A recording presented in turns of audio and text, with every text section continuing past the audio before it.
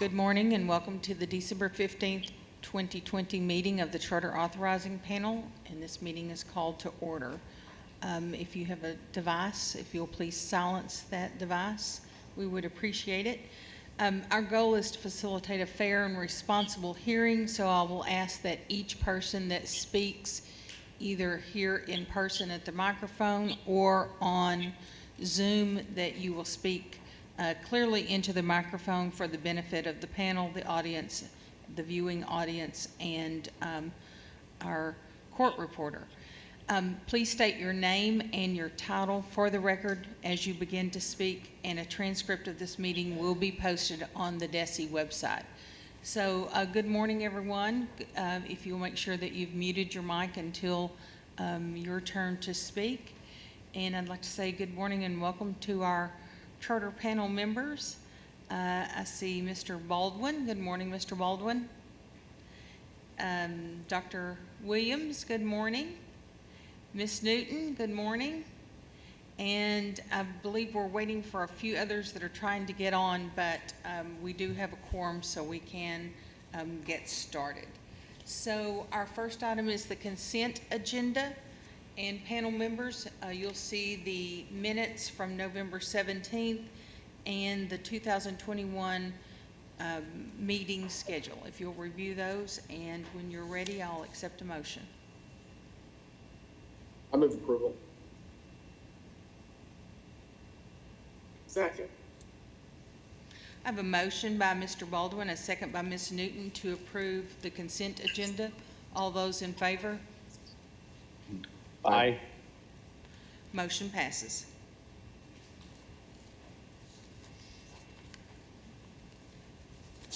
Good morning, Ms. Webb. Good morning. The first item on the agenda is the consideration of the district conversion charter renewal application for the Cave City High School Career and Collegiate Preparatory School. Cave City High School is a district conversion charter school that serves students in grades 9 through 12 and has an enrollment cap of 1,200 students. The charter was originally awarded in November of 2015 and expires on June 30th, 2021. The district is requesting a renewal for 5 years. This morning we have on site State Representative Mr. Stu Smith is here to speak on behalf of Cave City. We also have Superintendent Steve Green, Principal Mark Walling, and High School Counselor Vicki Green. They also have several people on Zoom to speak on behalf of the charter, including Mayor Jonas Anderson from Cave City. Thank you. Ms. Hyatt, if you will go over our procedures.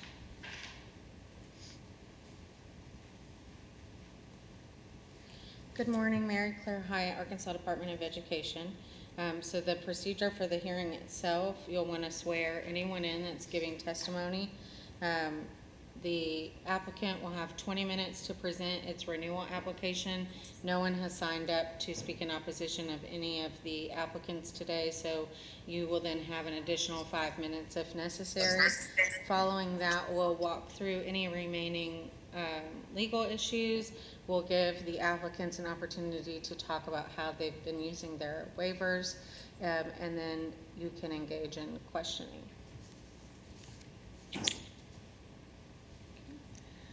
All right. Let's start with our state representative, Representative Stu Smith, please.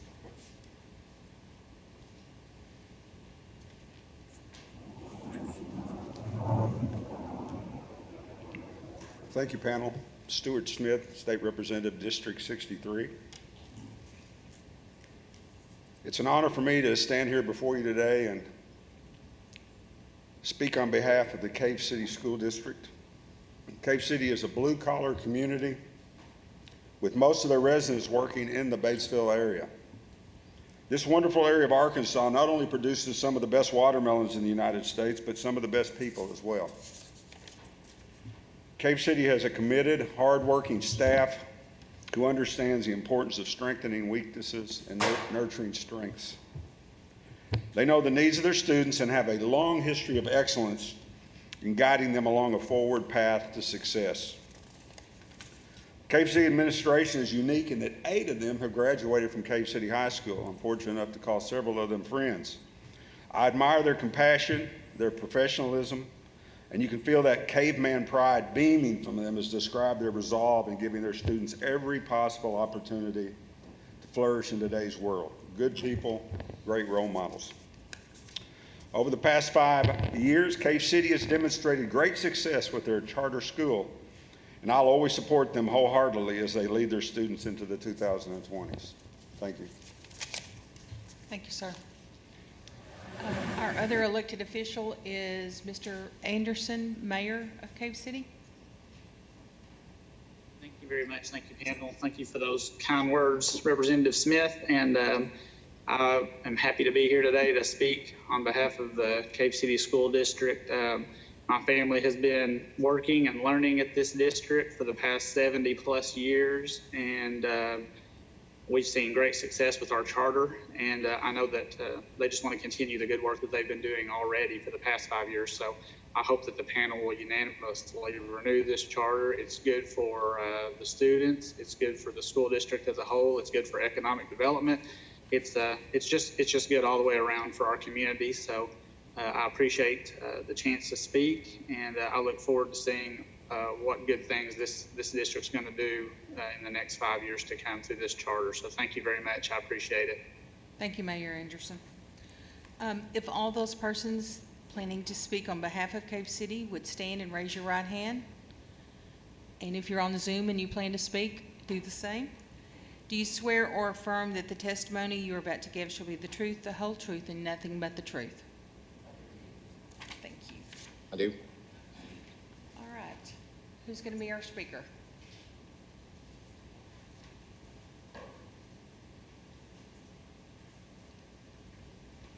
Thank you, Ms. Kaufman. I'm Steve Green, Superintendent of Cave City School District. I appreciate the kind words of my friend, Representative Stu Smith and Mayor Anderson. I'm just going to tell you real quickly, this has been something that's been very special to our district, our charter. We're excited today to be here to have an opportunity to renew it. It's not only been the waivers and the things it encompasses to help our children has been fantastic, but also it's been a sense of pride for our school family and our community. So I want to thank the panel's time for providing the time today and for them offering time to give us this opportunity. I also want to thank all the speakers that will be speaking on our behalf. Speaking today for our district here in person will be our high school principal, Mark Walling, and our high school counselor, Vicki Green. Thank you very much.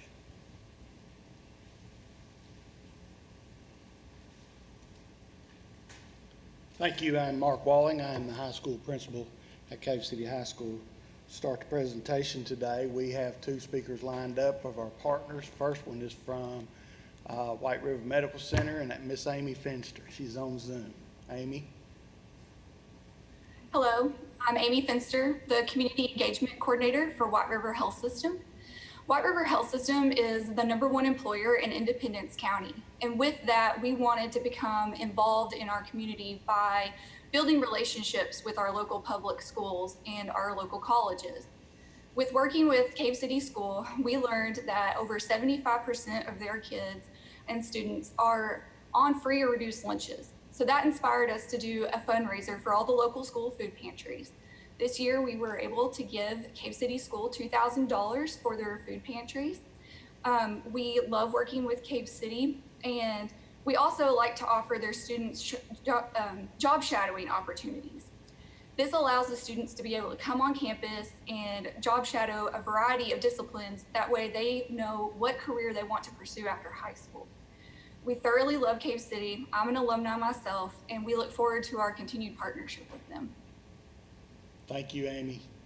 Next is our long-standing partnership with UACCB and Miss Debbie Frazier. We're grateful for her time today as well. Thank you, Debbie. Good morning. I'm Deborah Frazier. I'm the Chancellor at the University of Arkansas Community College at Batesville. And this morning, I just wanted to note that UACCB and Cave City Public School Partnership has developed over many years. College Project Bound was one of the very first partnerships between Cave City Public School and UACCB. This agreement allowed students to become familiar with the process of college enrollment and help first generation overcome and perhaps eliminate some of the fear of the unknown of the college enrollment process. Additionally, Cave City Public School continues to set a standard that encourages the development of innovative and engaging educational opportunities for their students, as seen in today's renewal application via the Cave City High School Career and Collegiate Preparatory School.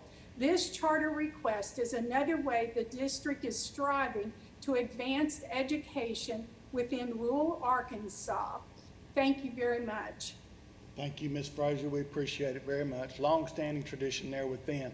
I'm going to talk to you a little bit about the success of our past 5 years with our charter.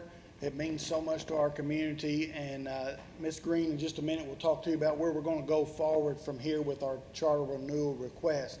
Tell you a little bit about our district. We're 285 square miles. That's about 20 bus routes for our school, and 77% of our students are on school lunch program, free reduced lunches. Cave City is the largest employer in our district. Our high school, it's the third largest employer in Sharp County. Show you where we're located there is Independence County and Sharp County, give you an idea of where we're located in the state. Ms. Green added this chart right here with some information on Sharp and Independence counties. I'll just look at the Sharp County numbers.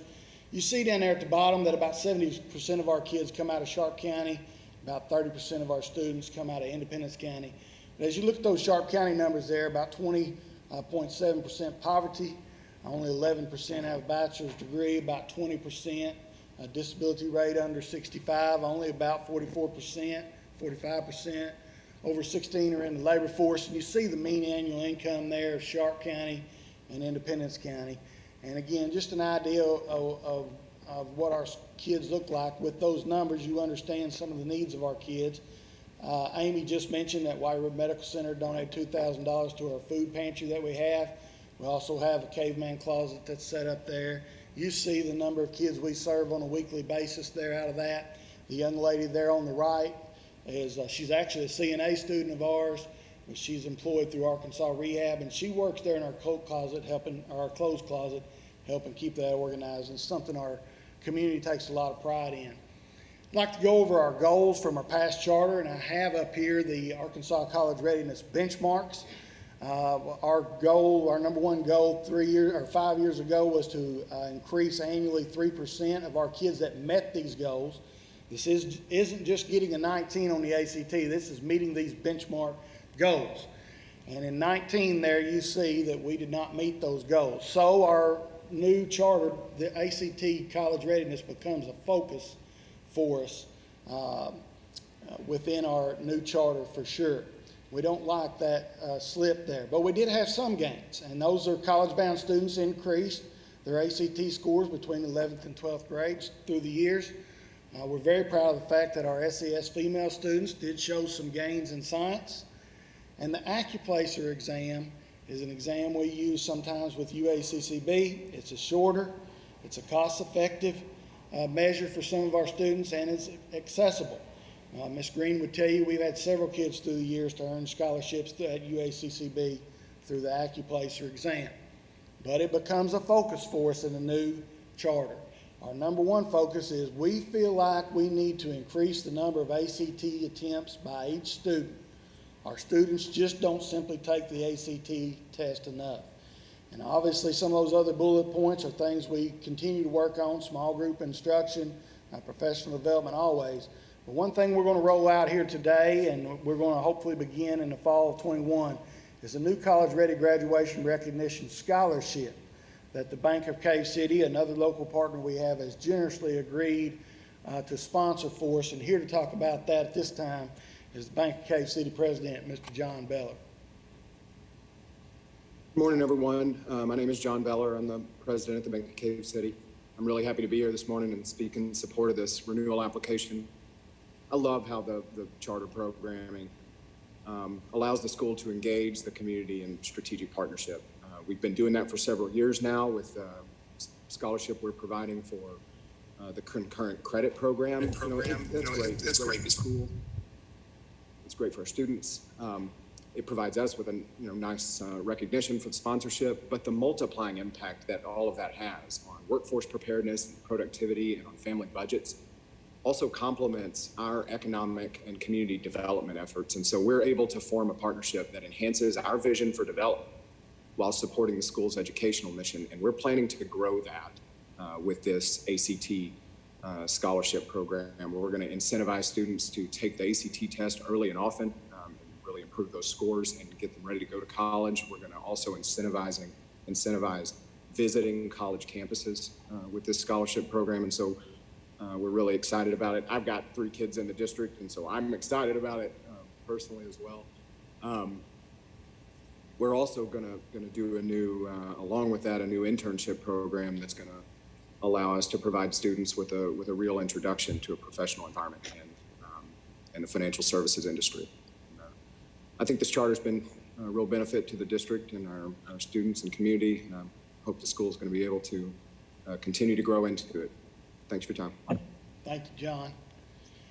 Our second goal was to meet the ACT Aspire Language Arts, and you see our scores there, 17, 18, and 19. We have met that goal. We feel good about that goal. Obviously, math was a goal 3. We feel good about our scores. We've met those goals through 17, 18, and 19. We have received some awards through the Office of Educational Policy, OEP awards. You see our awards there from 18 and 19. Some are statewide, some are regional. But mostly it's beating the odds, which compares high poverty districts like ourselves to other high poverty districts throughout the state. We celebrate those. We're very proud of those awards. Also in 17, 18, and 19, our high school earned Arkansas School Recognition money. Again, we celebrated that with our staff and our students. We're very proud that we've been in the top 5 and top 10% in growth through those years. Goal number 4 was to increase the career-ready experiences. You see our numbers there. Again, we're very proud of that. This is possibly the best part of our charter program, our job shadowing, our industry tours. You see how we've focused on that through the years as a charter, and our internships are, again, become a focus for us. John has already mentioned that. Our partnership with the Bank of Cave City. Our 5th goal in the old charter was our college credit. You see that stayed pretty steady, but are adding the certificates or the technical certificates for those students. On a typical year, we graduate somewhere between 85 and 95 students. A few years we were over 100, but you can add those numbers together. 2020, 84 kids there, graduated about 104 kids, so we're able to influence a lot of our students through the college credit or our technical certificate program. And then goal number 6 was increase the percentage annually of students who earn certifications. You see all our certifications we've had. We hope to double that offering in our new charter, but we've particularly had a focus on with CNA and child development and our welding program through UACCB. The bottom 3 there have been our most popular ones, and those kids that springboarded them on into further careers. Here to talk about our future and moving forward for us is Miss Vicki Green.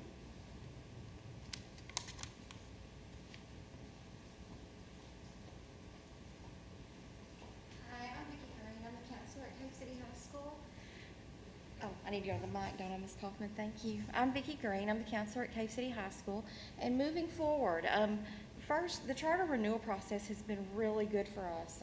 It has stimulated us, motivated us, and really let us sit back and evaluate what we've done, what has worked, and maybe some things we want to improve on moving forward. So moving forward, test scores will always remain a priority for us. And Mr. Walling spoke to that a moment ago. We want to improve our student engagement, not only in the classroom, but in our academic programs. We want to graduate more students that are ready for college and career ready as well. We want to form new community partnerships and build and strengthen our old partnerships. Oh, I have a clicker. I'm sorry.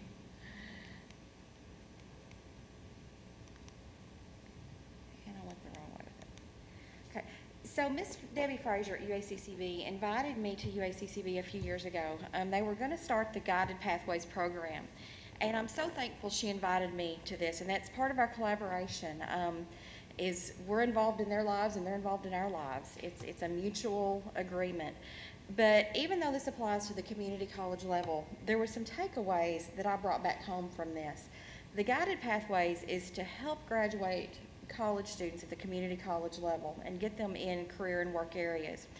And there's some big takeaways that I think we can bring back to our high school.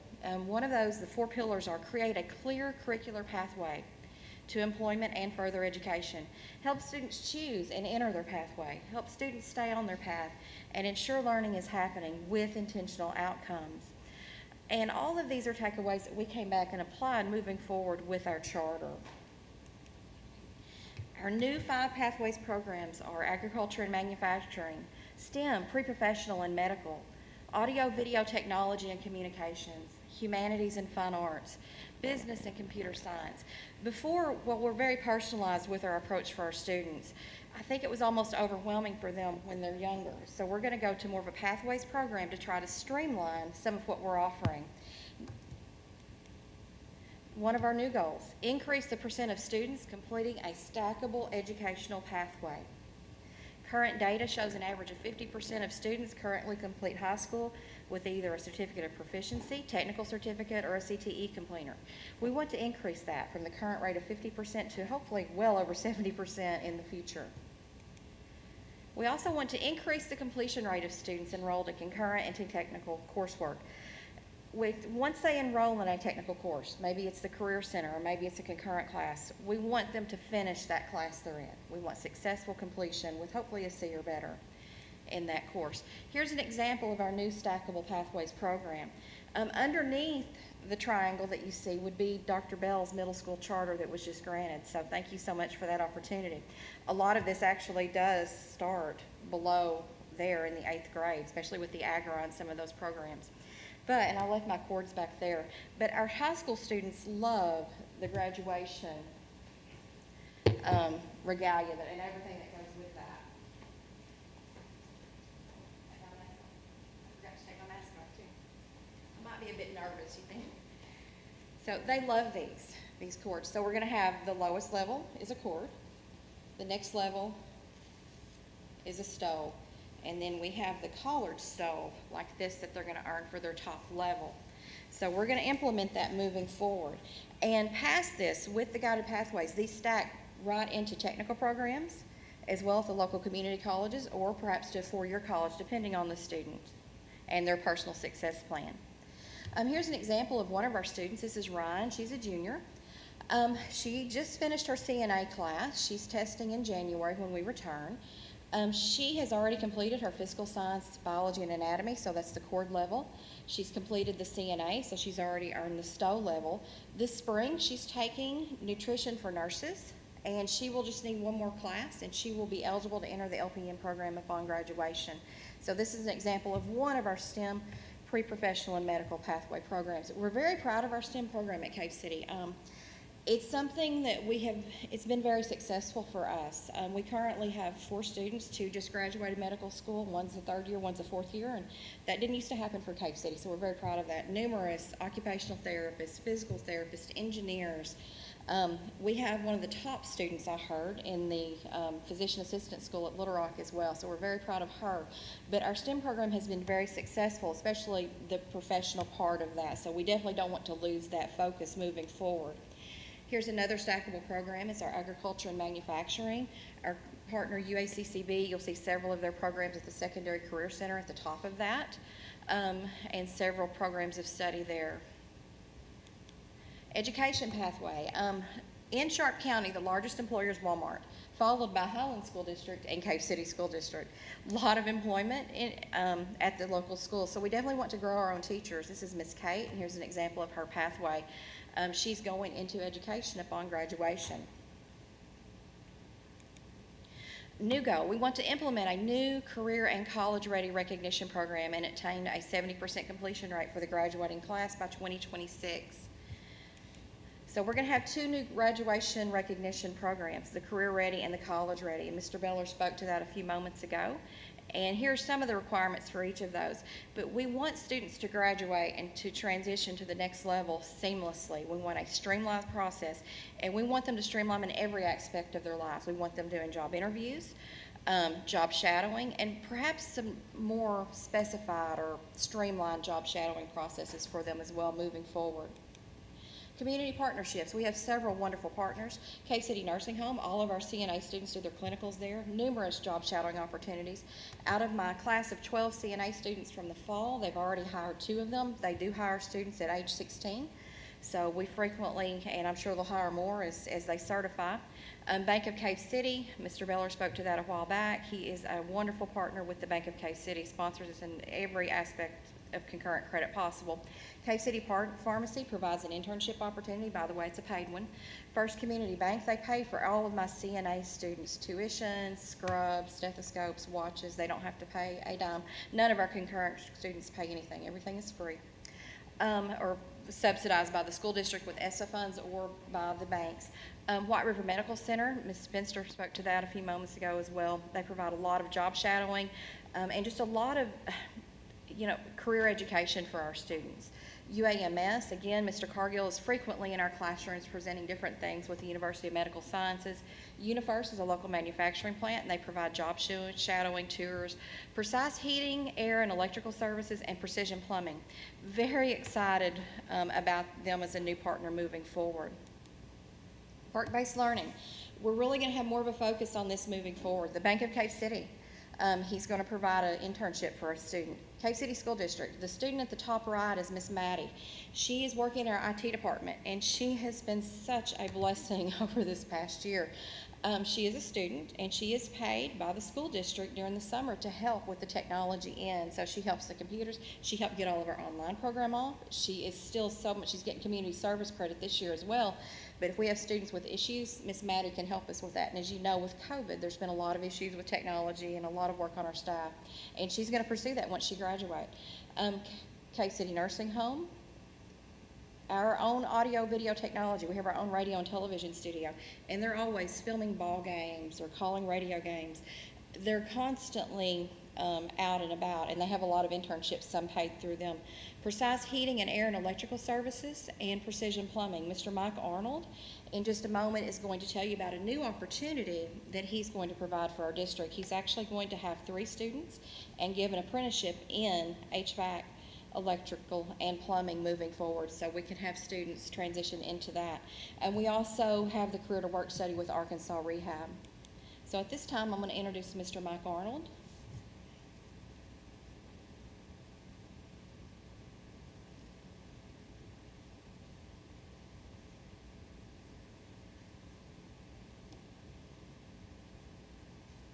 Okay, sorry. Can you hear me now? Yeah. Hello. Okay. My name's Mike Arnold. I own Precise Heating, Air and Electrical and Precision Plumbing. I'm a Cave City graduate, and I'm also on the board at UACCB. We around 75 people right now. Over half of them are Cave City School District graduates. We were really excited to Cave City School and doing an internship in the fall for plumbers, heating and air, and electricians through grants and tax incentives. Also, I had one of my employees last year teaching electricity class at Cave City High School, and we really enjoyed it. So we really look forward to doing this and partnering with everybody and getting these people involved in trades. Thank you. Okay, and now I want to introduce Dr. Cheryl Bell, and she's going to talk a little bit about new middle school charter and how that's going to transition into high school. Thank you, Madam Chair and panelists. We appreciate the opportunity to get to speak with you today. I'm honored to speak on behalf of Cave City High School. We have heard about the success that we've had over the last 5 years and the exciting things that have happened for us. And we're excited to move forward. And you heard Mr. Walling and Ms. Green talk about the new goals and building on the success moving forward with our new pathways, our new programs of study, the course options that we have in place. And we think we're in a unique situation at Cave City because we now have the charter at the middle school level. So the role the middle school will play, I feel like, is a piece of the puzzle that may have been missing before. We can help with the seamless transition from 8th grade to 9th grade. So as a kid or as a student leaves middle school and they transition into high school, in the past, it's just been kind of an aimless entry into the high school. And we feel like with our charter in place at the middle school, we can help the students as they enter high school enter with a plan. And they have a targeted interest as they enter high school. They have a vested interest in their future. And they have some ambition that maybe those are tools that we haven't been able to provide for them in the past. So we feel like that's all a piece of the success moving forward. We are a smaller district, so we have one middle school that feeds into our high school. And because of that, we can perfectly align both of our programs. So our middle school charter and our high school charter will be perfectly aligned in our goals, in our programs of study, in our pathways. Again, the focus is on that seamless transition from 8th grade into the high school. So they're coming in with prior knowledge of some of the choices that they will have in the high school. We think all of this contributes to our success moving forward. As I said, the success of one is a success for all of us. Extraordinary things are happening at Cave City. It's very exciting.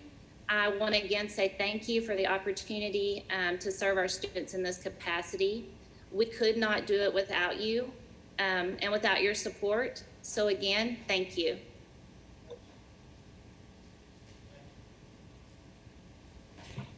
Thank you, Cave City. That was an excellent presentation. Ms. Hite, if you will come and lead us through waivers.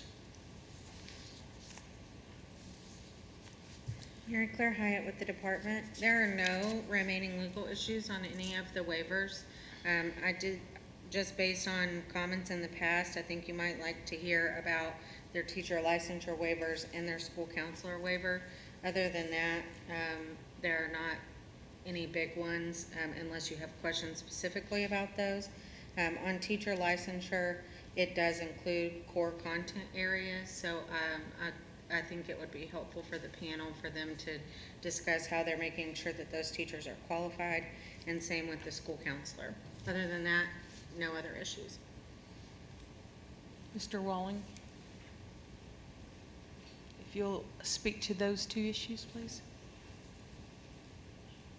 I will speak to the waiver for teacher licensure. This was one we were granted 5 years ago, and we're asking for a renewal of that waiver.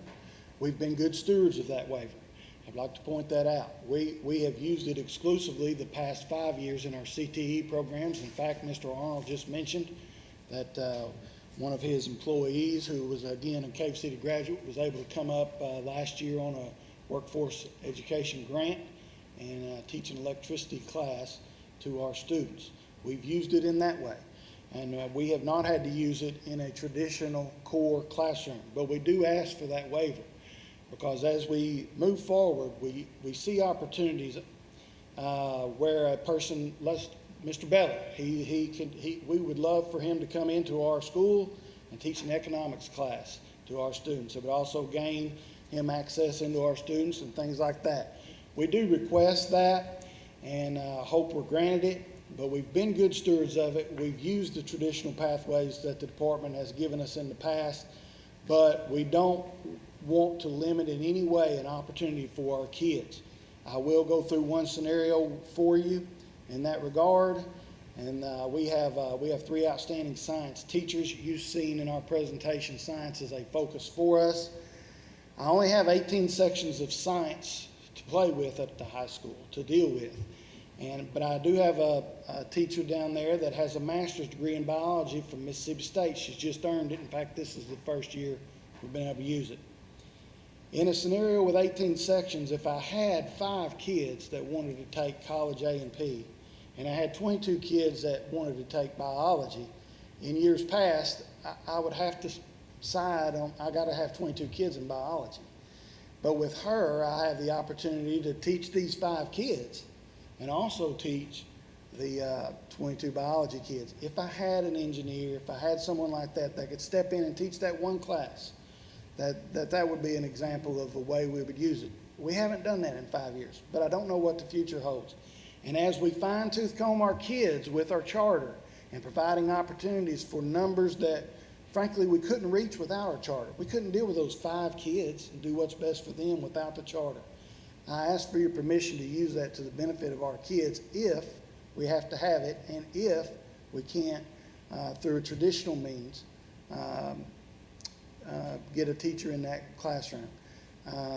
Again, I think we've been good stewards of it, and we have used the traditional pathway as much as possible. I would also say that we will support a teacher in that scenario with professional development, and we would be in that classroom, and we would do everything we could to make that as successful as possible. I will speak to our counselor request also. Ms. Green is our high school counselor, and I'll let her speak to it as well. But we're in a unique situation. We're a 400 student high school, 410, and Ms. Green is a 30-year veteran counselor. She is also certified to teach science, and it is difficult in our area to always find science teachers.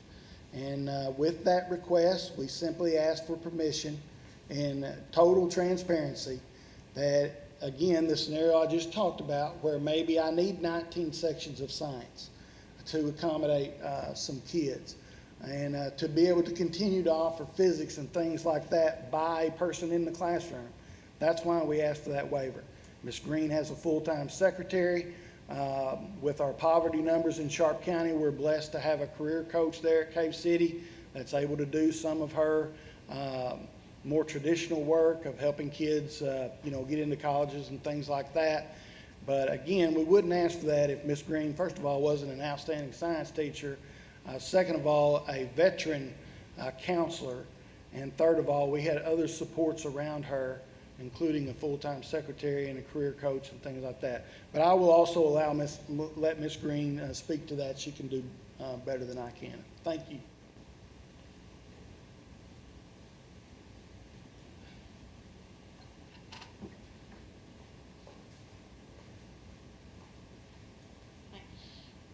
I would never put anything before the mental health of my students. That's always going to come first, whether I'm in a classroom, whether I'm at home, wherever it is. I'm always readily available. So I would hold the integrity of a curriculum and the comprehensive guidance plan in full effect. Everything I do outside of the classroom is definitely student related and fits the direct guidance services. So, thank you. Ms. Webb, any other remaining issues? All right, then let's go to our panel. Dr. Williams, any questions? Yes, thank you. Excellent presentation. Just some notes here that stood out to me was the community partnership. They met their goals.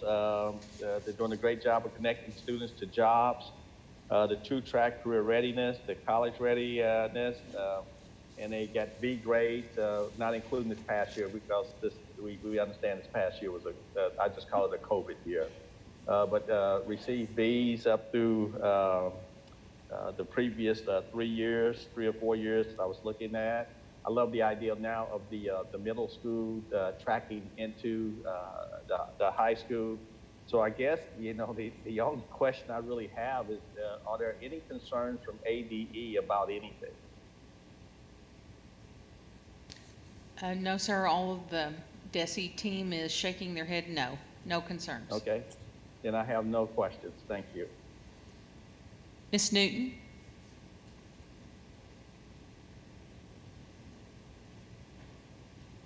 No, there's very thorough presentations, and I don't have any questions. Mr. Baldwin? Yes, I would agree that the presentation was thorough. Job well done, everybody. It's no surprise that they did a good job. They do it with everything they do. I guess the item I had a question on was the first goal, which was the ACT readiness goal, but the narrative answered that along with the discussion. So after that, Madam Chair, I have no questions. Ms. Clemmer? I stepped out to the restroom. Sorry, you guys. I thought the presentation was outstanding and see no reason not to go forward with it. Ms. Wright McMurray?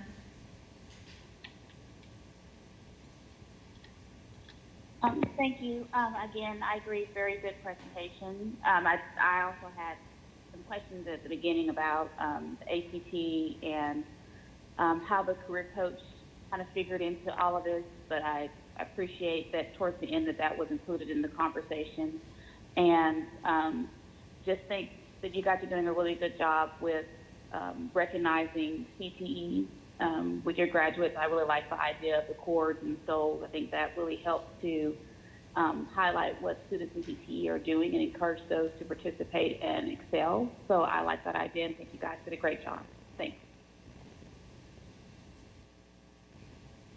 I like my panel members also had the same questions that you did thoroughly answer.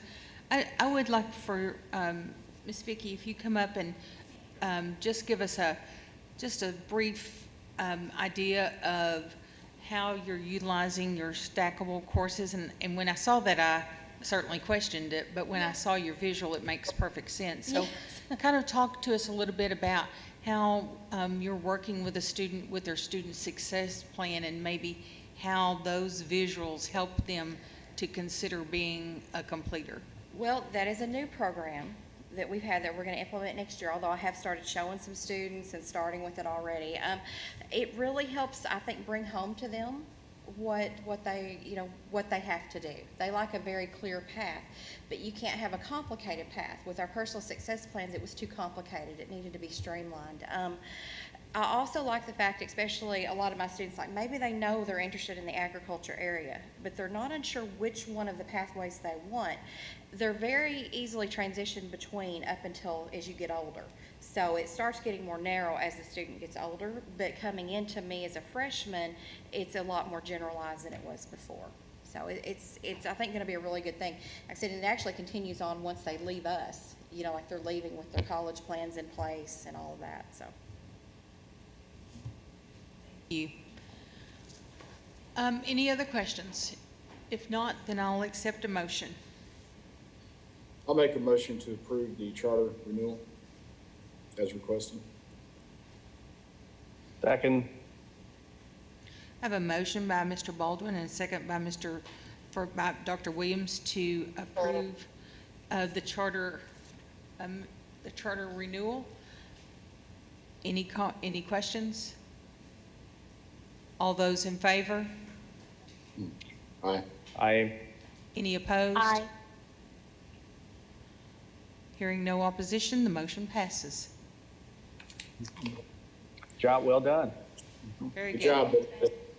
If you will give us just a moment, I'll ask the charter panel members to go into the document and make a few notes.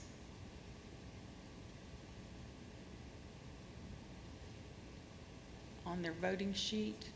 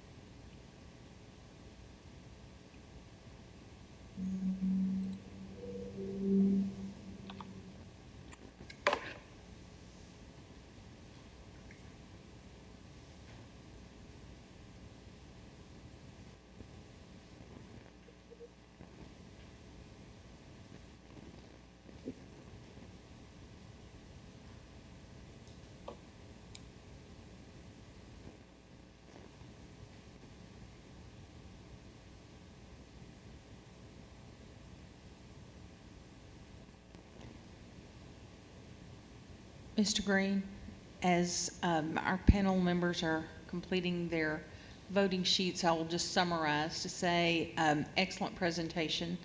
And anytime that you can read through a renewal application, pick out one or two questions, hear those answered, during the presentation and not have any concerns from our legal team, it's a great day. So just celebrate the work that you are doing and the impact that you're making in student lives. Thank you so much. Panel members, as you finish, do you want to take a very quick 5-minute break and let's get set for the next charter?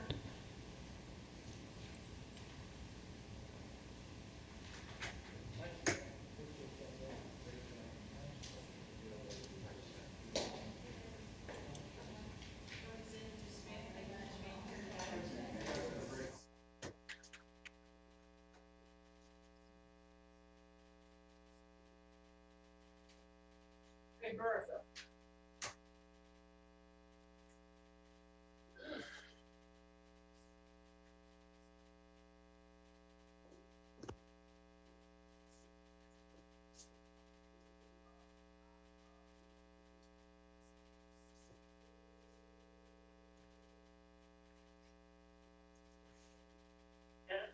I need your assistance, please.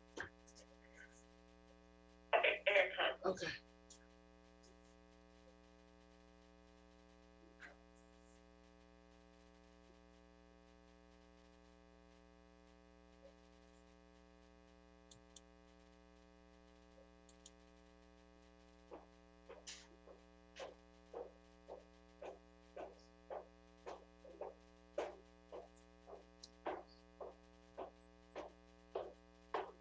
Okay, I went to my voting sheet.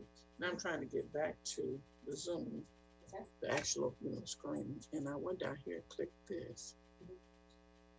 Huh? Click right here from, double click on it.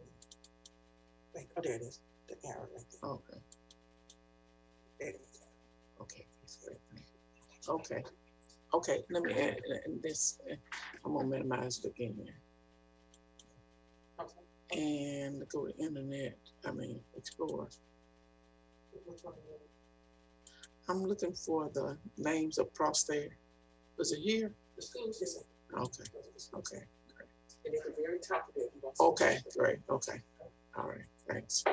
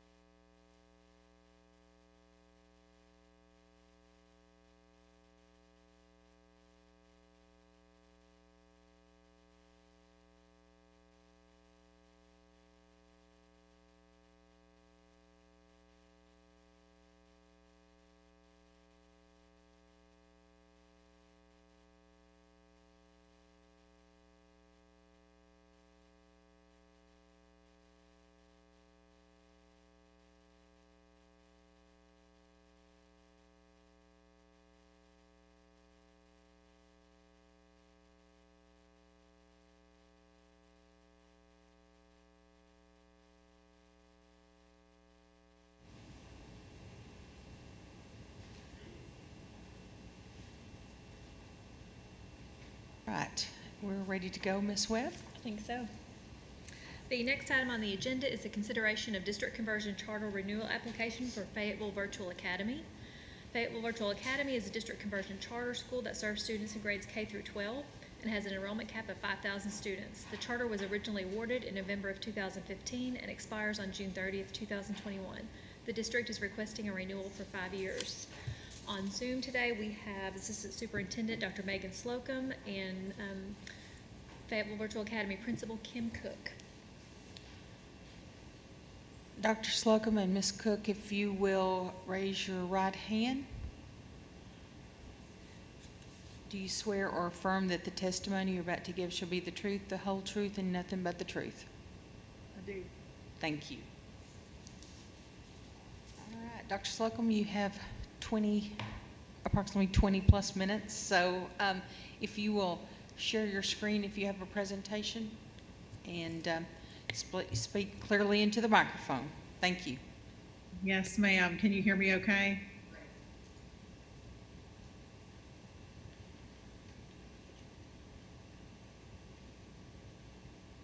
Yes, Dr. Slocum, it sounds great. Thank you. Thank you so much. Thank you, Madam Chair, and thank you, Charter Authorizing Panel members. I know that these days are long days, and we appreciate your willingness to sit and listen to us. We also appreciate the opportunity to come before you. I'm Megan Slocum. I am with Fayetteville Virtual Academy and Assistant Superintendent at Fayetteville Public Schools, and definitely appreciate the opportunity to speak to you today and talk about a little bit, share kind of what our experience has been with Fayetteville Virtual Academy. We do appreciate the ability to come to you virtually. We've had some inclement weather the last couple of hours in Northwest Arkansas, and we also appreciate the opportunity for social distancing, which helps us to stay healthy and stay in school here. So I'm going to go ahead and get started. I have with me today Ms. Kim Cook, who is the principal at Fayetteville Virtual Academy, and she's also going to share some information, and we're going to go ahead and get started. So we thought maybe the person who could maybe provide you with the best view of what we have to offer with Fayetteville Virtual Academy at Fayetteville Public Schools is our students. This school is all about students, for students, and they are really the ones who kind of lead the direction of where we go next and how we go next. So I'm going to let them share some information with you. My name is Rhiannon. I do equestrian riding. I started riding horses when I was 4. Being on the road a lot, FEA is incredible. The amount of classes that they offer is so great. I'm taking pre-cal, AP Language and Composition, World History, AP Psychology, Criminology, and Personal Finance.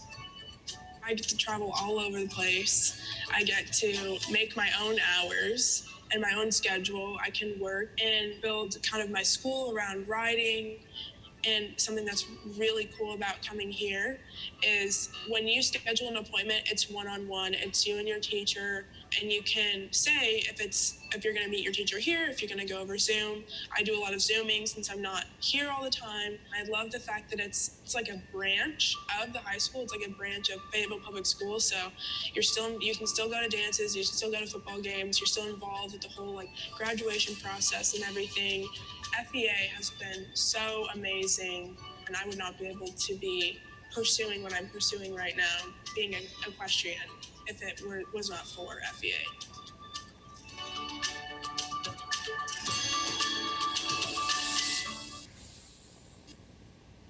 That's just one snapshot of many examples that we could give you about students at Fayetteville Virtual Academy. And the thing that I think that you would find most unique is that it serves many types of students, different types of students from all walks of life who have all different desires. The thing we hear most from parents is that they're thankful, that they're happy that they have an option for their child to not have to maybe compromise what their dreams are, to be able to live those out in a bigger and a larger way. It has definitely dovetailed into taking those learning goals into what we're experiencing now on the end of a pandemic, which helps us to even refine those goals on a larger basis. So we have many students who would give you the same view and give you the same overview of what their experience has been with Fayetteville Virtual Academy. And the mission that we started the process with was to personalize the learning and the experience for those expectations, and to make sure that we're exceeding them. If students have desires and they have things that they want to do, making sure that we are meeting what those goals are, meeting them where they are, and then helping them get to where they want to be. One of the things that has been helpful and parents have really been excited about is a data dashboard. As parents are maybe trying to make decisions, especially in either a pandemic, or they're trying to make a decision for their child. Maybe they have a special skill set that they want to explore, either through what you just saw, through equestrian or through sports or through acting or through lots of different venues. One of the things they want to know is Fayetteville Virtual Academy real? Is it an actual school? Is there a place where you can go? Is there a place where we can connect with teachers? And the answer to that is absolutely. But it also can be virtual in the sense that we can connect if a parent's not comfortable or a child's not comfortable for whatever reason about coming in and working face-to-face.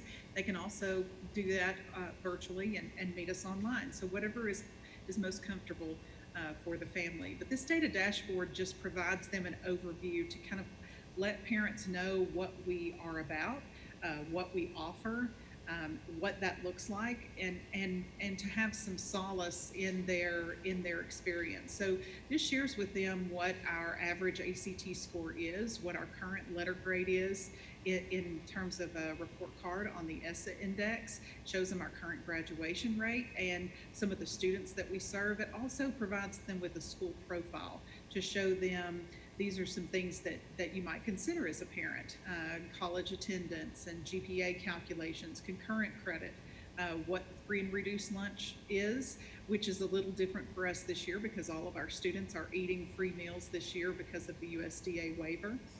The 2019 report card, what that looks like and how we compare. The ACT Aspire, which we're going to go over that information in a little greater detail in just a few minutes. And then also the school level improvement, what that looks like, what our goals are specifically for each of those areas. And in those building goals, what are our actions? What are our projects? How do we coordinate those? And then using those success indicators to determine if we are on target with those goals or if we need to modify those goals in some way. So that's one example of a tool that I think is helpful for our students and also for our teachers, as well as our parents, to get some more information about Fayetteville Virtual Academy. And Ms. Kim Cook is going to share with you some information on our district demographics and take you a little deeper into the specifics on our data. So Ms. Cook, I'll turn it over to you. Dr. Duncan. And I just want to begin by thanking you for the opportunity to speak to you today on behalf of FVA and to share with you the progress that we have made over the last 4 years. We appreciate you granting us this charter.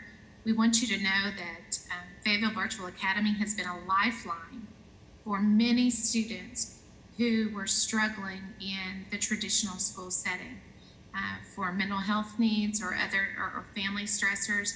And it also has, like Dr. Duncan said, has been able to give students the opportunity to pursue their passions. So we have a varied range of students who are benefiting from having FVA in our district.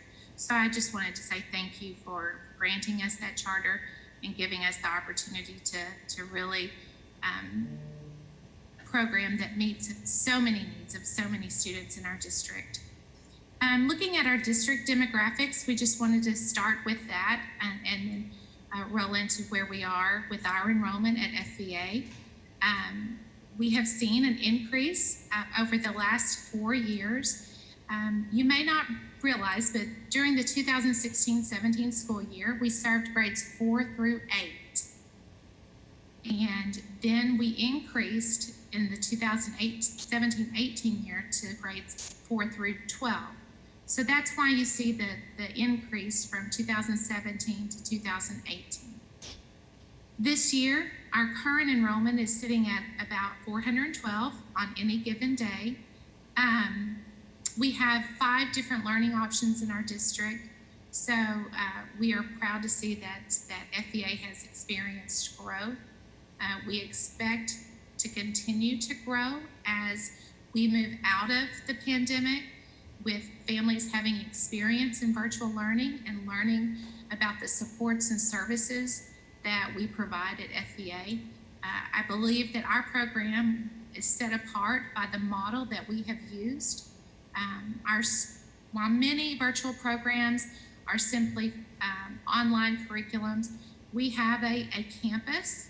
We have teachers available on site to work one-on-one with students. And we have many opportunities for socialization as well. So I think those are some things that are helping increase our enrollment at FVA. As you can see, our most latest demographic data from the 2019 report card is listed there. We do provide special educations. We have a full-time special education teacher who serves our students, as well as providing supports and services to our English language learners. Our first goal in our original charter was that 80% of our students would meet or exceed the state reading average. And so we've looked at that in 2 different ways. When we average up all of the students who have met or exceeded state reading average, you can look over under the evaluation of the goal and see we are just shy of meeting that 80%.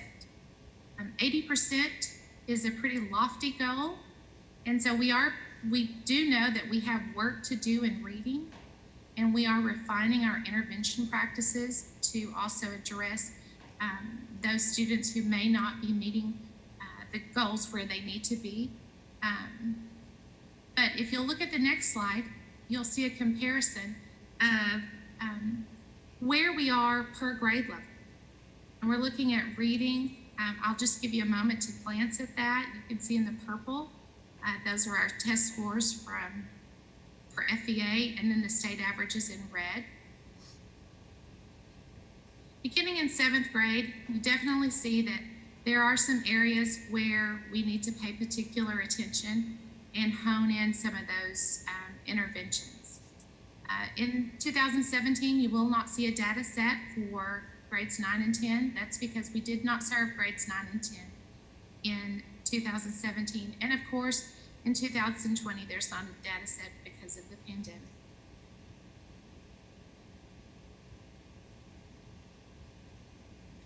Our math scores,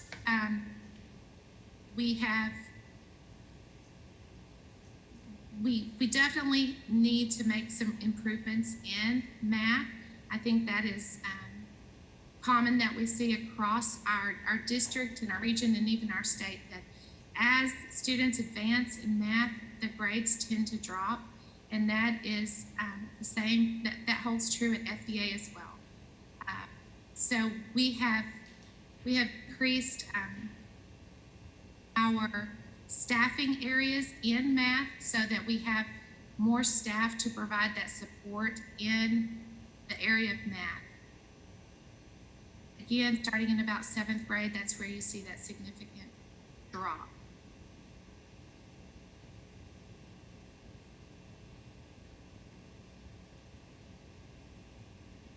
And then our next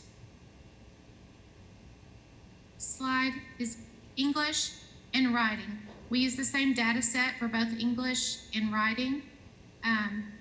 You can see our students are scoring very well in that area. And then if you'll look at the district and the state comparisons, you can see that we have high achievement in the areas of English and writing. So overall, you know, we have started to refine our intervention services. I think adding the K-3 and picking up those students at a younger age will help solidify many of the fundamental skills that the students come to us and are lacking. Many times students come to us because they are struggling in a traditional school setting and they already have those gaps in place. We have an aligned curriculum from K through 12. And so we believe that students who stay with us over a course of time and are accessing the intervention strategies and working directly with our teachers, we hope to see that those scores begin and those students begin to grow and improve in their academic skills. And so from the data, what we do on a regular basis is review what were our goals, what were the intended outcomes, what were the actual outcomes, and then how do we compare those two? Do we have overlaps? Do we have gaps? Do we have things that we need to go back and refine? And so starting a new school that's didn't exist prior to 2015 was a big endeavor, and I think that each year what you will see is that we've continued to refine that practice.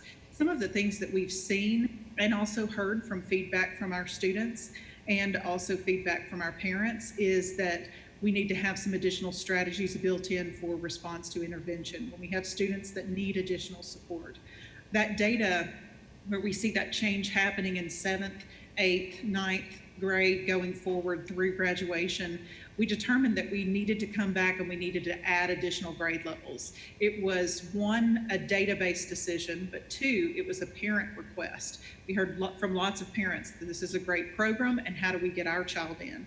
What if we don't want to wait until 4th grade? Is there a way that we can get our child in sooner? So that's one of the things that we've restructured going forward to allow us to offer that continuum all the way from kindergarten through the inception of graduation. And that caused us to go back and do some curriculum refinement and alignment, making sure that we have a clear and concise path, taking those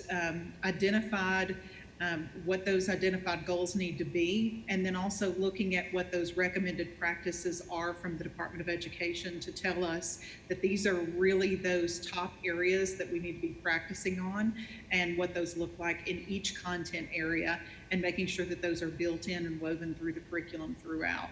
The other part that leads to a curriculum alignment is additional training for teachers, making sure that they have the appropriate professional development, the appropriate support, the right tools to do the job that they need to do.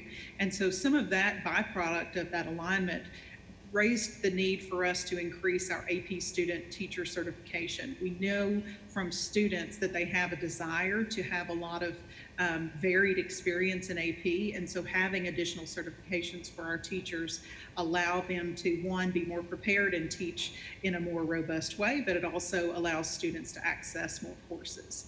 And so refining that teaching and learning expertise, how you teach in a classroom face-to-face with a group of students is a completely different experience as an instructor in a virtual setting. And so making sure that we are providing support for what that looks like for our teachers to be successful and therefore for our students to be successful. Also refining teaching and learning expertise for parents so that they understand, can they access the content? Can they access the information? And so although professional development, sometimes we think of that in a really traditional way that goes to the instructor, it also needs to go to the parents so that they have clear expectations on the front end so that their experience is really strong. And so we know we serve a ton of students that are coming from a wide range of different needs and different populations. These are really where we lead on to our student-based data discussions to tell us what are those specific things that we need to go back and help and assist individual students with. And it is as different as our fingerprints on our hands. It's really depends on what that student's prior experience has been all the way up to that current point. One of the things that we do know is we needed to do a facilities expansion. So we worked on that last summer to make sure we have enough adequate space, not only for social distancing, but also, as you can imagine, having room for a 12th grader or a senior maybe is not going to be conducive for the same space as a 5-year-old. So making sure that we have appropriate learning areas for students who are coming in to seek additional help. And then we've had new transition of leadership at the district and the building level. And we've also looked at those areas for partnership opportunities. We are located right next to the University of Arkansas, which is a great partnership, along with the Northwest Arkansas Community College. So finding ways for our students to be able to access different components and parts. One of the things that I think really helps us is some of the things that Ms. Cook is going to talk to you about in terms of growth and also in terms of activities that our students have access to. So Ms. Cook. Right, thank you. So as I mentioned earlier, looking at our data, we see that there are areas that we need to provide more supports and services for our students. So we have been working with our district administration to refine our response to intervention model, making sure that our students are able to continue to access services such as dyslexia services or math intervention services in a virtual setting. And we've worked with the district to be able to provide those services to our students who are in need of those. Acceleration is really a unique part of FVA. We have students who come to us who may be high achieving students and they want to pursue certain accelerated pathways. So we meet with the family, we address what the goal is. We have consulted with the State Department to make sure that we are in compliance with any kind of accelerated pace that a student may be interested in. There have been times where we haven't been able to accommodate an acceleration pathway, but that is an opportunity for students to come to us and to really personalize their learning to meet their own personal goals. We want to also focus on increasing student engagement, and that's two-part really. We want to increase student engagement within the FVA community. We have more engagement with our middle school students than our high school students. It seems like our high school students, they have their own engagement outside of the school setting, but it is our goal to really increase the student engagement at the high school level. And then also student engagement within our courses. We want to make sure that our courses are an engaging product that we are providing our students. And so our teachers have spent a lot of time working within the curriculum to make sure that we are giving students the opportunity to collaborate with one another and to use some of the engaging strategies that you may see in a traditional classroom. So those are some areas that we are still working on. Parent involvement is very important at a virtual academy. We say that it's a partnership between the student, the parent, and the school. And so we have hosted parent seminars to provide training to our parents so that they can serve as their students' learning coach. We are not with the students every day.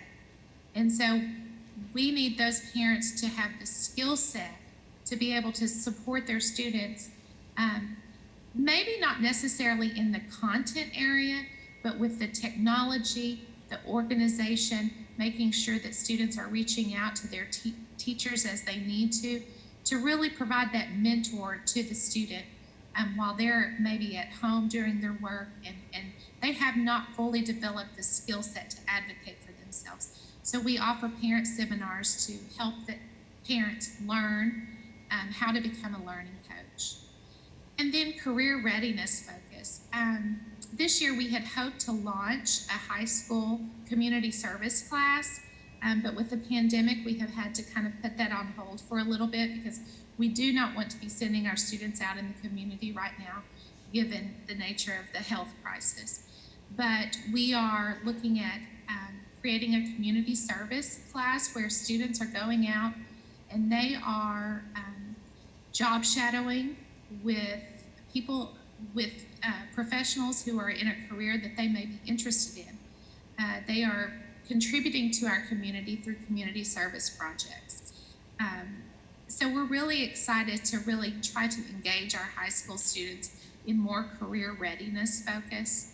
I think they are looking forward to that and they need that.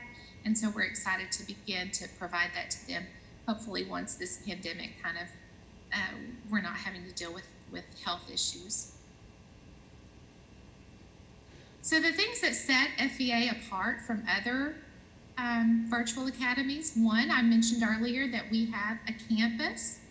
Students can come onto campus to work directly face-to-face with their teacher. Many times students come on campus just to have a little bit of a normal school setting to work in. Parents like for students to be able to have a place away from home that's still academic in nature to go into and have a school setting. It also provides students time to socialize with one another, which we know that is an area that is probably more of a struggle, is including those socialization opportunities in a virtual setting. However, I tell parents that the socialization is what you want it to be. We offer club activities weekly that students can come and participate. We have STEM clubs, we have art clubs, and sometimes we just have fun, and the kids will go out and play games and interact on team sports and things of that nature. We also have weekly field experiences. We will share with you just in a moment some of the experiences they have had. You'll see a slideshow that shows you we've had over 100 field experiences that we have partnered with our community to serve our students and show them things beyond the school classroom that are real world examples of maybe what they are learning in the classroom. And we do that on a weekly basis. And like I said, community is very important to FVA. We are constantly reaching out. We have over 70 community partnerships that help provide supports and services and experience to our students. And the career readiness. We have a staff member who works with students specifically to provide them apprenticeship opportunities, job shadowing opportunities. He works within the community to make those connections between our high school students and those community services. So the next video you're going to see is just a quick 1-minute video of all field experiences since 2016. And watch closely, there's a lot of them, and they click by pretty fast.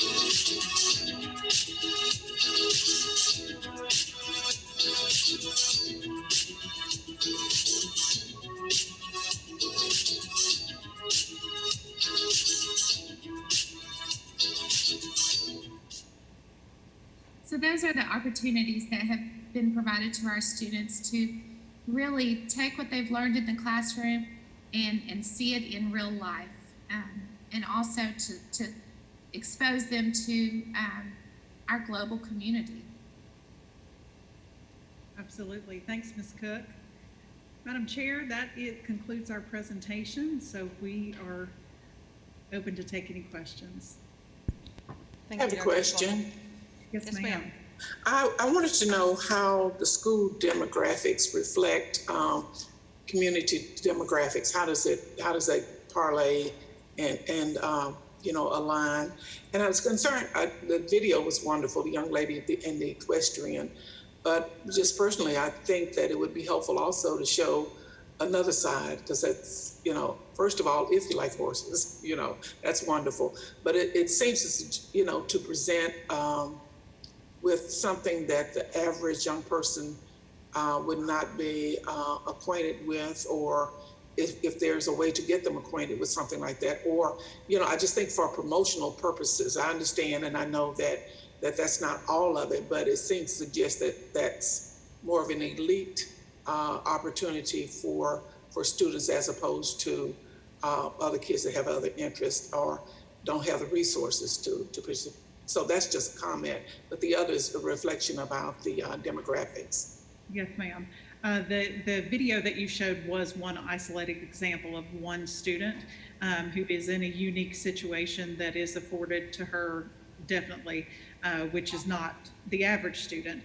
And the reason that we selected that was to highlight the need for the school, that we do have students who are in these isolated situations that find it beneficial for them to have this offering versus a traditional 5-day face-to-face experience. And so in comparison, typically, you know, the district demographics reflect what is happening in the district across the community. So this gives you an idea of what is that racial makeup that we have in our district, and then how that reads in the school is located here, which is not entirely reflective. We've also seen some changes in our demographics from 2019 to 2020, and I think that we'll see even more changes post-pandemic between 2020 and 2021. We are garnering phone calls right now with parents who have said, you know, this has been a pretty good experience for us, and we want to transition to do this full time, and is that something we can do next year?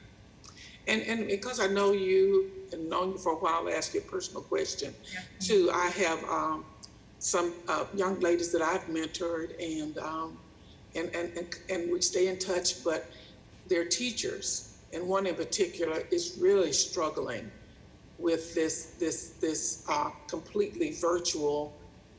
That's not your issue because you are completely virtual, but going back and forth. But how do you support your staff that's struggling during this period, taking into account that their life goes on and those, if you don't, but I'm concerned generally, and I guess, you know, I could ask this to the commissioner, but I'm really concerned about our teachers and our support staff, that we are constantly looking at the needs of our students as it relates to this catastrophic event.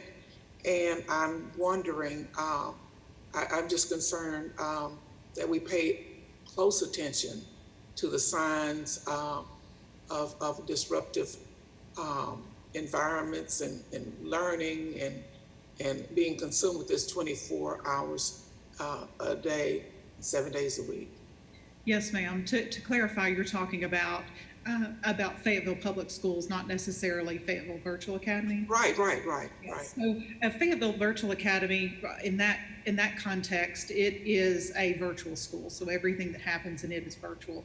And speaking for kind of outside of today's purpose, but speaking in terms of Fayetteville Public Schools, we have currently 5 offerings that parents could choose from at the beginning of the year. And so they could choose if they wanted their child to go 5 days a week. They could choose if they wanted their child to go 2 days a week on site, 3 days a week virtual, or the opposite, 3 days at home, 2 days virtual. They could also enroll in Fayetteville Virtual Academy, which would let them be 5 days a week virtual. And so where I think it has definitely been a struggle for teachers is the mental health piece. And I would say that that's it's been a big shift. You know, we were transitioned as districts home in March.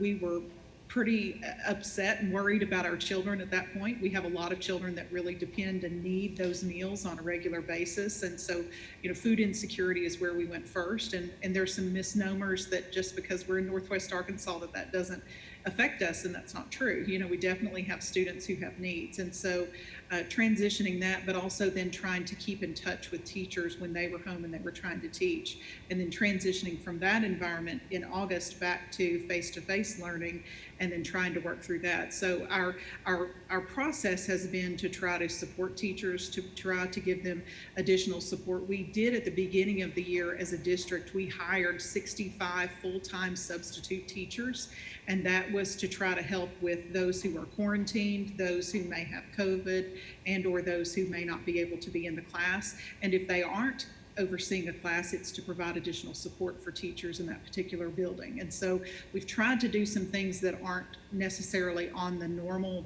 typical year approach that we do, but we were very concerned about what that's going to look like in terms of curriculum instruction. And you can imagine how that's going to parlay and transition into an assessment when we have students who have missed large pieces of time and or have been without their teacher for large pieces of time. So it is something we are extremely aware of. It is something that we talk about and work on every day. The best solution is moving forward past this pandemic to try to begin to establish some normalcy. But I think that people are suffering from not being able to be around their family, not being able to go about their normal day-to-day lives, and I think that has a huge impact. And so when we talk about, you know, the mental health needs, it's not just teachers, it's our students, it's our parents. Absolutely, absolutely. I think at some question, I'm not suggesting do what you do, but you know, you can have a meter. Are you okay today? And, you know, and virtual teachers don't get, you know, if I'm interacting with my teacher down the hallway, I can say, you know, she's just kind of off today, or he's not, you know, but are you okay? I think, and that's a whole nother situation, but I wonder, probably most impacted profession by this in terms of a mental health, post-traumatic stress or whatever, is likely the teacher who is, you know, unappreciated, underpaid, and a lot of other things in areas, but still may not be, you know, you maybe have a crisis at home. And I know this is not the forum for that, and I apologize, but I do worry that that the stressors are more than we're acknowledging, maybe in some cases, or not giving the resources for that. We totally agree. We also went a step further and did a climate survey just to check on people, to ask that simple question of how are you? Our superintendent, Dr. John L. Colbert, is very in tune and aware about those components and the parts. You know, we're trying to incorporate making sure that we're checking on each other and checking on how we're doing. So it's not necessarily an educational piece, but it definitely impacts us as well. Absolutely. Thank you. Yes, ma'am. Thank you. Dr. Slocum, are the teachers in Fayetteville Virtual Academy all on site? Yes, we have teachers that are on site. We also have teachers that help us virtually. It depends on the class that the student is accessing. And some of that also depends on, in this particular scenario, and I'm talking about in the midst of a pandemic, it also is dependent on if the teacher is quarantined or if the teacher's been diagnosed with COVID. So this year is a true anomaly in that normally we really try to protect that instructional time. This year we've said, you know, if you have a sniffle, if you're not feeling well, please don't come. We're checking temperatures of everyone as they enter our buildings every day to try to help assist with that. Ms. Hyatt, if you will come and walk us through the waiver request.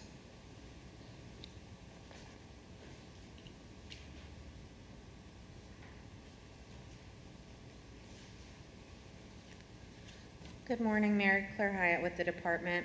The first set of waivers has to do with the school calendar / the school day. So these are waivers for the 6-hour instructional day, for recess, since it is a virtual school. And then they have also have in here some waivers for physical education. So there is a little bit of cleanup that needs to be done. So to fully effectuate the recess waiver, which they are eligible since they're a virtual school, they will need to add section 7.11 of the rules governing nutrition and physical activity standards. We talked about that during our meeting. I think they just accidentally left it off. So if I could just get confirmation from Dr. Slocum or from Tripp that they intend to ask for that. Yes, that would be great. Thank you.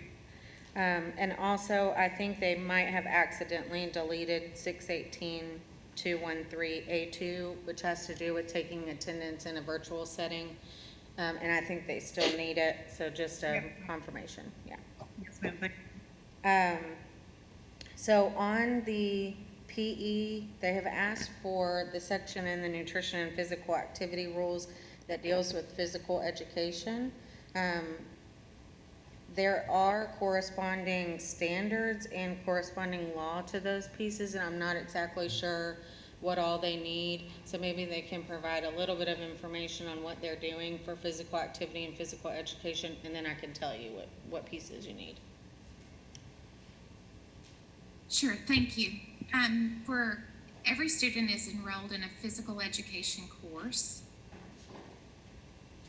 K through 5 students do that on a year-long basis. So they have physical activity that is required. They log their activity. And then they submit that as part of their assignment along with the curriculum that supports the physical education. So that's K through 5. And then 6 through 12 is just based on being in compliance with what we are required to provide to students with regard to physical education. So are your K through 6 students receiving the 40 minutes a week of PE and the 90 minutes a week of physical activity? Or is that where the need for the waiver arises? That is where the need for the waiver arises. As part of their course, they are required to do that on their own time, but we are not able to monitor that on a weekly basis. I gotcha. So the necessary pieces would be 616-132, which is the law that says that K6 must have 40 minutes per week. I don't think they will need any of the standards since they are teaching the courses, and they just need a limited waiver for actually having the minutes. So I think they just need to add 616-132, if I can get an okay from them. Thank you. Yes, ma'am. Okay. And lastly, on this one, they were trying, I think, to be very helpful, and they wrote 616-102A5, which is limited to the recess provision, but to effectuate their waiver of the instructional day, they just need the whole law. So just a clarification there. Yes, ma'am. Thank you. So that clears up any issues on that one. If there aren't any questions, I'll move on. No questions. Okay. So the next couple of sets of waivers, I'll just walk through them. Stop me if you have a question. And so they have rescinded their waiver of the CPR. We've talked about that several times. There were a couple of schools that received a waiver of CPR maybe before it was a graduation requirement. So we're all good there. They have waivers of library media, for food service, and for teacher licensure. So if there are no questions on those pieces, I'll go to number 6, which is the school counselor. Yes, ma'am. I assume,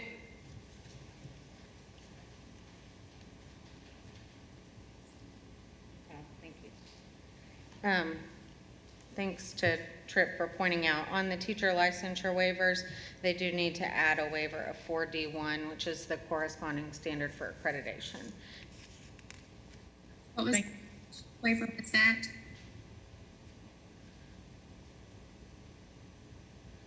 Did you say 4B1? 4D as in dog, 1. Thank you. Yeah, and thank you, Mr. Walters, for pointing that out. So the next set of waivers has to do with counselor licensure. In the original application, they asked for 4E1 and 4E2, which would be school counselor licensure and school counselor ratio. When they resubmitted, I think when they typed in the law piece, they accidentally deleted the standards pieces. So I need some sort of confirmation on which licensure. Do you need the licensure and the ratio, one or the other? Yes, both, please. Okay. And so my question then is the district's comprehensive school counseling plan administered by a licensed counselor? Yes, ma'am. Okay. I don't think then you need any piece of the School Counseling Improvement Act from 2019, that 618-2001. since you're meeting there is a small licensure piece, but you're meeting it because it's a district requirement. And then it has those 90% of the counselor's time must be direct, 10% indirect. It sounds like you're meeting all of those things. So I just need to. That 90-10% is where our concern lies. We do have, because it is a virtual school, we do have a counselor who is a certified counselor. She does spend time, but we want to make sure that we have the flexibility to be larger or less than those percentages. So that would be 6/18/2004. I don't know that the panel has granted a waiver of the 90-10 requirements before. Certainly you're allowed to do that, but that might be something you want to discuss. I'm going to grab my code book really quickly.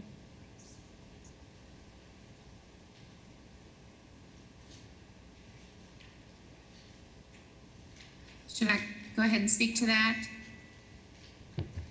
The administrative duties that our counselor does is prior to the beginning of school starting. She has an extended contract, and so she does work on some administrative duties like creating our master schedule and scheduling students. So that falls outside of the 90% of face-to-face. That's why we were requesting a little bit of leniency on the 92. It's because of her extended contract.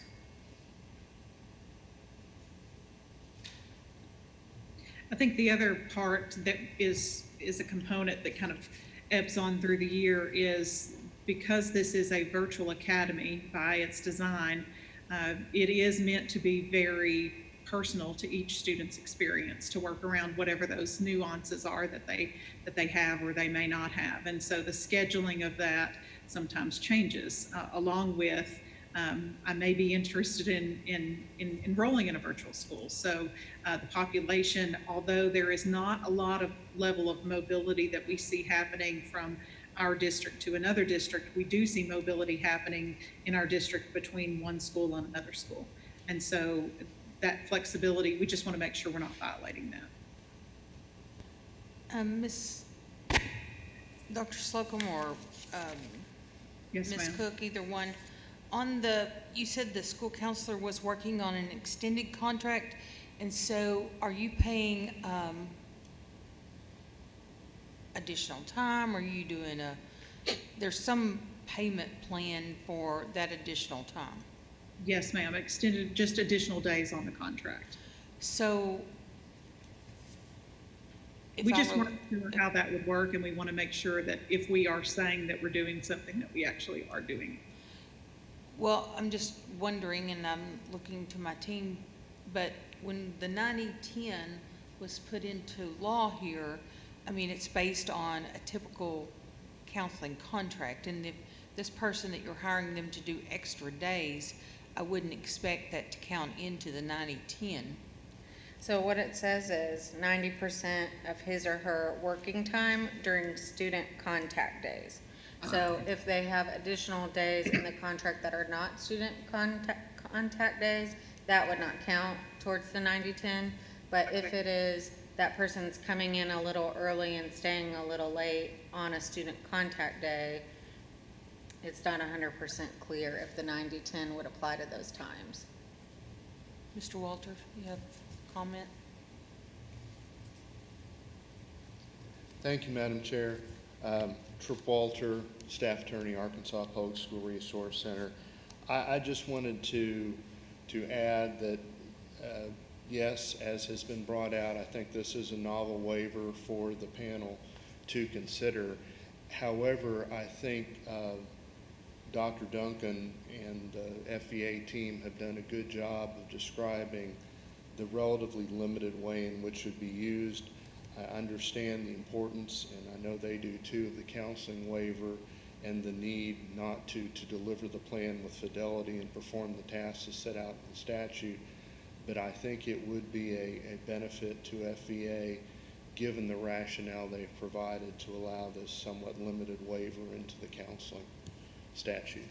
Thank you.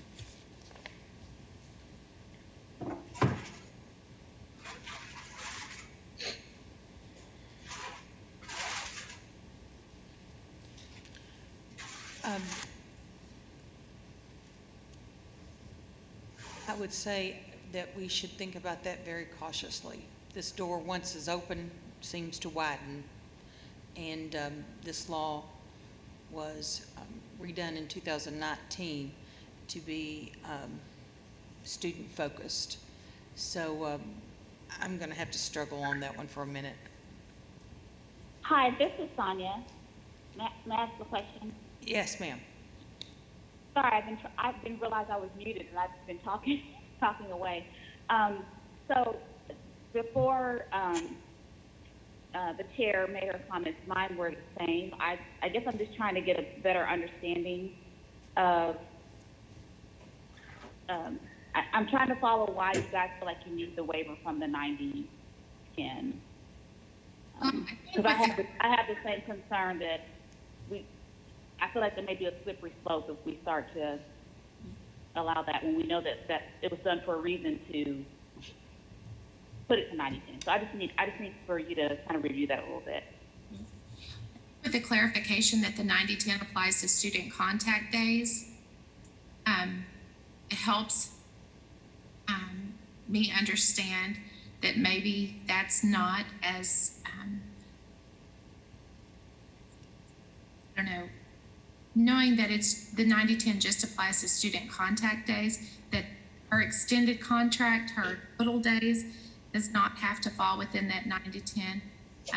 I know that she does work before and works on our master schedule, which most counselors in our district do not work on master schedule. So I just wanted to make sure that we were in compliance or had a waiver for her to continue to utilize those extended days.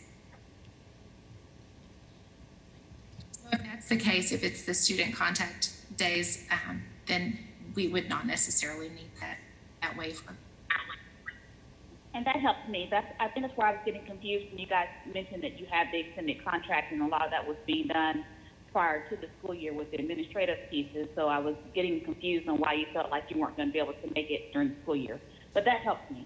Thank you. It helped me too, so thank you for that clarification. So before we move on, Dr. Slocum, are you continuing with this request, or?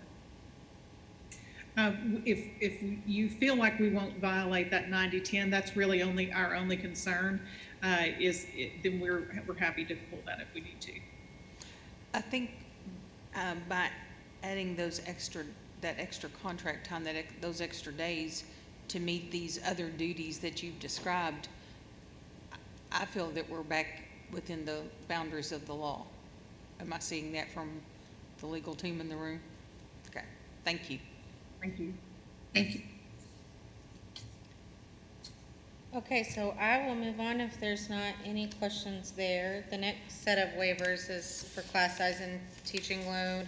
Them being a virtual program, teaching load does not apply anyways, but they do have the additional waiver of class size. No comments there. If that's okay, I'll keep moving. They have waivers for the school nurse and for the breakfast program, being a virtual school, eye and vision screening, and then several that are common for virtual programs, the Pledge of Allegiance, period of silence, displaying the flags,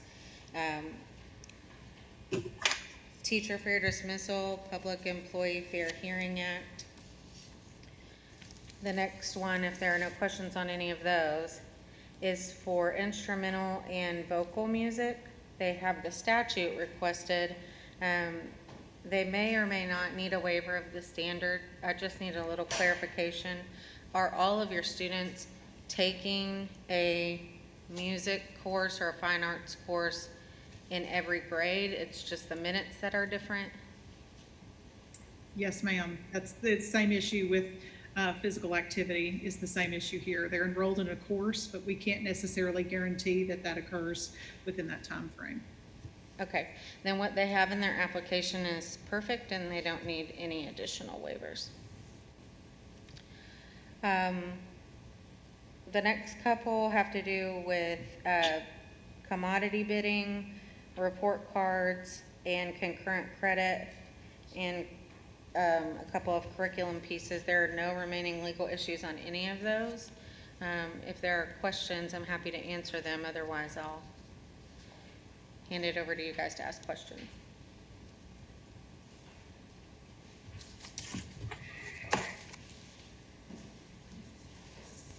Mr. Baldwin, any questions? Yes, thank you. So going back and looking at your goal 1 and goal 2, I guess and I know that you have said you're looking at that to determine how to change the trend lines, but it looks like the trend lines are going down in 17, 18, and 19 in the reading, and then also to some degree in the math. Do you all have a improvement plan that actually has evaluation metrics in there that you're trying to hit? Maybe unpack that a little bit and explain what you're going to do to change that trajectory. Sure. So we have been utilizing the MAPS assessments 3 times a year to start to look at where our students are performing and more of a diagnostic piece of what skills they are missing. And based on that, then our teachers are meeting with those students one-to-one to look at the skills, or to look specifically at those students who would possibly be like a Tier 2 or Tier 3 student, to target those deficient skills, to fill in those gaps that we are finding through our MAP testing. So does that, as a result of that, do you get to some type of a proactive, forward-looking scorecard that would say by 2021 we want to achieve a reading goal of 62, 2024 we achieve a reading goal of 66? Is it tied down that tight, or is it just still looking at maybe causes rather than outcomes? No, we definitely are looking at outcomes, and we want to recoup the loss that we have seen. We look at those trend areas. We're looking specifically between those years where students are dropping scores. Many of those grades, if you look at the next slide, you'll see an increase. So they're kind of a little bit all over the board. If I'm looking at the next slide, so we're breaking it down by grade level. So if we see from grade 7, say 2019, from grade 5 to grade 6, there's an increase, then there's a drop. So we're looking specifically and working with those teachers specifically of those content areas, skills that are being lost. And Ms. Cook. where we were prior to the year before, like what are the reasons? Ms. What Cook. were the drops? We're going to have to pause. We're getting background noise. Where does the bus run in Pocahontas? It's M. Wells. Sorry to interrupt. Okay, we got to mute it. Okay, go ahead, Ms. Cook. So sorry. Okay. Yes. Did I answer your question, Mr. Baldwin? If you could- I think getting there, you guys obviously run a good program. It looks like your letter grades are straight A's. So I was really more curious, and I guess the main point of my question was for reading and math, if the virtual learning is able to really achieve the 80% in those areas, or is it just by the nature of the way that the teaching is done a more difficult process than in person? I think it's partly that it's the process. I think the other part is the measures of academic progress tell us a point in time reflection of that particular child. And so it allows us to do corrective measures or corrective actions with that child. So I would say 2 things. One is the population ebbing and flowing. You don't have the same data set of the same people taking the same test year after year, which is kind of this moving target. It's more like an amoeba. But the second part is making sure that we are offering that continuum, which is the other reason that we went back and thought, okay, we probably need to start this prior to 4th grade, because we're seeing this net result as an outcome in 7th or 8th grade. So we feel like if we offer more of that wraparound service from inception through graduation, that we will be able to provide a consistent experience. The part of that we can't control is the parent desire to either enroll or unenroll, as that changes per semester based on what that child's particular needs are or what that child's season is. If they're playing some type of sport and they're seeking FVA as an option for that sport during that season, and then the next season they may transition back into a traditional face-to-face 5-day-a-week experience. So some of that data is a little more it's a little more mobile than a regular traditional 5-day-a-week experience. Okay, thank you. Thank you. Ms. Clemmer? I have a question about waiver number 19, and I just would like to hear, maybe I'm not clear about what they're asking for there.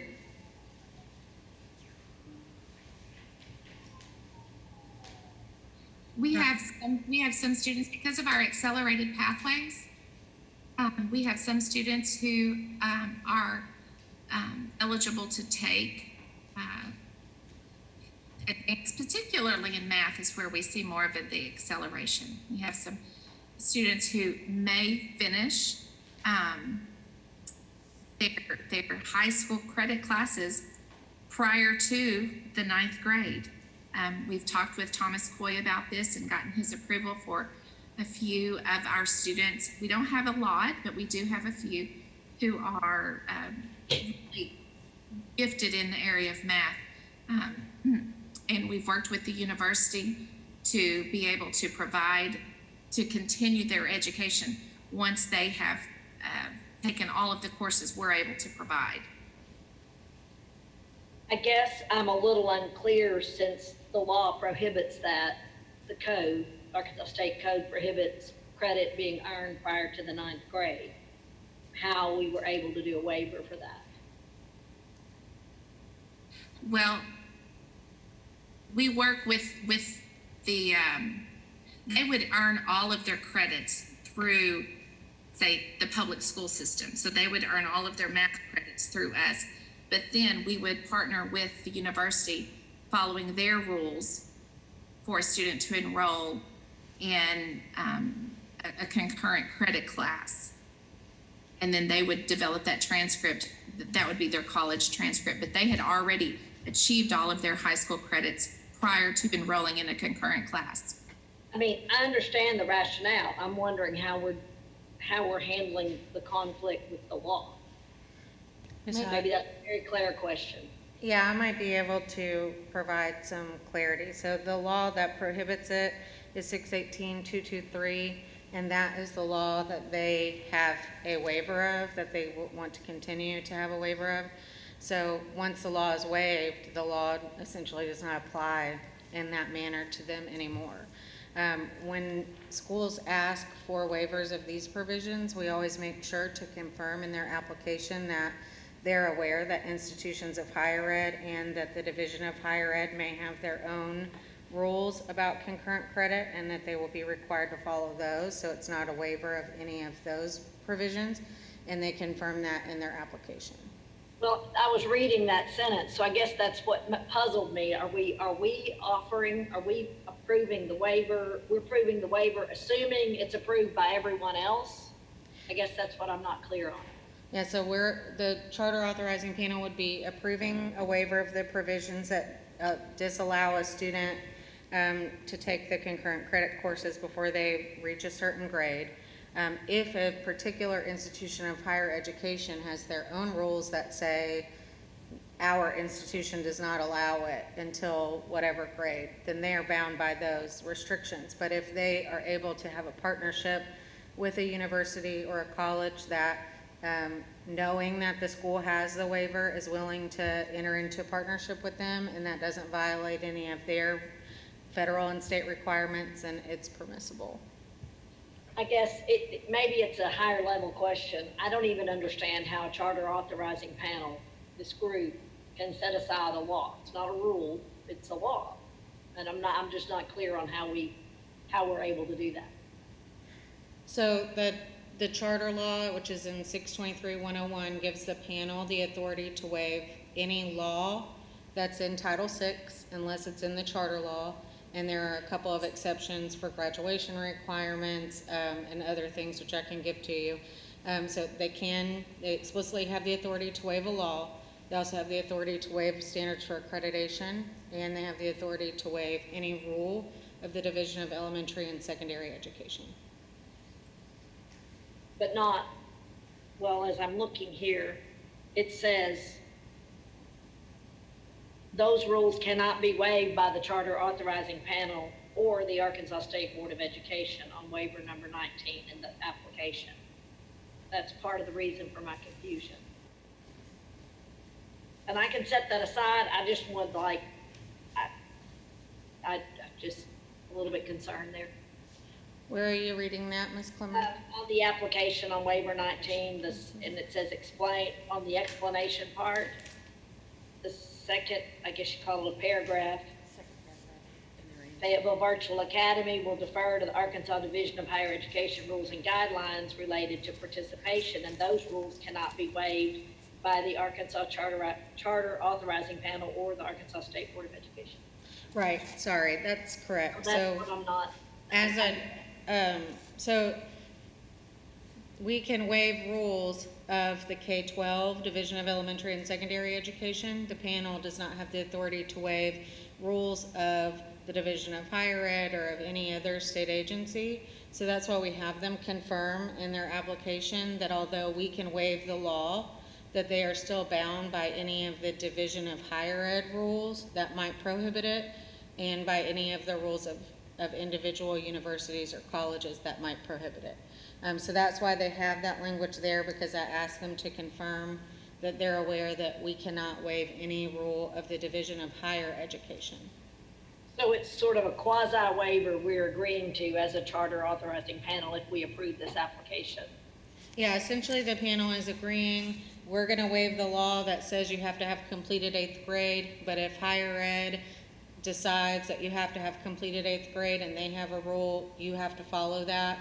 Or if an individual organization has a rule, you still have to follow that. Okay. Dr. Slocum, how many students do you have that actually enter college or concurrent courses before they've completed the 8th grade? District-wide, we have about 44% who go on to seek some type of educational attainment beyond that are enrolled right now. Ms. Cook, how many students do you have? Sure. So currently we have students who are on an accelerated pathway. We have 4 students who are on an accelerated pathway specifically in the area of math, who I expect by the time they reach the 8th grade, they will be looking at concurrent offerings. And Definitely in a family. how do they meet that? How do they meet that need, say, for college algebra if they're in the 8th grade? Where is that taught? And what are the qualifications of the person doing the teaching? Sure. So we have a staff member at Fayetteville High School who is certified to teach college algebra. We have several staff members at Fayetteville High School. We also do it virtually, so our students could enroll in a virtual class or actually attend class on campus if that was approved through the university. Thank you.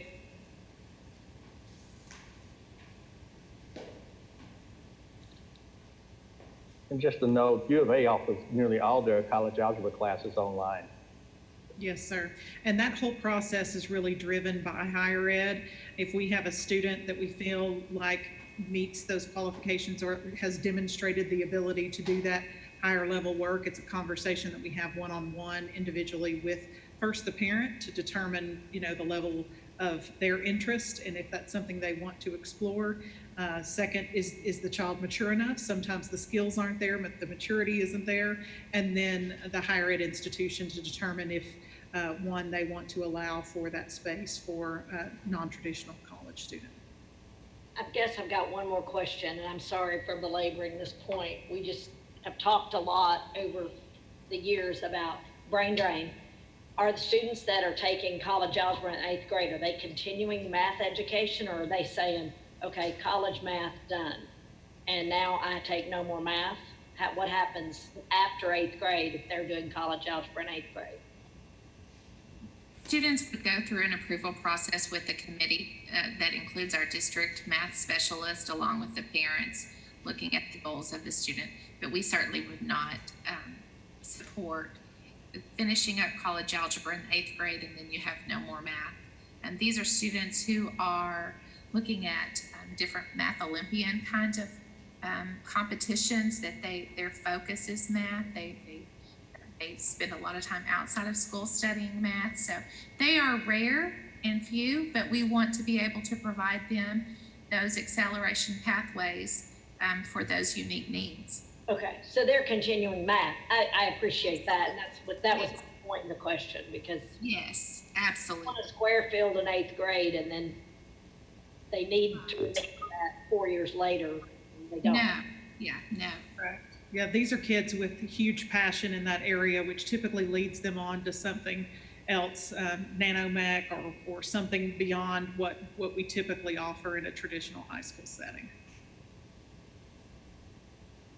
I just have a clarification question on a percentage that Dr. Duncan just offered. Yes, ma'am. The 44%, what were you referencing when you said that? Yeah, district-wide, we have students that are in high school that show some level of interest in college. Accessing some type of college class, either through maybe an AP class in high school, or maybe it's a career and technical experience that they have through the community college. Some of our students have a transition over to the University of Arkansas simply because of access. I was just trying to give you a dichotomy between us as a whole and then us as a really small version of that with FBA. Okay, thank you. Yes, ma'am. Any other questions, Ms. Wright McMurray or Ms. Newton? I did have another question, sorry. So I was just trying to get a little bit better sense of your career readiness opportunities for your students. I know you mentioned you were working on, is it like a public service or a community service type of course? But you also mentioned that you guys are working closely with NWAC. And so I was just trying to see if there any use of those partnerships to provide your students with a little bit more career readiness type of opportunities beyond what you mentioned in your presentation. Sure, we also work with the Northwest Technical Institute as well to provide training opportunities for our students to earn credit while they're still in school.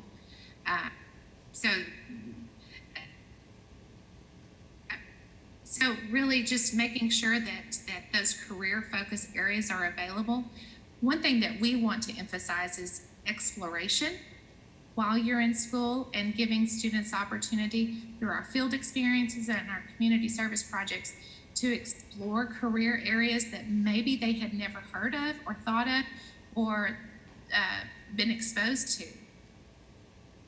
I think we're also seeing a little bit of a redesign happening with NTI. They're under new leadership. And so Dr. Jim Rollins is trying to kind of reshape what that looks like. And I think that will be really beneficial, not just to Fayetteville students, but to anyone in the area that's seeking some of those other opportunities. And that partnership with the partnership that we see through those career and technical offerings happening through various foundations helps us to connect those additional areas that sometimes it's just a lack of awareness. A kid doesn't even know that it's an option for them as a career.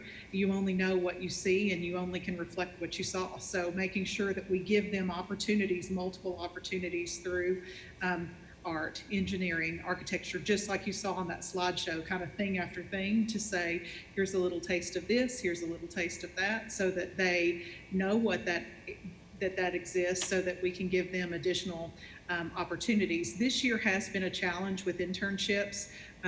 people not being as open to visitors being in their buildings due to COVID. So that's unfortunate for this particular group of kids where we are at this point in the system.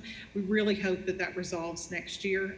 I don't think it's a lack of desire for partnership. I think it's just merely a safety concern, our students being exposed to so many students and then coming into a workplace. Thank you. And I think Mr. Baldwin asked my other questions about reading and math, so I'm fine. Thank you. Thank you. Ms. Newton, any additional questions? Ms. Clemmer, any additional questions? Dr. Williams? No, my questions were answered during the presentation. I was following along the lead of Mr. Baldwin in looking at a little different socioeconomic students than the one that was presented. But when you all got to the intervention refinement, accelerated pathways, increased student engagement, those are things that I think would help address my concerns about some students that may not be as economically well off as some other students may be. So I'm good. Baldwin? Any additional questions? No, I'm good. Thank you. Dr. Slocum, I have a couple of questions for you. So is the staff at Fayetteville Virtual, is it dedicated just to this LEA, or do you share staff from other schools within your district? Both. There are dedicated staff members that are at FVA. We do try to offer kind of that one-on-one tutoring for students to be able to come and go, and that just requires people to be there. It's also really different in terms of what that level of support is going to look like for a younger student versus an older student. So we have to have teachers that are dedicated to that particular area. That's also the reason that we expanded the facility, to make sure that we have designated physical locations for students to be. The second part is, if we have kids who want to access something that is pretty unique, we do pull on the other resources that we have in the district to be able to make that happen. You know, the offerings that we have at Fayetteville High School, there are many that are there. We also have a great partnership with the University of Arkansas. It is absolutely next door, and they're a great partner to be able to come in to provide us with additional support as we need specific needs. And kids come forward with some really unique educational desires, and you know, the things that I thought of when I was in that seat as a kid sitting in Stuttgart, Arkansas, are totally different than what our kids can do today. It is truly amazing. Thank you. Is there a required check-in with students, like once a week, somewhere where you either on-site or virtually lay eyes on them? Yes, Ms. Cook, you want to explain that? Sure. So our teachers serve as advisors for each grade level. So it's kind of like a homeroom teacher, and they're responsible for certain students and maintaining regular contact with them on a regular basis. They do grade checks. Every 2 weeks, they come contact the parents to let them know if the students, you know, maybe not putting in as much time as they should. So we are monitoring their progress and following up with them. In our high school, the advisor stays with them from 9th grade through 12th grade, so they really become kind of part of that family and helping support that student through their high school career. And to Ms. Newton's point earlier, I think the other part of that support is that mental health piece. We have kids who just need support in different ways that have sometimes nothing to do with academics. They need some emotional support. They need some mental support. Sometimes parents need the same thing. So it is a different wraparound experience. We definitely have seen the uptick in that this particular year in terms of using those services. But that is the reason that we have the behavior specialists and the counselor interventionists that we have to be able to give them some additional support. And we partner with area agencies that provide mental health services to our students. Like I said, when I first started, FVA has been a lifeline to many of those students who have struggled with mental health needs. and given them an outlet to continue their education while being able to alleviate some of the stressors that come with attending on-site instruction.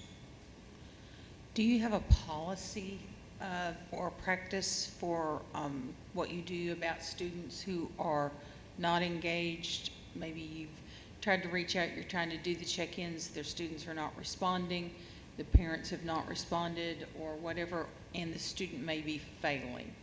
So what is your practice or policy? Very similar to what you would see in a traditional school. A teacher will make a referral to our counselor, who will then begin to follow up. We do have social workers in our district who at times will have to make home visits to make sure that everything within the home is safe for our students. And then if they continue to be absent, virtually absent from their content area, that's when our protocols of possibly doing an educational neglect phone call to DHS or a FINS petition if that's warranted. But we certainly want to try to reach out with our social workers, our school counselor, to see what is going on that's preventing that student, making sure they're safe, making sure that, if we haven't laid eyes on them via Zoom or in person, making sure that they are safe and cared for and they have the supports and services they need.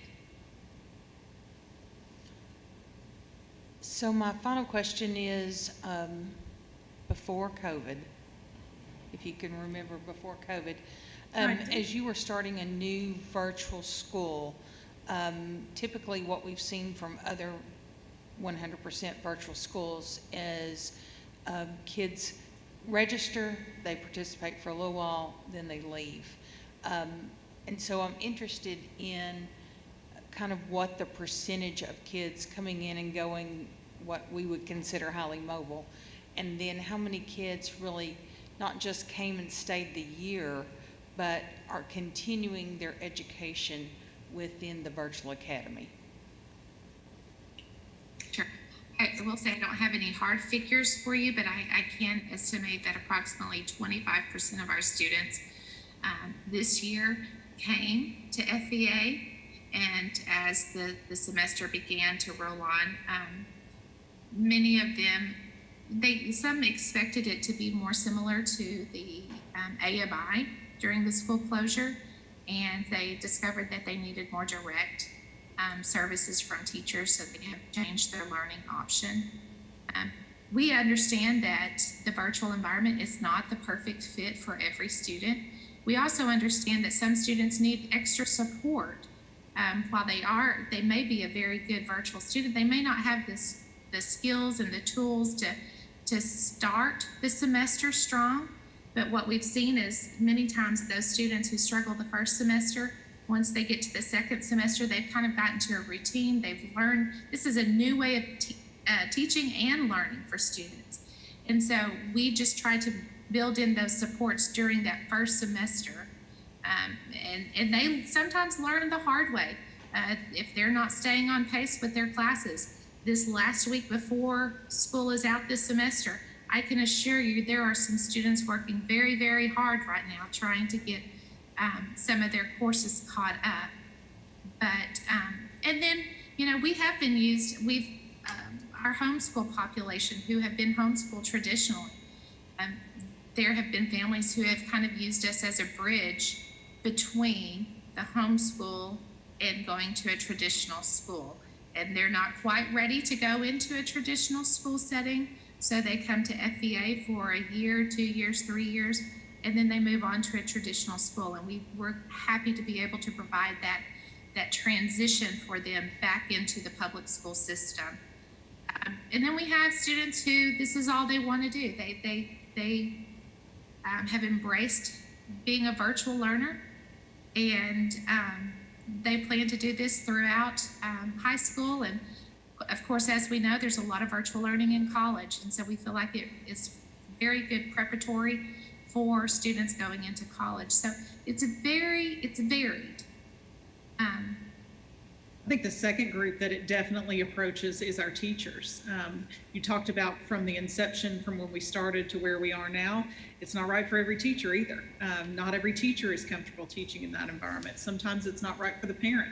They thought they could support their child differently, and maybe it isn't the right choice. I think what we've learned from the pandemic is flexibility is the key. We are here to serve families in whatever capacity that may look like, in whatever way that they need, and we've got to go the extra mile to make sure that we keep connections strong, that we keep connections happening on a regular basis, so that it is also an expected outcome, that it's not that you're there alone. And sometimes that's supporting family members, and sometimes that's making sure they have food to eat. Sometimes it's getting them to the doctor. It just really depends on what the need is for the child.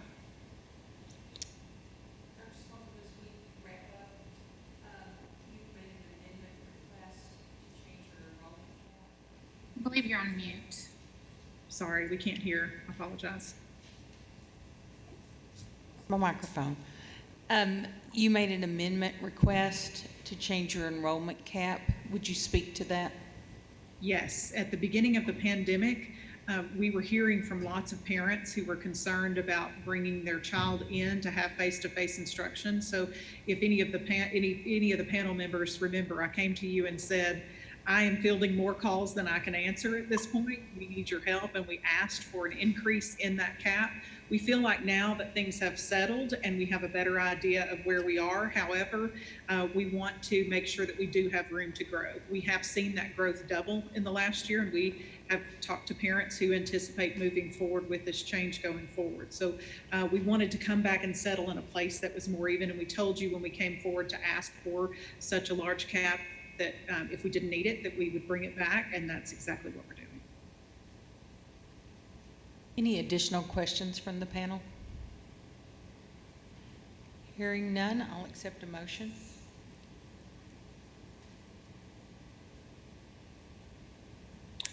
I move that the Fayetteville Virtual Academy be approved for an additional 5 years.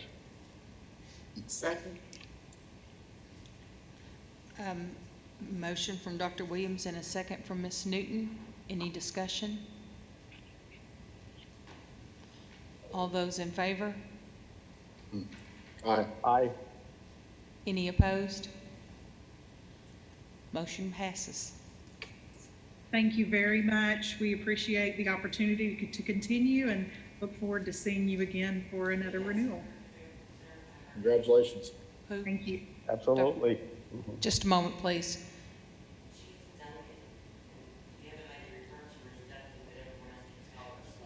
Yes, she's Dr. Megan Slocum was her previous name. She's recently married and now is Dr. Duncan.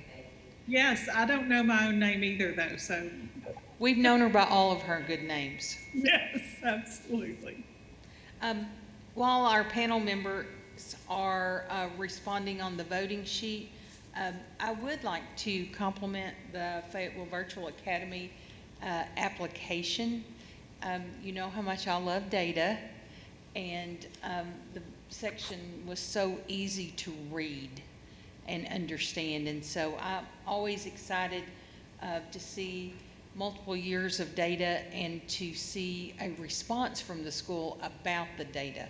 So that just always makes me happy when I read through and see, like, okay, we missed our mark, but here's what we're doing, or we achieved and this is how we're going to continue to improve.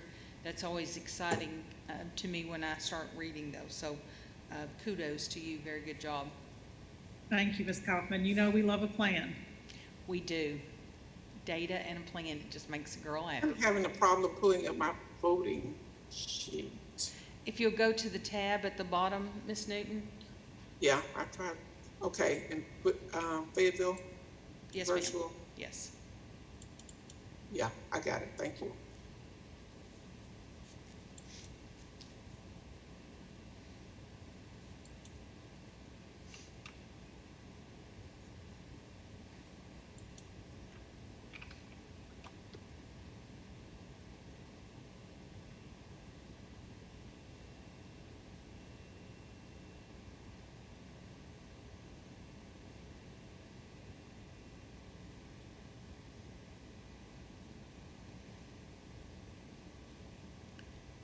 As we wrap up, I will just kind of, once again, summarize the voting sheets from our panel. They have unanimously approved this charter for an additional 5 years, and they are pleased to see that the leadership team is aware of the challenges and are planning for those challenges ahead of time, not as reactionary. So great job. Thank you very much. Fayetteville team, we appreciate you so much. Thank you for your time. We appreciate it. And Thank you. Ms. Webb, we're going to take a 30-minute lunch break. So I have 11:21, come back about 11:55 and start in on our third item. Okay. Thank you, everyone. Thank you.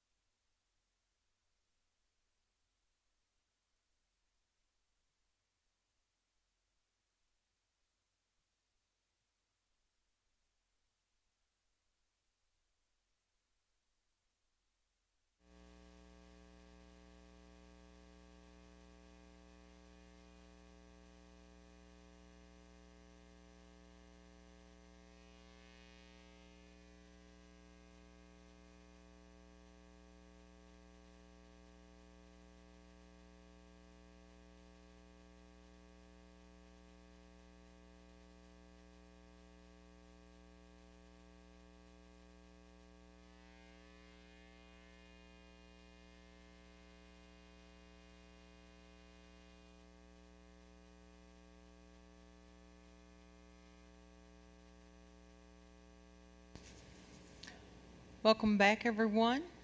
And Ms. Webb, we're to item number 3.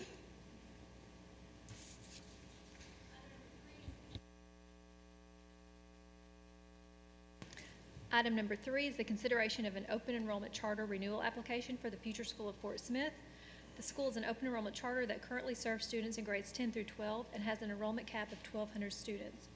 The charter was approved in April to add grades 9 for the 2022-23 school year.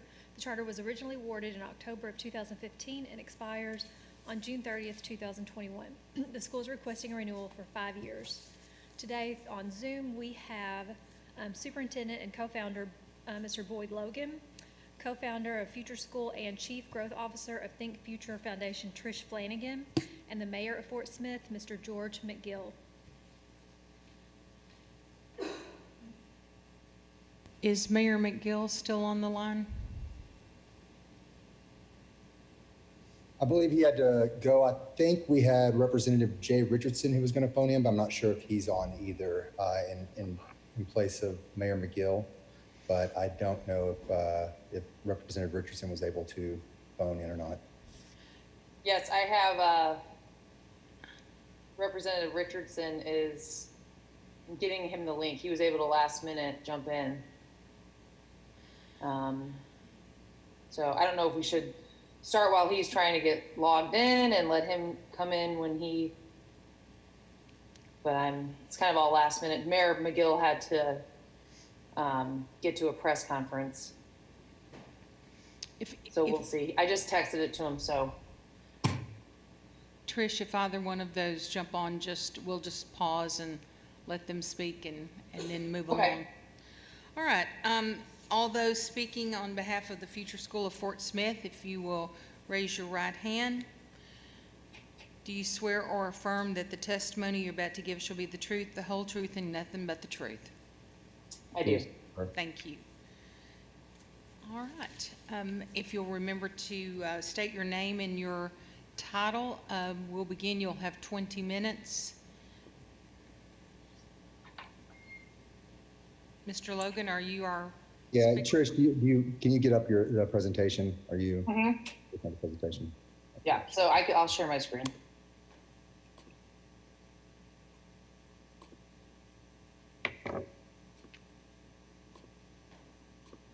Okay, Madam Chair and members of the panel, thank you for your time today, and I appreciate you all meeting with us to hear about the last 5 years at Future School and what we've been up to and what we hope to do over the next 5 years. I'm going to start, and my name is Boyd Logan. I'm the superintendent and director of Future School and co-founder along with Trish Flanagan. I'm actually going to turn the floor over to Trish first and let her speak to some sort of introductory matters on the school before I'll take back over. So Trish, go ahead. Okay, so it looks like Representative Richardson has jumped on, so he's able to join us. So I'm going to stop sharing and see if we can. Great. Representative Richardson? Yes, I'm here. Recognized, Representative Richardson. Good morning. Good morning. Can you guys hear me? Yes, We sir. can. Go ahead. Yes. Okay. I just wanted to jump in real quick and give my little feedback regarding Future School and some of the great things that they've done for the community and Fort Smith in general. I'm fortunate enough to live down the street from Future School, and I've seen the growth of the students that are there, as well as the parents who interact with the students and the community as a whole. So I just wanted to make sure I was on here singing the praises of what I've seen happen over Future School over the last couple of years, and hope that we can continue to see their plan and their actions continue to grow and continue to impact our community. So thank you for those few moments. I appreciate that. You, sir. We appreciate you joining us today. All right, Ms. Flanagan, if you'll Okay, I'll go start. ahead and. Okay. Well, Representative Richardson, if you're still on the line, thanks so much for joining us. You've always been a huge support from taking on your own interns to just advocating for us even when we were just getting started. So as Boyd mentioned, my name is Trish Flanagan. I'm one of the co-founders of the school, and it always is a really fun time for me to be able to share about what we're doing and update you all. Thank you for the panel members. I know that this is a pretty lofty work that you do to make sure that we're innovative, but we're also making sure that we stay within the bounds of what's required by law. So thank you so much for your time. And congrats to Cave Springs and the Fayetteville Virtual Academy. Great presentations. I'm just going to give you some background on the school and how we got started, and then say a little bit about our successes. Essentially, I was brought in a couple of years ago. We're not a charter management organization. We're not a national organization. We are affiliated with the Big Picture Learning Network, but we really started from a grassroots effort in the community. I was approached by some business and community leaders who said, we're looking for something to get out of the box of traditional thinking around public school, and we'd like you to see what's out there. So I visited schools around the country, 30 schools in 8 states, looking at everything from International Baccalaureate to early college, high school. And I found these schools that that every student did an internship every semester, and every teacher was an advisor to a small group of kids. And that really spoke to me, coming from a social work background, and then as a teacher, and then as a business leader, as an entrepreneur, seeing that the internships really connect the gap between K-12 and the economy. And so we brought that vision to Fort Smith, and we are now in our 5th year. We are the first and only public high school where every single student has an internship every semester, that they are building their own professional portfolio and network, and every teacher advises 20 kids. So we really have eliminated the possibilities for students to fall through the cracks. What we're doing is what high school will look like in the future, where the lines, the boundaries between the building at school and the traditional sort of things that might need to be updated about high school are already starting to happen, and we're seeing those benefits. So I'll tell you a little bit about our model. Some of you know us well, and so you're familiar with this. And I know that, as we heard from the schools today, this idea of career readiness is really at the forefront of everyone's mind, especially as we look at the complete disruption of education around the country and globally. What we're doing is comprehensive advising. So this is not in name only. What we realize is, if a student doesn't feel a connection at school with an adult that's a mentor, then it's very hard to get them engaged with the academics unless they're already motivated internally, let alone getting ready for big decisions in college and career. So our advising program couples a student from day one until they graduate with an advisor that's also one of their teachers. And we hire, train, and prioritize this role as a teacher. We also have an internship program, which actually is not a program, it's the core of what we do. I know a lot of high schools offer internships, but it only reaches a marginal amount of students. What we've done is said, these are the priorities, we're gonna build everything around that. And so our students start with career interest inventories. So these professional internships are based around their interests. So it's not an arbitrary top-down career pathway that we've developed apart from the students' interests. We've actually start with the students and then connect them with what's in demand in their community. The students go through the whole process of finding a job repeatedly, and not only a job, but a career. So they end up getting into setting up informational interviews, actually having these conversations with adults and professionals in their field, and then leading to an internship. Some students stay for 3 years, some students stay for a semester. Sometimes it doesn't work, so then they have to learn about getting out of that position. But we have internships all over town, over 130 internship sites and growing. Everything from Mercy Hospital to the Humane Society. We even had a student learning how to fly who had a connection at the airport with a pilot. And so it really allows kids to test the careers that they're going to be looking at.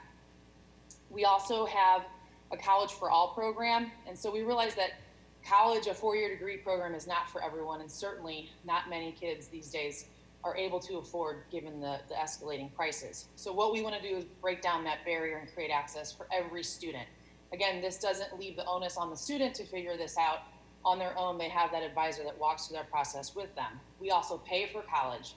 So we call this our College for All program. We want students, whether they're a 4.0 student, familiar with the AP program at their middle school or their junior high, to students that are hardly able to show up and stay focused in school, to connect with what life is like on a college campus in that setting. And then finally, restorative practice is another keystone to what we do. And that is for not just students that are coming out of severely disruptive behavioral patterns, but also students that are, that are learning how to navigate a 21st century workplace with conflict resolution. How do you work with coworkers? How do you improve your communication and empathy skills so you solve problems and learn from your mistakes rather than sort of hiding away from that? So we feel that these 4 components are what we're really pioneering in the state as a comprehensive baseline structure of a public school. And so the last thing I'll say is one of my most prideful, I guess you could say, things that in my life is the successes that we've seen with our students. And we do hope that we can continue to expand our impact in Fort Smith and beyond throughout Arkansas. So just to give you some highlights, again, we're the first and only public school to offer these things for every single student and create that access, knocking down barriers that are traditionally there for students that prohibit them from engaging in these opportunities on campus. Our first graduating class of 80 students in 2019 had some incredible results. They came in as a pretty on track to graduate academically strong group. They weren't the top 10% of everyone in their class, but they had a strong baseline. And so through our customized program and real world learning through internships, they really took advantage of that in high school. On average, every student graduated with 13 college credit hours, and 3 of our students had full associate's degrees at no cost, saving them hundreds of thousands of dollars in tuition. In addition, that was coupled with, as a part of their learning plan, over 300 internship hours on average for every student. We're building capacity in our community, which is really the foundation of what we're doing there, because we know that it can't just be myself or Boyd or Representative Richardson or just our teachers. It embodies the whole community. So we're building capacity through our teachers getting their masters now in educational leadership, and in looking at our enrollment numbers, tripling in 3 years. Our demographics, and Boyd will get into that a little bit further, but we're serving 70% low-income students, 60% minority. We are doing what charters are intended to do, which is to serve a population of students that are not getting access to all the great resources available to them in public school. In addition, we're innovative. We're doing that in a totally different way. We are redesigning what the public high school looks like. And as I mentioned, over 130 internship sites. Our students are doing that legwork. They're building their own network for themselves and the school. Finally, financial sustainability, which oftentimes seems nearly impossible if you're going to do something different. Oftentimes, I think we think that there's a huge price tag with that. Not in our case. We run a very lean budget, and we are able to do that because we prioritize relationships and real-world learning. So as you can see, we are less than the state average per student spending. That was last year.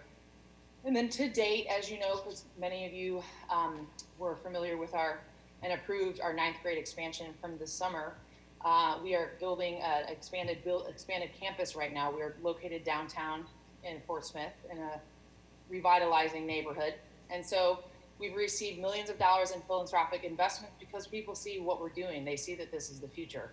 And most importantly, in terms of financial sustainability, apart from our building costs, as we all know, that feels like it really digs deep in our bank account.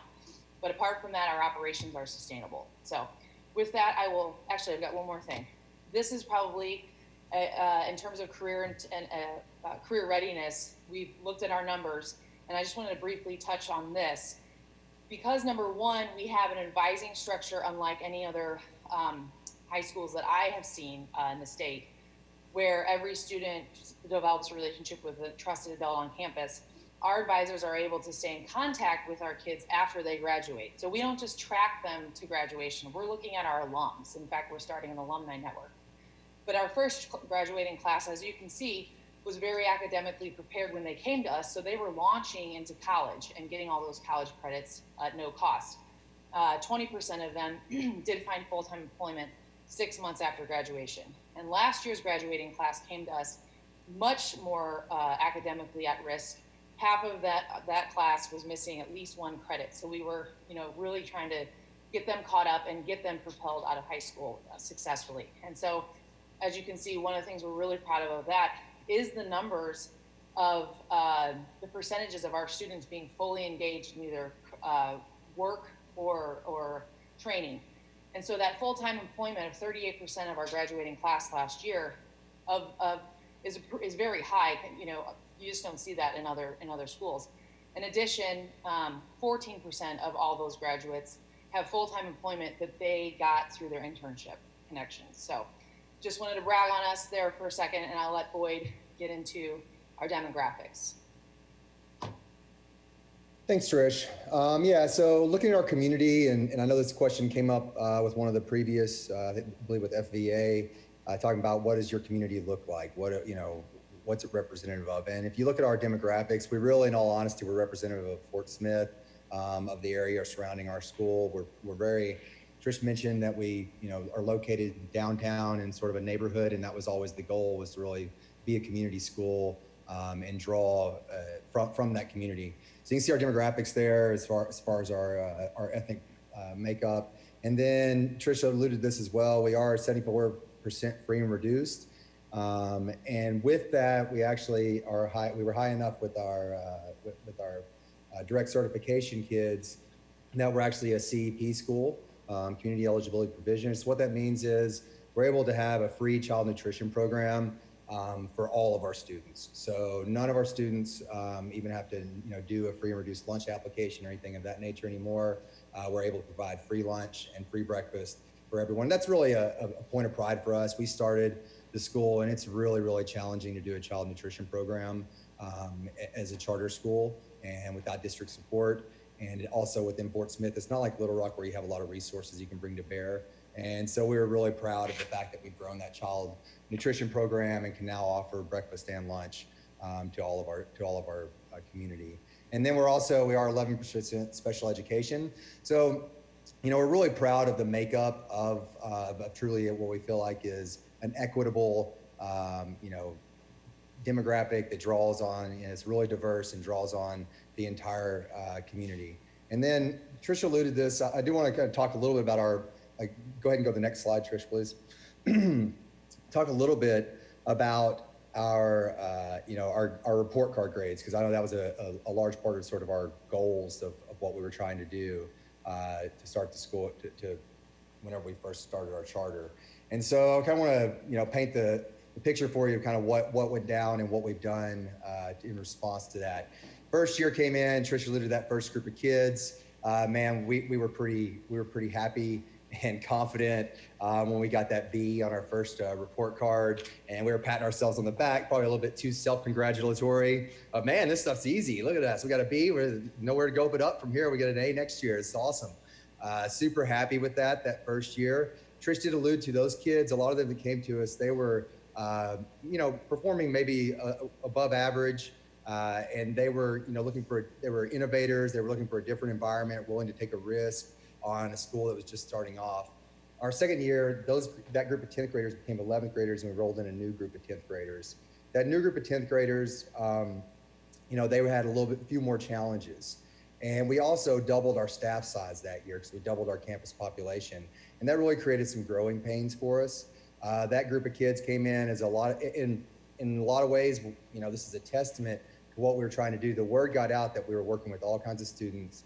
We were able to inspire kids that in the past had maybe, had developed antipathy towards school. And so we started getting a lot of those kids, parents kids looking for solutions and looking for help to kind of get themselves back on track.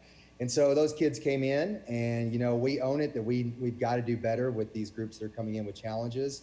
But they came in, and pretty much a large part of our report card is based on that ACT Aspire score in 10th grade. And those kids did not perform well, and we didn't get them ready to take that test. And so that then started our next year, which was the 18-19 year. And we really started embraced this challenge. Our staff did, and said we've got to do a better job, with meeting these kids where they're at, really responding to their challenges that they're coming in with, and getting them back on grade level and setting their path to be, an upward trajectory. And so we implemented professional learning communities. We really strengthened our RTI program and started working with those kids and really examining, working with our tier 1 instruction first off, and then our tier 3 really pullouts and how we're working with those kids. And so that year we did improve quite a bit.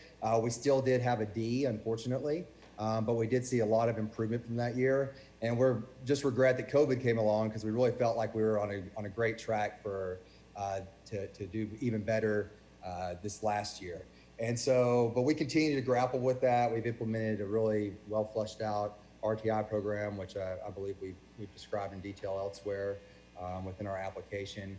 And but the other thing that we did, we didn't get to count our graduation rate. And if we would have been able to count our graduation rate, which was 91%, into that 18-19 grade, then it would have pushed us up to a C. And so we do look forward to be able to count our graduation rate, which we're seeing is above the state average on future essay index scores. So Trish, go ahead and go to the next slide, please. So that's sort of where the journey up to where we're at now. And of course, we don't know what's going to happen with S-index and with testing and all that with COVID. That's offering lots of challenges. But we are sort of what we're doing in response and what we're wanting to do moving forward. First off, you heard that we're adding 9th grade next school year. We had that approved earlier in the spring. And so we'll be adding 9th grade. And that's really important to us for a couple of reasons. We feel like we need to start our model earlier, just so that we can work with these kids that are coming in and maybe have some negative attitudes towards school, or kind of setting their mindset about who they are as a learner. And so we want to be able to start earlier with working with those kids and getting them into our model. It also, from a testing and from a metrics level and a data level, it allows us to have 2 data points on these kids. So they're coming in and we have their 8th grade scores, if they're coming in from Arkansas at least. We'll have those, but then we'll be able to test them in 9th grade and then again in 10th grade, and really be able to see sort of internally what our growth is over those years, and really be able to, we hope, own that student success and the data of those students as they go through our system. Because by the time they get to 11th grade, of course, it's an ACT score, not an ACT Aspire score, and sort of it kind of changes a little bit about tracking that student growth. So having 9th and 10th grade to track student growth, we feel like is going to really allow us to be more responsive, more reflective in where we're succeeding and where we're maybe not living up to where we need to be, and really be responsive to those students that are coming in. We also are increasing the capacity of our team. Tricia alluded to, we have several. We have 3 right now that are finishing up masters in education. So, we're really trying to grow that capacity constantly. We take in a lot of different types of teachers, and that's one of the beauties of our waiver for licensure. We've had 2 people that were formerly in a college environment teaching as professor level. We have people that are coming in from the professional world that deciding they want to get into education. But we're really taking that team and we're working with professional development and really trying to increase their capacity and turn them into great tier 1 instructors. And then we're also, because we do feel like a lot of things that we're doing are so new and there's not metrics around those things, we're really trying to pioneer collecting metrics around some of the things that we're doing. So we're looking at collecting the metrics around the professional soft skills. Tricia alluded to our advisory, as well as our internships. And that's where we feel like a lot of students are gaining these soft skills that aren't necessarily measured. And so we're actually working with Big Picture Learning and some researchers at Harvard that are working on a way to sort of track the growth of those soft skills around student internships and around the advisory program. Also, we all know SEL, social emotional learning, is a huge buzzword right now, and everybody's working on that. We're working with a program called Satchel Pulse, and we're going to be piloting that in the spring to start trying to see if we can measure our students' growth around their social emotional learning and see that we can actually put some metrics around what they're learning in advisory, because they're learning how to conflict resolution skills, they're learning leadership skills, collaboration, all those things. But those things are really hard to measure. And so we're really trying to pioneer how do we measure these things and how can we show the successes that we're having. And then we're also, one of the exciting things that happened this year is that we got the Charter Schools Programs Grant for our expansion of 9th grade. And so that's really allowing us to put a lot of resources to bear around measuring these sorts of things and sort of setting our goals around these things. And we made our charter goals actually that we're bringing before you align with those. And we're aligning the Charter Schools Program goal with our charter goals so that really they're focused on these areas where we're innovative. They're focused on our restorative practices. They're focused on our advisory, and they're focused on our internships. And then finally on our academics. And I know one of the panel members asked earlier about, sort of what are your internal metrics? What are you trying to do academically? And what we're looking at is we want our Aspire scores to meet or exceed the surrounding districts. And then we also want to see a 5% annual growth around English and mathematics over the next few years with those. And so I think that's about all I have as far as that goes. And I thank you for listening to us today and for hearing where we've been over the last 5 years and where we hope to go over the next 5 years. And thank you for considering us for renewal for 5 years. And Trish, I don't know if we have time if you wanted to play the video, or can you give us a time count, Tracy, on? You still have 2 or 3 minutes. Okay. Yeah, we could play a couple of minutes, and then when we have to stop, we can stop it. So we always want to, we'd love to bring some of our students in front of you because that's all, we always like to have our students sort of talk because they feel like they're the real stars of the show. And so Trish, if you want to go ahead and play that, and we'll.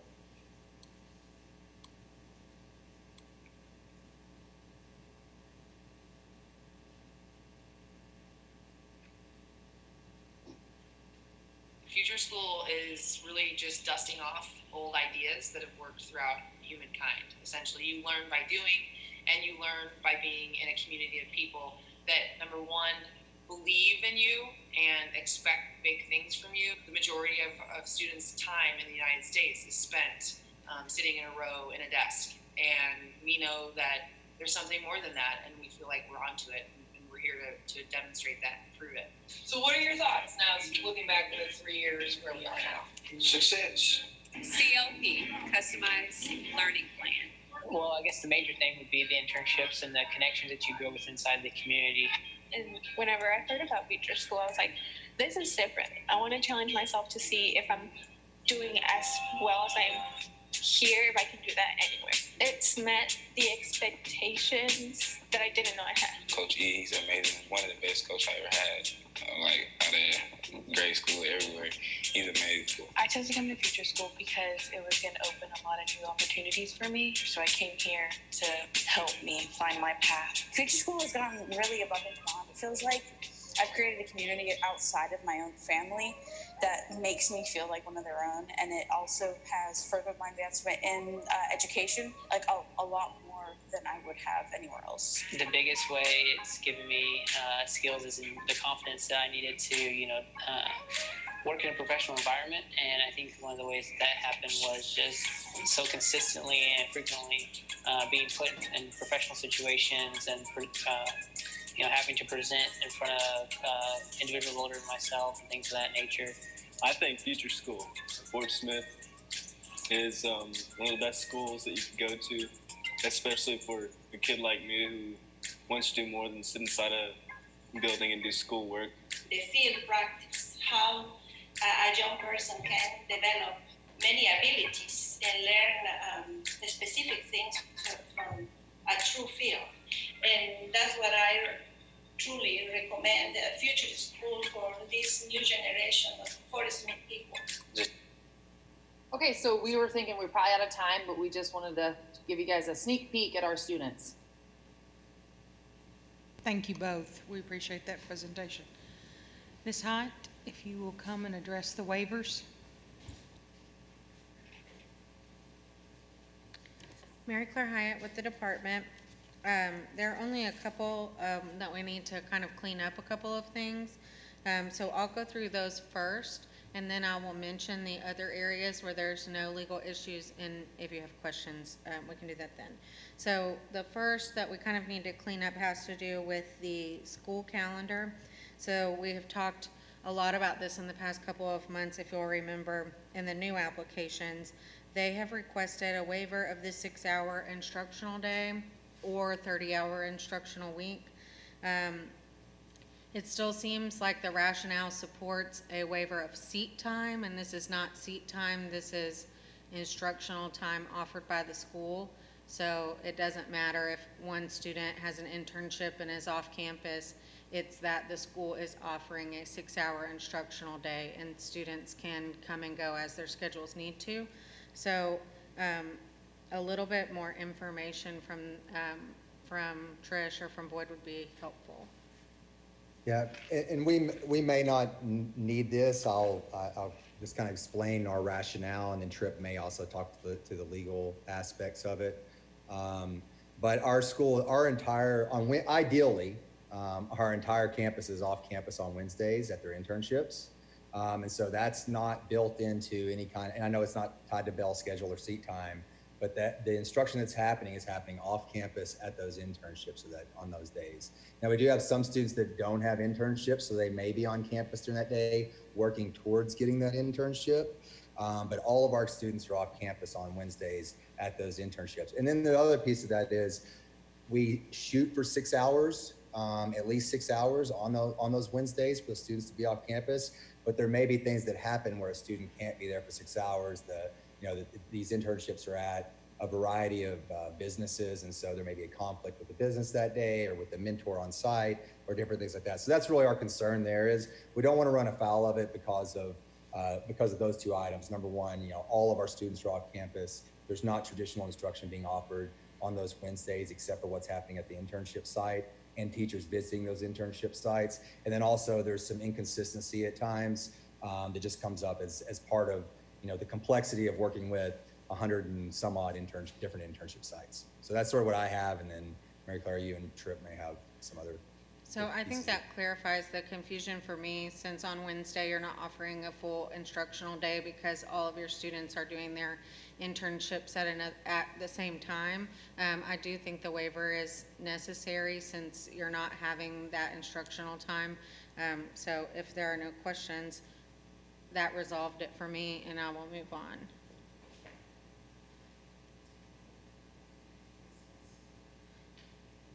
Oh, yeah, thank you, Ms. Kaufman. So just really quickly on that, it would be my preference to have the waiver read 616-102 except A5. A5 is the recess provisions that apply to elementary schools. They wouldn't apply to you, but since once a charter has a waiver, it opens it up for 1240.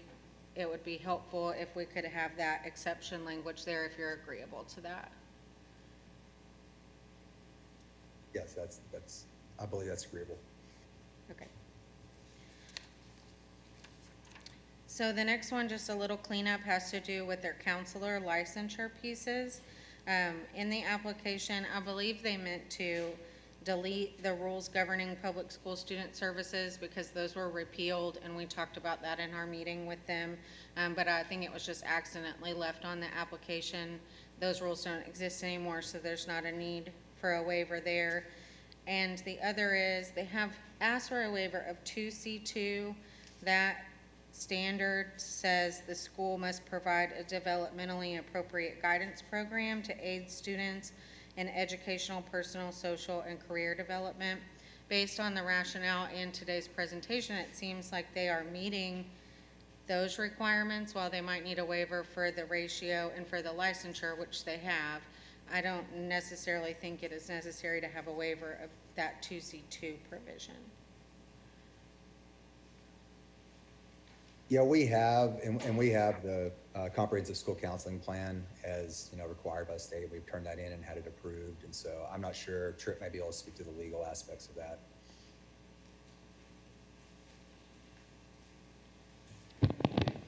Madam Chair, members of the panel, Tripp Walter, Staff Attorney, APSRC. After discussing this matter with Mr. Logan, it's my understanding that they are meeting the requirements of 2C2, so we have no objection to removing that waiver at this time.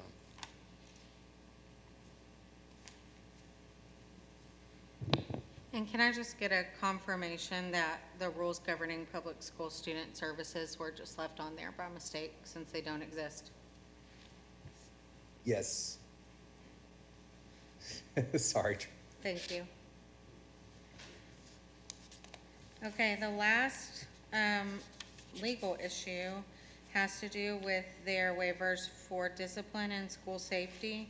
So they have a pretty broad waiver here. They have a waiver of the entire chapter of the code that deals with student discipline.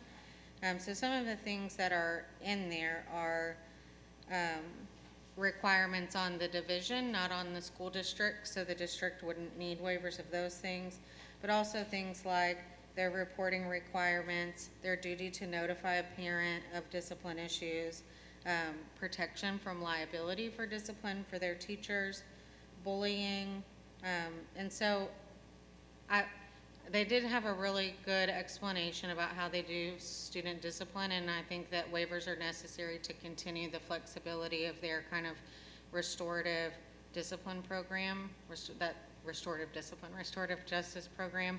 But I think it would be helpful to kind of limit those to the provisions that are actually necessary, if that is okay with the school.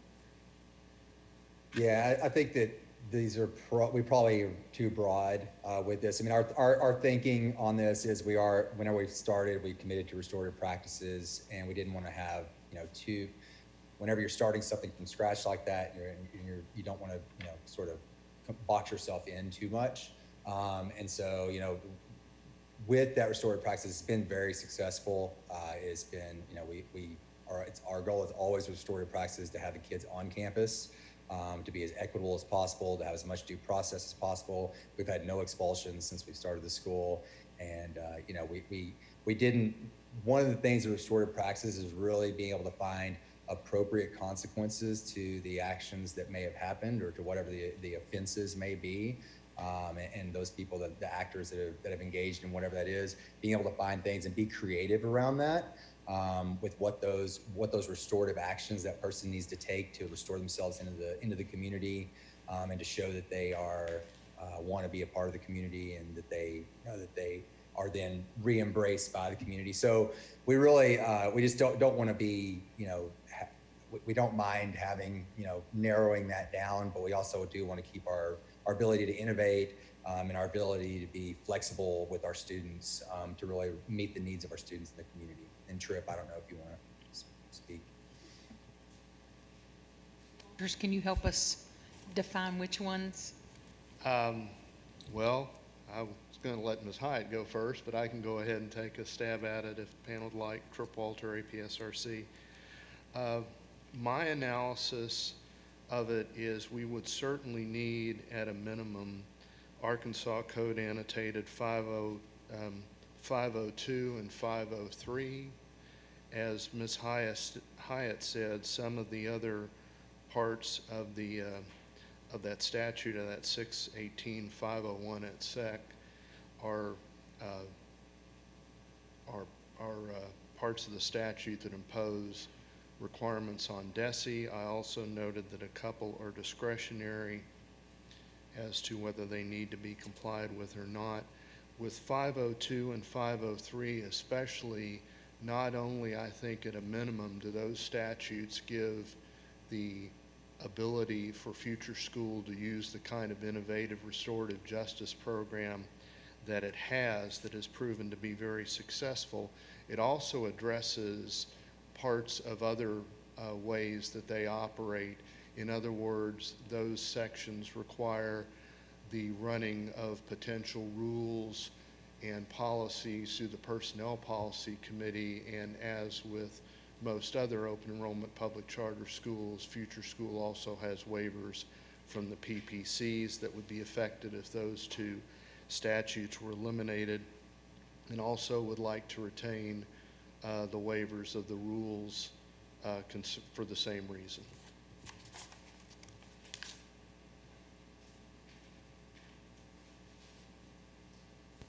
Ms. Hyatt, your response?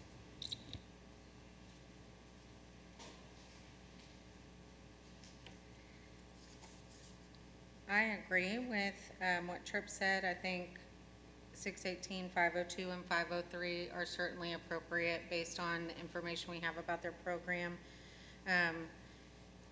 The corresponding sections in the rules would be section 5.02, 5.03, 5.04.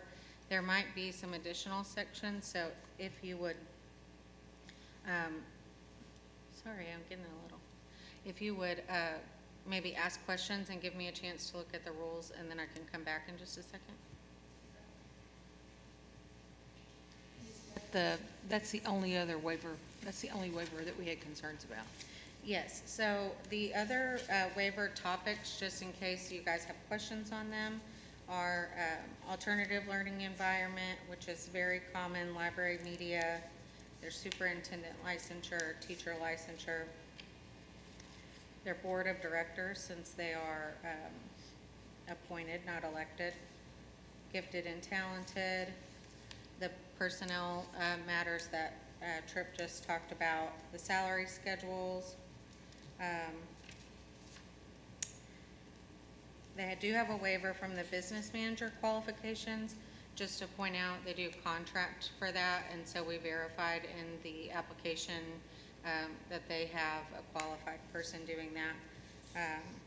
And transportation. And there are a couple others scattered in there, but they're all pretty common. I'll go and look at these rules and I'll come back after you've asked questions. Madam Chairman. Yes. Tripp Walter, again, I just wanted to make a general comment about this waiver request to clear up something. This is an example of a set of waivers from the statute where when Future Schools application was initially considered, it was the practice of the authorizer to grant a whole set or series of statutes or rules. So I just wanted, I didn't want to leave the impression that Future School has been operating with a waiver where it deliberately was not using what it was given. I believe it's been a good steward of the waiver, of the set of waivers, and the reason now for the changes, I hope you would see, is not that Future School has been a bad steward of the waivers given and has not utilized them as requested. It's just a change in the method of granting whole sections of waivers versus looking at individual pieces.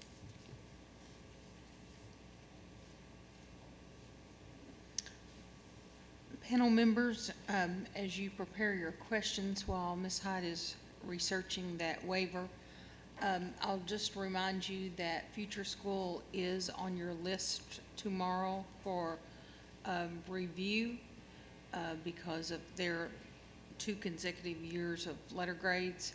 So they're here today, and it's just an opportunity to have them live and in person if you have questions. So let's see who wants to start. Ms. Wright McMurray, I'll start with you.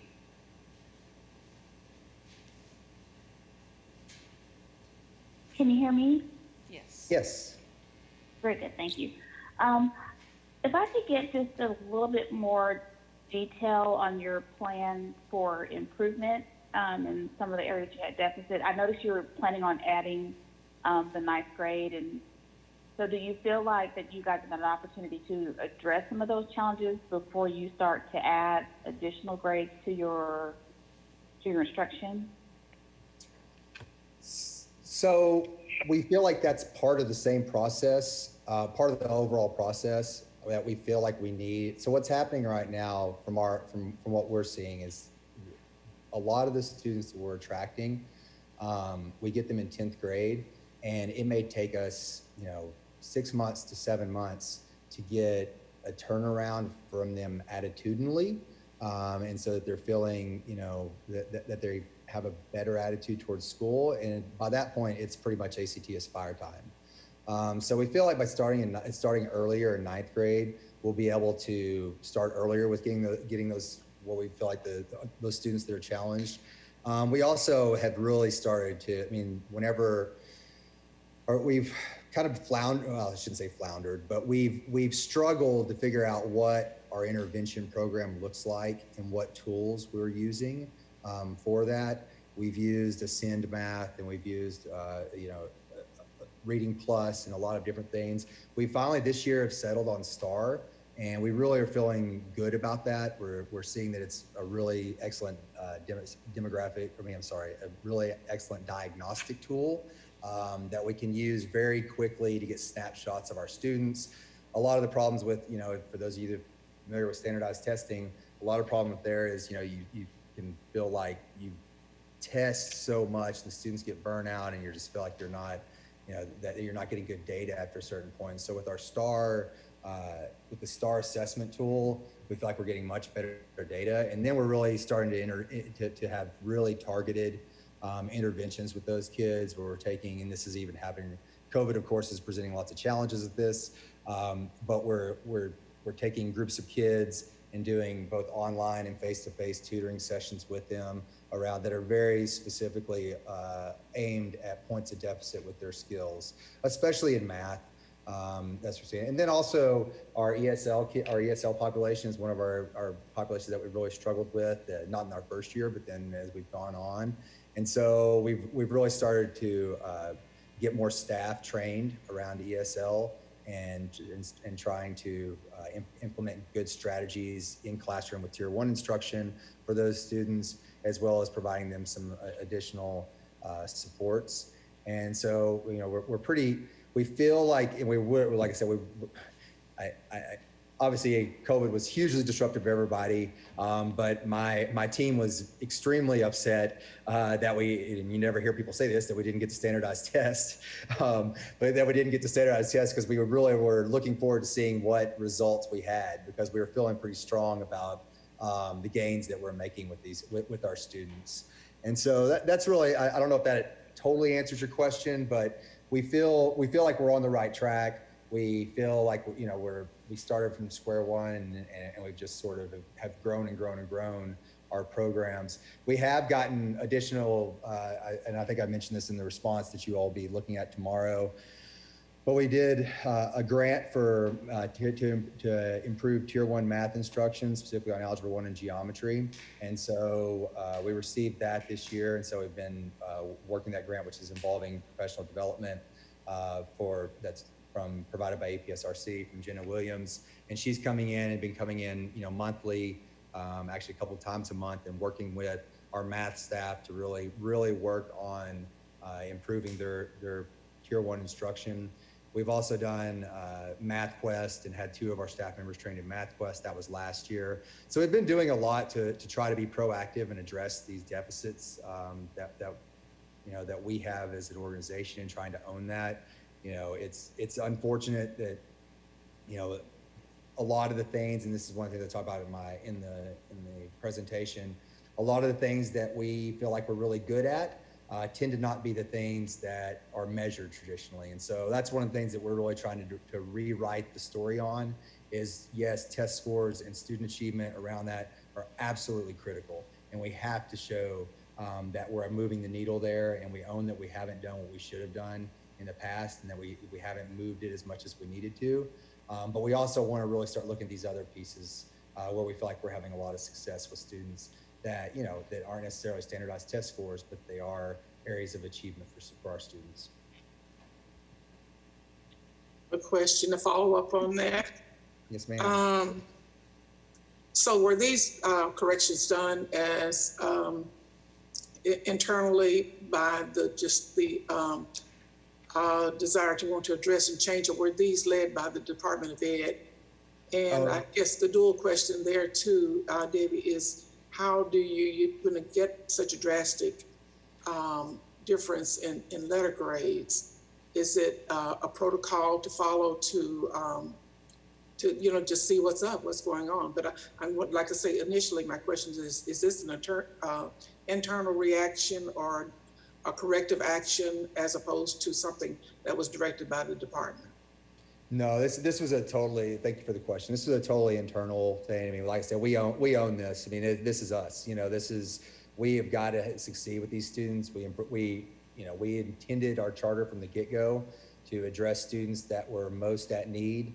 And that doesn't necessarily always mean academically at need, but just that we wanted to be equitable, and we have a real social justice mission with our charter. And so whenever we see that, that we're not getting our students aren't getting the success that we want them to, then we own that. So that was totally directed by us.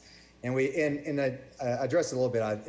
I'm pretty sure the panel is, aware of this, but the largest portion of your ESSA index score comes from that ACT Aspire score. We have 3 grades, 10, 11, and 12 right now. Next year we'll have 9, 10, 11, and 12. We only test 1 grade, and that's our 10th grade. We get those students in August, have never seen them before. We get them in August, we test them in April. And so almost the majority of our letter grade as a high school rests on that performance of those kids that we've had for 5 months, usually 6 months. And so, like I said, that's not to wash our hands of it and say, oh, it's not our fault or anything of that nature, because it is. We have to do that. And that's one reason we want to do 9th grade as well. So we have 2 data points. It's not just 10th grade, it's 9th and 10th grade. And we're able to see, are these students growing from 9th to 10th grade, or are we staying stagnant? Because we need to address that if we're staying stagnant. But what happened in those years, we went from a B, we had a group of high performing 10th graders that came in, and sure, we had great success with them, and we felt really good about what we've done with them. But in all honesty, they were high performers. They performed well on that 10th grade Aspire score, and so we received a B. That next year, we had students that were struggling a lot more, and it took us by surprise at that point. That was our 2nd year of existence. We didn't have our intervention program set up like we needed to, and so we got that really low D that 2nd year. 3rd year, I think our demographics shifted a little bit again. Not as many really challenged students, but still quite a few. But we also started to see our intervention programs and our responses to that low D kick in, and we end up with a really, I don't want to say a high D because that sounds ridiculous, because I don't want a D at all. I want an A. But we ended up, we were less than a point away from being a C. And so we did see, even though, it's not where we wanted to be, but we did see significant growth from year 2 to 3, even though we still end up with that D. So I don't know if hopefully that answers your question. Yes, it does. Dr. Williams? Yes, I'd like to continue the line of questioning. That the performance is of concern, obviously. And, as I listen to you, on one hand, I feel like it just wasn't prepared. And so what type of an assurance can you give us that you're going to be prepared and ready to move forward? Because of 3 more years of this is not acceptable, basically. And I appreciate the fact that you own what's happening, but and it sounds like you got the pieces of a plan, but I'm hearing too many different pieces of the plan. Mm-hmm. From a decisive manner, what do you plan to do to improve the grade? Sure. So whenever students come in, we pull immediately their tri-end scores, and we look at where they're at with their performance. We immediately at that point tag them for intervention if they're going to need intervention, and we start that program immediately when they enter. And that's before August. That's mm-hmm. When as soon as they've enrolled, we tag them for intervention, and we start that intervention program. That intervention program, we have a peer. Well, with COVID, it's a little bit different. But we have traditionally what we call an A&E period, and that's for academics and enrichment. And that's whenever we carry out those interventions with those kids. We do have a designated interventionist that's working with those students, but what we really have is our academics director is working with the departments to own their own interventions. And so if you know the way the PLC process works, those departments, the math departments meeting together, they're looking at their assessments, they're figuring out who teaches what best, and they're pulling kids for targeted academic intervention around specific skills to work with them during that academics and enrichment period. Same thing's happening with the English department. To a lesser degree, literacy and math are the 2 big pieces. To a lesser degree with science and social studies, we really try to have our science and social studies focus more on literacy than anything, because that's really what you're seeing. You see there a lot of times is students, they may be able to read fiction, but they can't read scientific literature, right? And they can't read lab reports and things like that of that nature. And so that's really where our science department's working.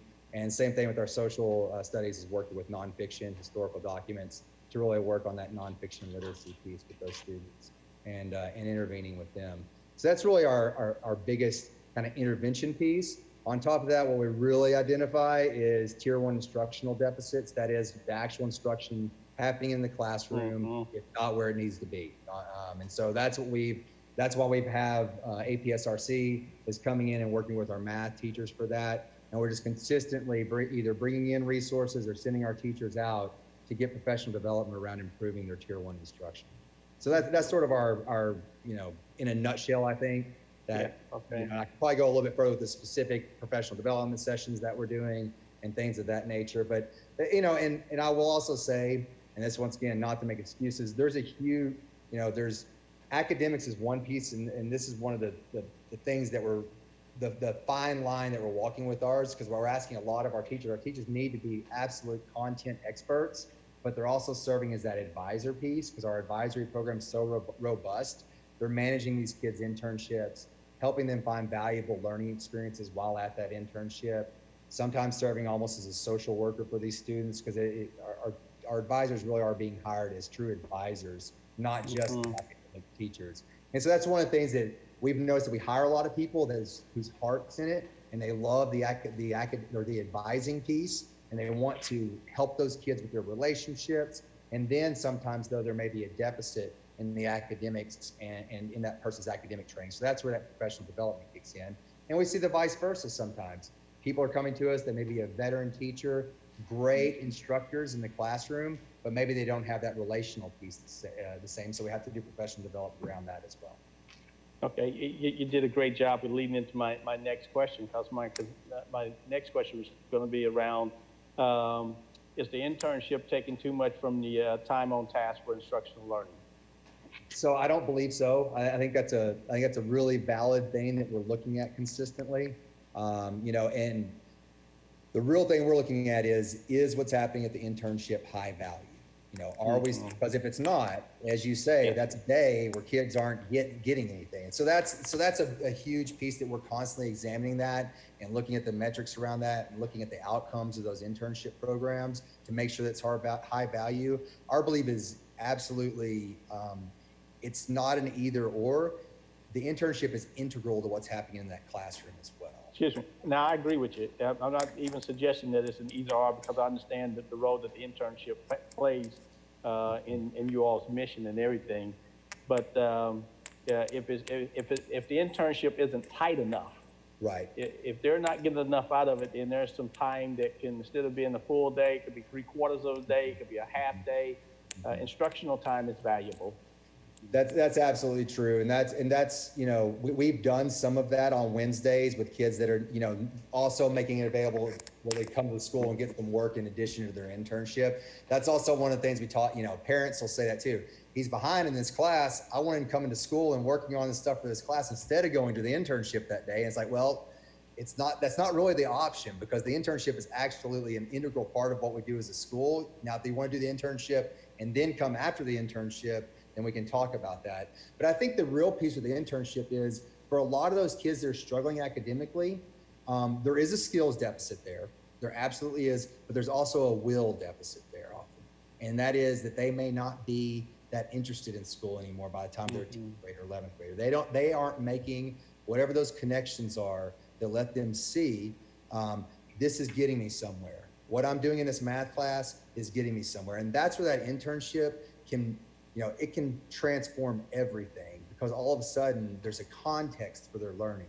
And without that context for learning, a lot of times it's just disconnected information for these students. So I agree that we need to be sure that we're meeting that academic piece, but I think without the internship, a lot of those kids that are challenged and they're struggling are not going to see the relevance of what they're learning in the first place. Okay. And then it's just disconnected facts. That's a very good point. The only thing I would add to that is you need some baseline data when they come into your school in order to validate what you're saying. Otherwise it's just, conjecture. Absolutely. Yeah. And that's really, that's one of the beauties of getting a very large grant, of the CSP grant, is that we have got a very large grant with a lot of money. There's also, as you know, a lot of strings attached to that. And one of those is data collection. So that's one of the pieces that we're really are starting to get strengthened a lot. And that's, I look forward to in 5 years coming back and being able to present, you know, a much more robust picture of what we've been doing. Thank you. Thank you. Ms. Clemmer, any questions?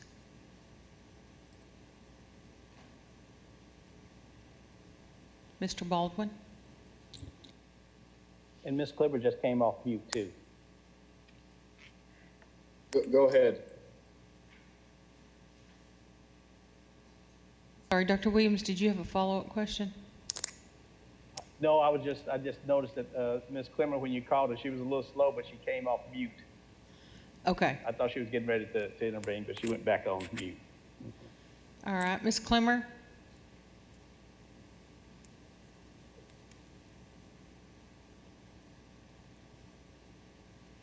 All right, Mr. Baldwin, we'll go to you and we'll come back to Ms. Clemmer.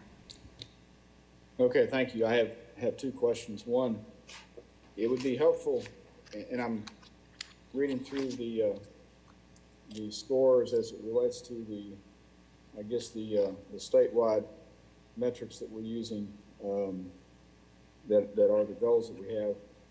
Are there any other scores that would compare you to other educational programs in your geography that we could see in addition to the state scores? So, I mean, Fort Smith Northside is probably and the ALE, which is Bell Point, are probably the two that are the closest to our demographics and sort of as our student body that we've drawn. Do you have the metrics to compare what you do to them? Let me see if I can, I'm sure I have it in a report somewhere. We are, I mean, just, I can sort of give you the breakdown. First year, we knocked it out of the park, obviously. The second and third year, well, the second year specifically, we were well below Northside's. The third year, which was the last year that we have data for, we were not significantly below them. We were still a little bit below where they're at across all, and especially across math. Okay. But we did close the gap quite a bit in that third year. And like I said, the first year we were well above, and then the second year was obviously the really problematic year. Yeah. Looking back at your enrollment growth, so you've grown tremendously in the years I'm looking at. About 400, a little over 400 students a year, it looks like. Am I seeing that right? No, sir. We had our first year we had 10th grade only, and we had about 75 kids. Second year we had 10th and 11th grade, and we went to 150. Third, we had 10, 11, and 12, and we went to around 225. And so right now we're at it fluctuates a little bit. We're at 237 the last I checked. Obviously things are fluctuating. Okay, sorry, I don't know what I'm looking at here. It's on page 3 of the application. I guess that may be for the whole district or something. Enrollment. I have a question. Are you finished, Phil? Yes, I'm done. Thanks, Phyllis. Okay. Moving forward, if that's the desire of the panel, what will we see in terms of a plan in place and being able to measure or to have anticipated changes once everything is settled and the dust settles and you got your students and you got, you know, a pretty good handle on things. So that's my concern, is that we are looking at your request for renewal for an extended period on the downward spiral. And I'm confident, and I believe that you are addressing the needs of the students. But what do we, or that may be a Ms. Kaufman question or someone in the department, because you don't want to, you have to acknowledge, we have to acknowledge where the school is now as it relates to the lack of growth in terms of letter grade, but understanding also that there's some variables. So what is the plan going forward in the event that this panel chooses to approve the extension of the extension of the charter. Are you asking if there's additional oversight or stop gaps in place? So let's say something disastrous were to happen next year or next time we get to do standardized testing and we end up with a low D again, and we don't show up or progress of a C. If there's, and I'm not sure what the stop gaps are in place from the AD or from DESI. Sorry. What would occur there? I don't know. I know that in the past they've allowed people to come back and present, on their growth over the years, and or increments over that 5-year plan, over that 5-year approval, which I'd be happy to come back and do that. Again, I think something like that would be comforting to me in terms of making the next step, because you just. We hope, and certainly it's our desire to turn around, because certainly it's a critical piece in the educational work space to have workplace experience, and it's just vital for some young people to be able to have that practical piece. But as far as the department and the Charter Authorizing Panel to make sure that we're consistent in making decisions that we can explain. mm-hmm. Let me see if I can jump in and help. So, because this charter started as a 10th grade and then became an 11, 10 and 11, and then an 11, 12, graduation rate is entered into our accountability system as a lagging data entry point. And so, as Mr. Logan has well explained, that if we had been able to assess and calculate our ESSA school index for 2020, then they would have included their graduation rate, which is 15% of their overall score, and they would have, because they have 12th graders now, they would have been considered in the high school calculation of the index. Currently, they're considered in the middle school because they do not have a senior class. So with all of that said, as he has explained, the more data points you have in any measurement or accountability metric, the truer or more stable the data that you're getting. And so I think that's what he is showing you, that in those first couple of years, lots of changes happen, as with any new charter, but because they don't have all of their data points into the accountability system, you're not going to see the leveling or stability start to really show himself, which is why I appreciated the advertisement and endorsement for why we always need data to help us make those very best decisions in a school as they're adjusting to meet the needs of kids. And so I think that's what Mr. Logan has outlined, the adjustments that they're learning from their data of how to better serve kids. And one of those being, look at the data you have on your kids the minute they walk through your door and start making a plan that you may adjust as time goes along, but start knowing your kids early. Well, that's where I would lean toward the guidance of the department in that area, because certainly that's not something that I can interpret. There's an ongoing, maybe quarterly or by 9 weeks or whatever, but just making a point of having that is something that we look at in terms of measurement through this next phase. And I will also add, and not to dive into data nerdiness too much, but mentioning that graduation rate, and as it was indicated, it's a lagging graduation rate, but we do know what our graduation rate was for that year that we received our latest, that latest high D, if you will, that was a point away from a C.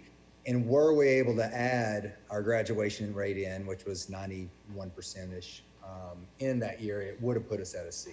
And so I did hear a reference to a downward trend, and I would say instead it's a downward spike that we had we started really high. We had 1 year of downward spike, and then since then, and of course we don't know this last year, and we don't know, as far as the ESSA index, because those accountability measures haven't been in place.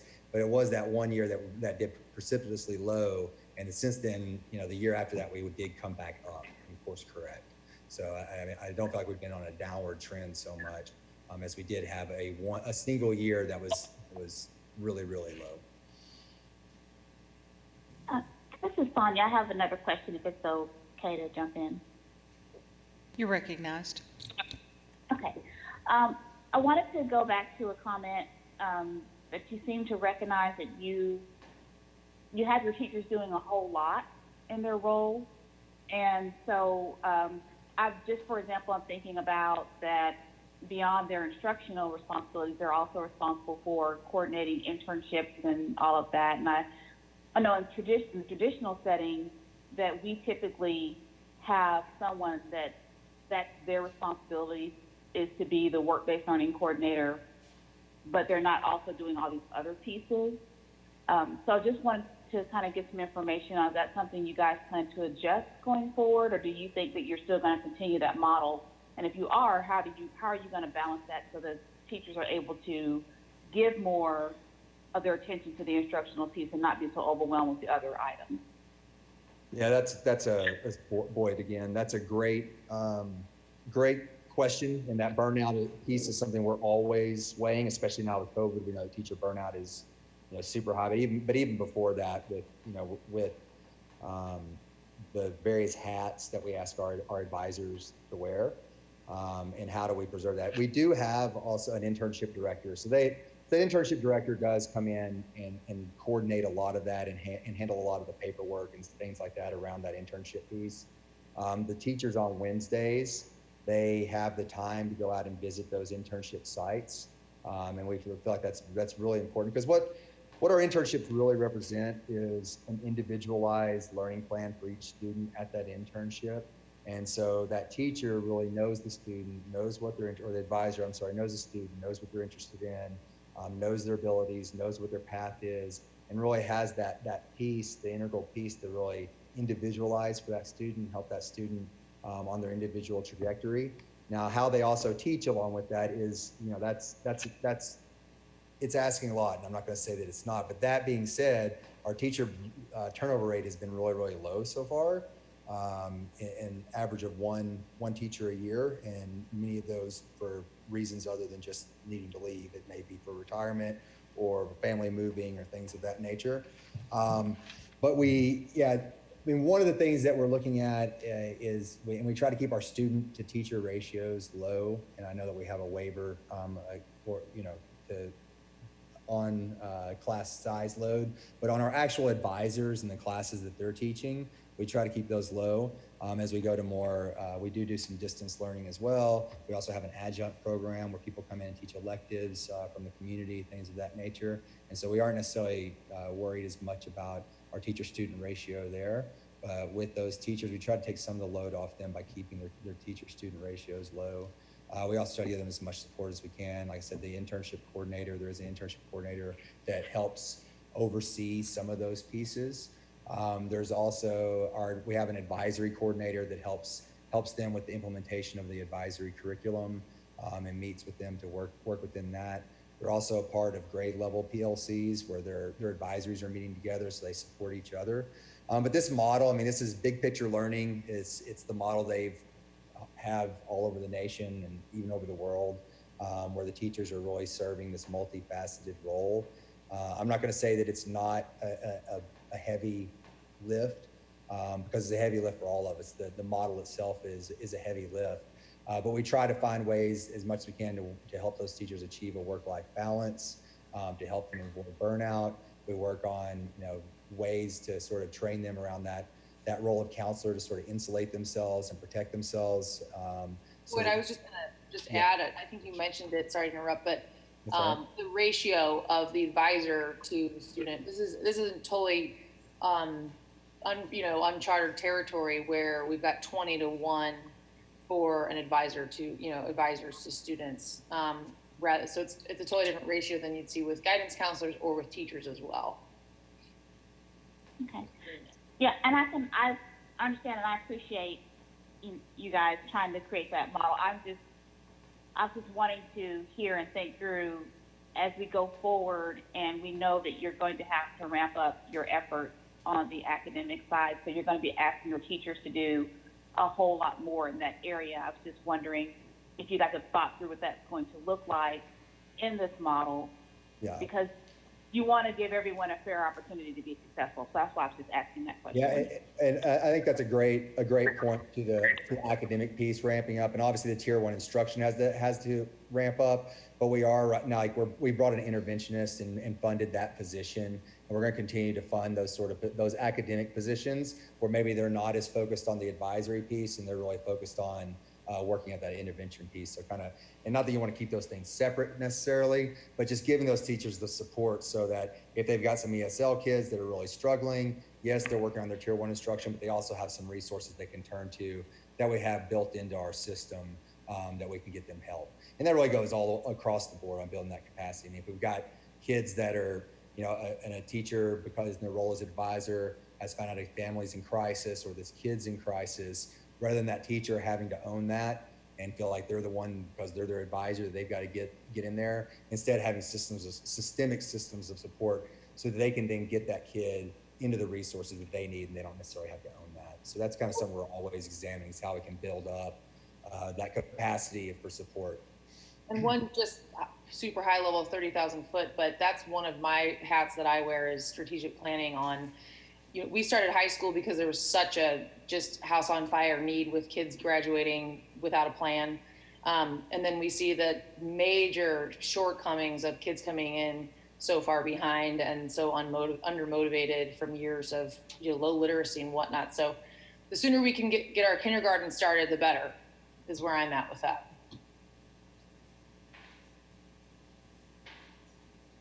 Ms. Clemmer, do you have any questions?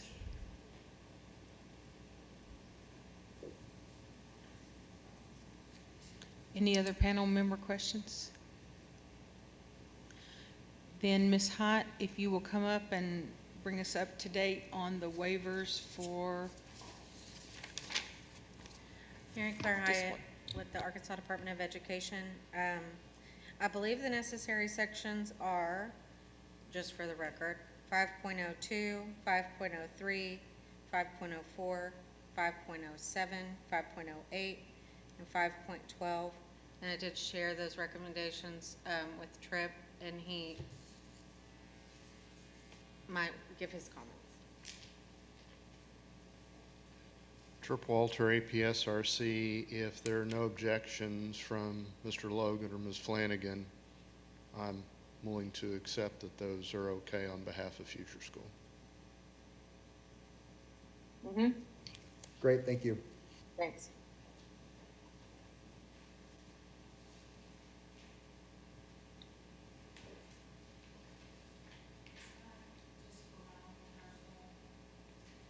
Todd, just for my own personal, on your notes, you had 2E2, but it was not in their application. So that's,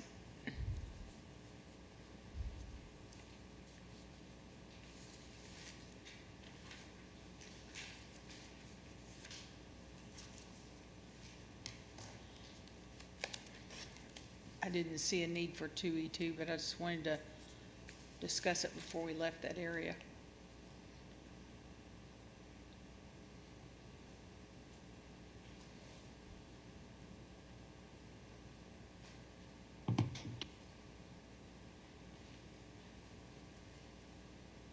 It may have been in their original application. So one of the things that happened this year is when they submitted their application, we had them go and make the updates right in the application on the legal section.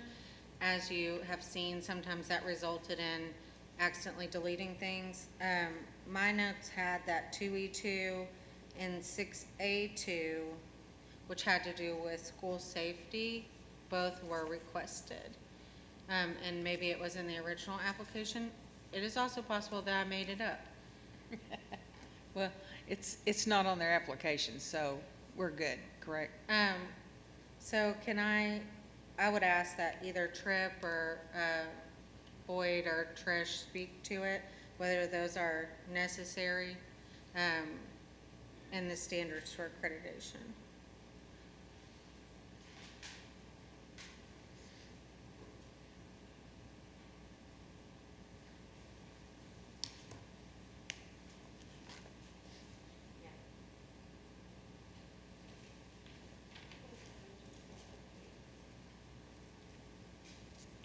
Trip Alter APSRC, I believe that in our previous conversation, we had indicated that that wasn't an issue with that not being part of the waiver package anymore, or I guess now perhaps not part of the waiver package, period, unless there's objection from Ms. Flanagan or Mr. Logan. So just for my clarification, we're not using 2E2, but we are using 6A2. Yes, ma'am, Okay, correct. just wanted to be clear. Thank you. Thank you. And Ms. Webb looked at what's in their original application, so at least you can have the confidence that I'm not up here making things up. We knew that. So the final question I had is not a big concern. I just think I need to ask it publicly. On page 35 of your application, under disclosures, you do list that 2 of your board members work for the same company, which did not immediately bring a flag to me, but when I read that Mr. Cox is an employee of Mr. Clark, then that made me ask questions. So if you could address that. Yeah, I mean, Mr. Clark is the CEO of ProPac Corporation, and I believe Mr. Cox is the COO, is correct. So yeah, with Mr. Clark being the CEO, then he would technically be Mr. Cox's boss. Mr. Clark was one of the instrumental people in helping bring Future School to Fort Smith. He was the one that kind of tasked Trish at the beginning with, we want to do something innovative here. What should we, go start investigating and looking at different models, and sort of he was instrumental in that. Mr. Cox is an absolute genius with spreadsheets and things like that, and has been absolutely, he's great with just a numbers person, and so he's been, able to help us with that. They very much I think probably the biggest issue would be, discussion of school business, in the workplace or things like that. They do a really good job of keeping that separate, and not really talking about the school unless it's in the context of a board meeting or of a study session. So I don't know if there's anything else I can do to sort of address that. I'd be happy to. Well, and just to note, they were founding board members as well. So it's, a 5-year track record, that very clear separation of duties. Thank you. I just would feel confident knowing if Mr. Cox felt comfortable voting in a different direction than Mr. Clark, if he'd had that autonomy at a board meeting. Mm-hmm. Yeah, indeed. Along the way, especially, our board meetings used to be 2 hours long the first 2 years, with all the stuff, everything we had to, hammer out. So, there was certainly constant discussion and varying opinions along the board. Panel members, do you have any additional questions? Yes. How does our action today fit into what we're going to be viewing tomorrow? So tomorrow we will review the data that you asked Ms. Webb to pull together, and then if there is a reason to bring one of the charter schools, either open enrollment or district conversion, in for a presentation before the panel at the beginning of next school year. So that's Okay. why I was saying they're on the list, and so if you have questions now would be a good time to ask them, because it would certainly save them a future trip. That's very helpful. Thank you. Ms. Clemmer, did you have any questions?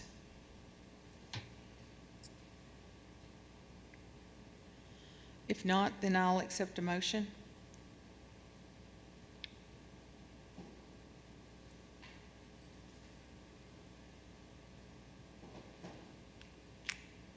Since the motion isn't coming up readily at the moment, I have a question or a comment to make now.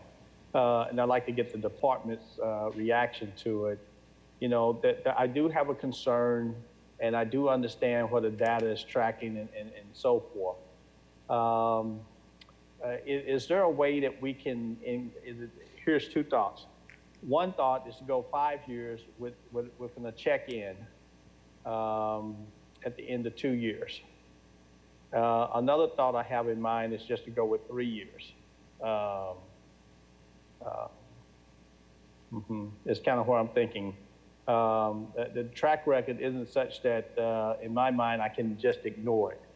But also, I understand the mitigating circumstances that's involved in this. If we go 5 years, this is just me talking out loud to the board and to those in attendance, that I would like to include at least an update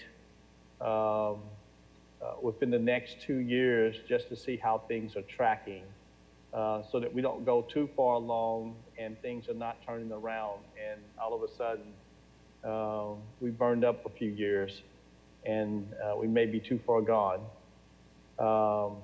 Any thoughts from my fellow board members? Dr. Williams, I would say I like what you're saying from a 3-year perspective. I think that sends the right message in this case.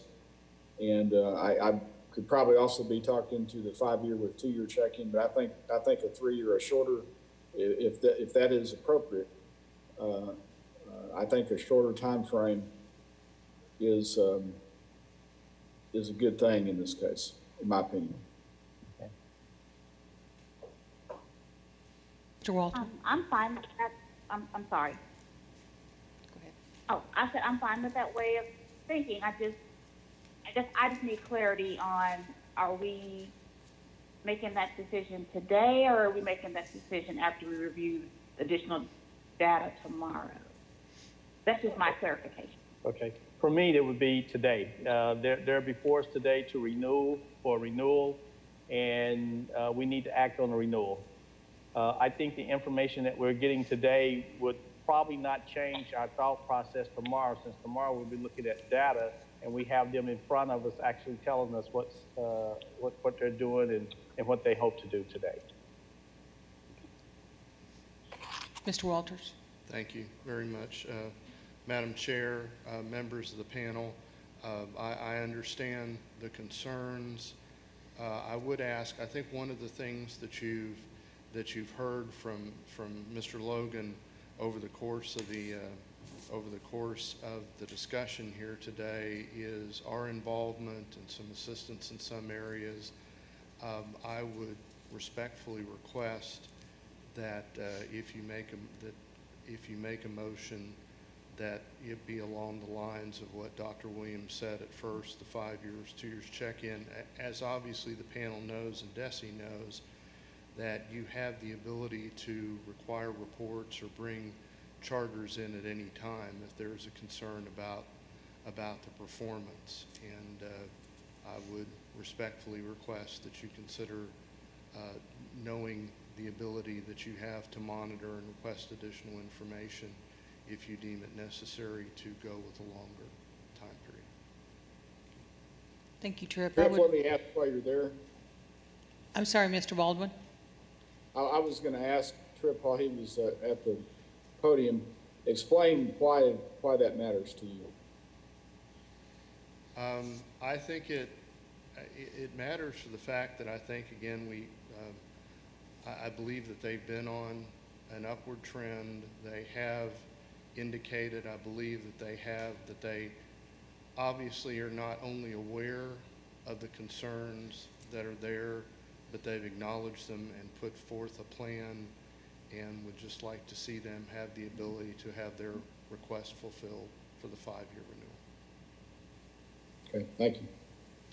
I would remind the panel that on a yearly basis in November, if you look back on the dates that we approved during the consent agenda, that on November 16th, we will be reviewing all charters, be reviewing the data on a yearly basis. So just information for that cause.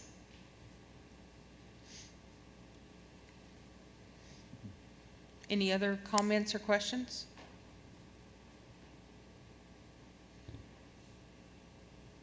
Are we ready for a motion?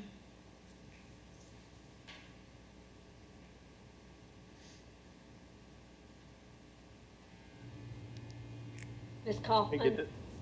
Yes, Ms. Clemmer.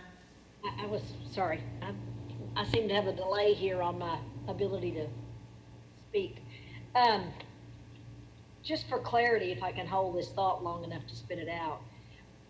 If we approve a charter just for 5 years, and you're saying we review data every year, what happens at the end of that? What would happen in November if we weren't pleased with what we saw? Ms. Hyatt will explain our options at that time. Mary Claire Hyatt with the department. So just like you're doing, I guess, tomorrow, when we present the data to you, what has typically happened the past 3 years that you've done it is, you have selected schools off the list that have had issues or who have a low letter grade or a low score, or that the department reports has had issues, and you can hold a review hearing. We've done that in the past with a few schools where you've called them in for a full review. So you have the option to do that based on the information presented in November.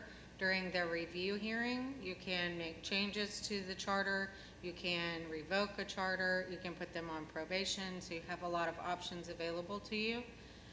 In terms of the renewal, you certainly can make it a condition of their renewal that they come back in 2 years or 3 years and have a review or present certain information to you, or you can renew for a lesser amount of time. Either are appropriate.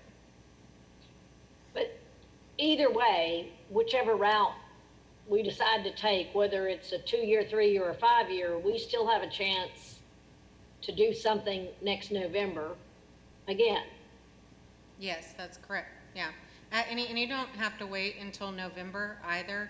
So if something happened tomorrow, you could call a school back in for review at the next charter panel meeting. So you have the authority as a charter authorizing panel to call a charter school in at any time for a review.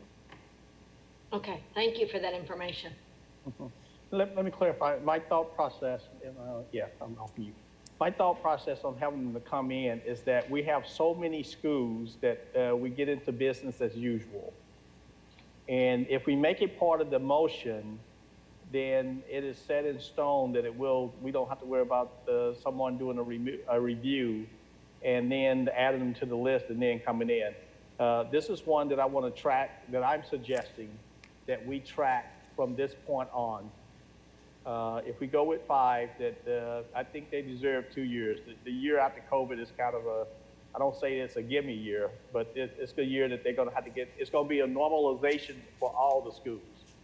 And so then I'd like to give them at least 1 more year beyond that to really have things kind of in place. But then I think it would be appropriate to have a check-in and not a review to call them in, but just to put it on the agenda for them to come back in at that time. Otherwise, it's just going to kind of be a hit and miss type deal again whenever it's time to kind of look at the districts and see how they're doing in general. That's a motion. I support it. I second it. If that's a motion. If Madam Chair is ready for a motion, then I will make that motion. I'm ready. I move that we renew the future, got to get the name right here, the Future School of Fort Smith for a 5-year renewal with at the end of the next 2 years to have a presentation before the board so we can see how they're doing. Second. A motion by Dr. Williams, second by Ms. Newton for a 5-year renewal with a 2-year presentation. Any discussion? All those in favor? Aye. Aye. Aye. Any opposed? Motion passes. Thank you all. Thank you. Mr. Logan, if you'll hang on just a minute, we're going to have our panel members submit their voting sheets.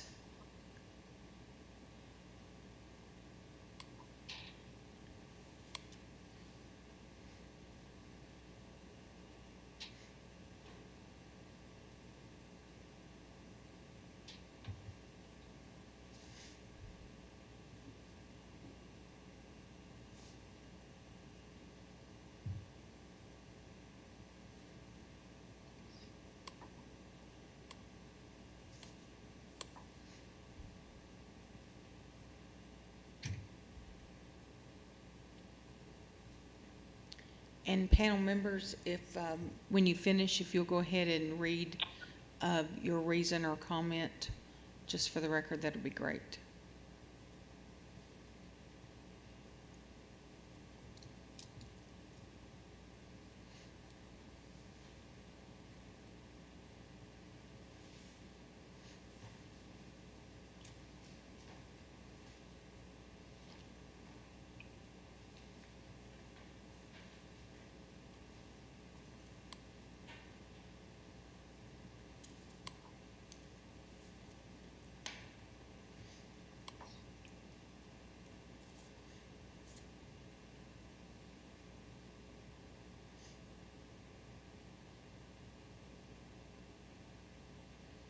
Mr. Baldwin? Yes, I support the motion for a 5-year renewal with a specifically stated 2-year reconsideration due to the current academic challenges faced by this program. Thank you. Dr. Williams? Thank you, Chair. Support the motion. There are concerns with academic achievement. There is a plan to address the academic achievement issues. As a result, the panel would like to follow up on the plan in 2 years. Thank you. Ms. Newton?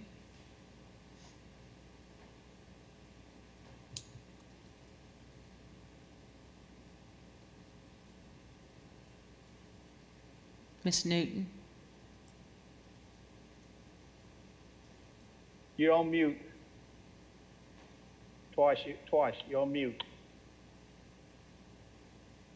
I couldn't get back to my screen, and I am for the motion, and as consideration has been given to past successes with review in order to validate improvements. Ms. Clemmer?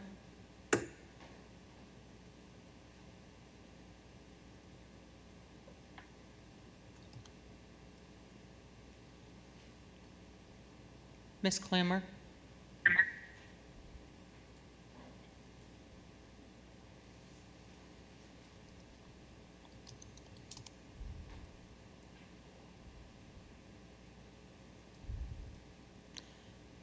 Ms. Wright McMurray?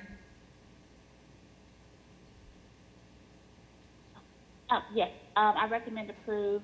I encourage the school's leadership to review their current model to ensure adequate time is available for teachers to devote to academic instruction and support of their students. I look forward to reviewing their plan to address academic concerns in 2 years. Okay. Ms. Clemmer? She may be having sound issues, so I'll go ahead and read what she's put in. She voted for the motion, support the motion to grant a 2-year review at that time. The school administration is aware of their challenges and is addressing those. Well, good luck to you. future school. And of course, you know, the next step is to take this report to the state board to review or not review. So at this time, we'll take a quick 10-minute break and get ready for item number 4, Imboden Area Charter School, and it too is on the list for tomorrow. So that'll give you a moment to look over at that data, and if you have questions, we can get those answered with them. Thank you, Mr. Logan. Thank you, Ms. Flanagan. Thank you all. We'll see you hopefully not too soon, in a couple of years. Take care. Okay, good luck. All right, bye-bye.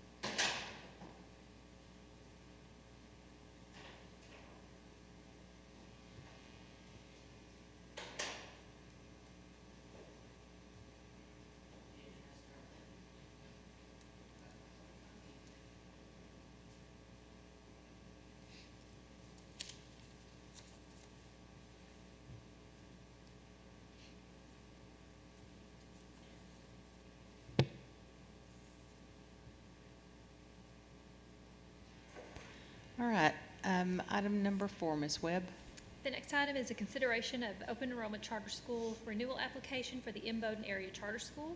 The school is a traditional open enrollment charter school that serves students in grades K through 8 and has an enrollment cap of 150 students. The charter was originally awarded in March of 2002 and expires on June 30th, 2021. The district is requesting a renewal for 10 years. Today we have Superintendent Matt Wells on Zoom, and he may have a couple others. We're not sure if they were going to be joining us or not. No. Good afternoon, Mr. Wells. You'll have 20 minutes for your presentation.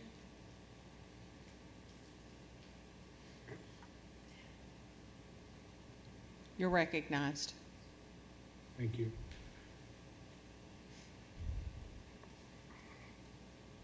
Will you swear him in? Oh, yes, thank you. Mr. Wells, if you'll raise your right hand. Do you swear or affirm that the testimony you're about to give shall be the truth, the whole truth, and nothing but the truth? I do. Thank you. Pardon? And if you'll get close to your microphone, we're having a little trouble hearing you. Is that better? Yes, sir. All right, you have 20 minutes, and do you have a presentation? I do. You can Sure. share your screen. Okay.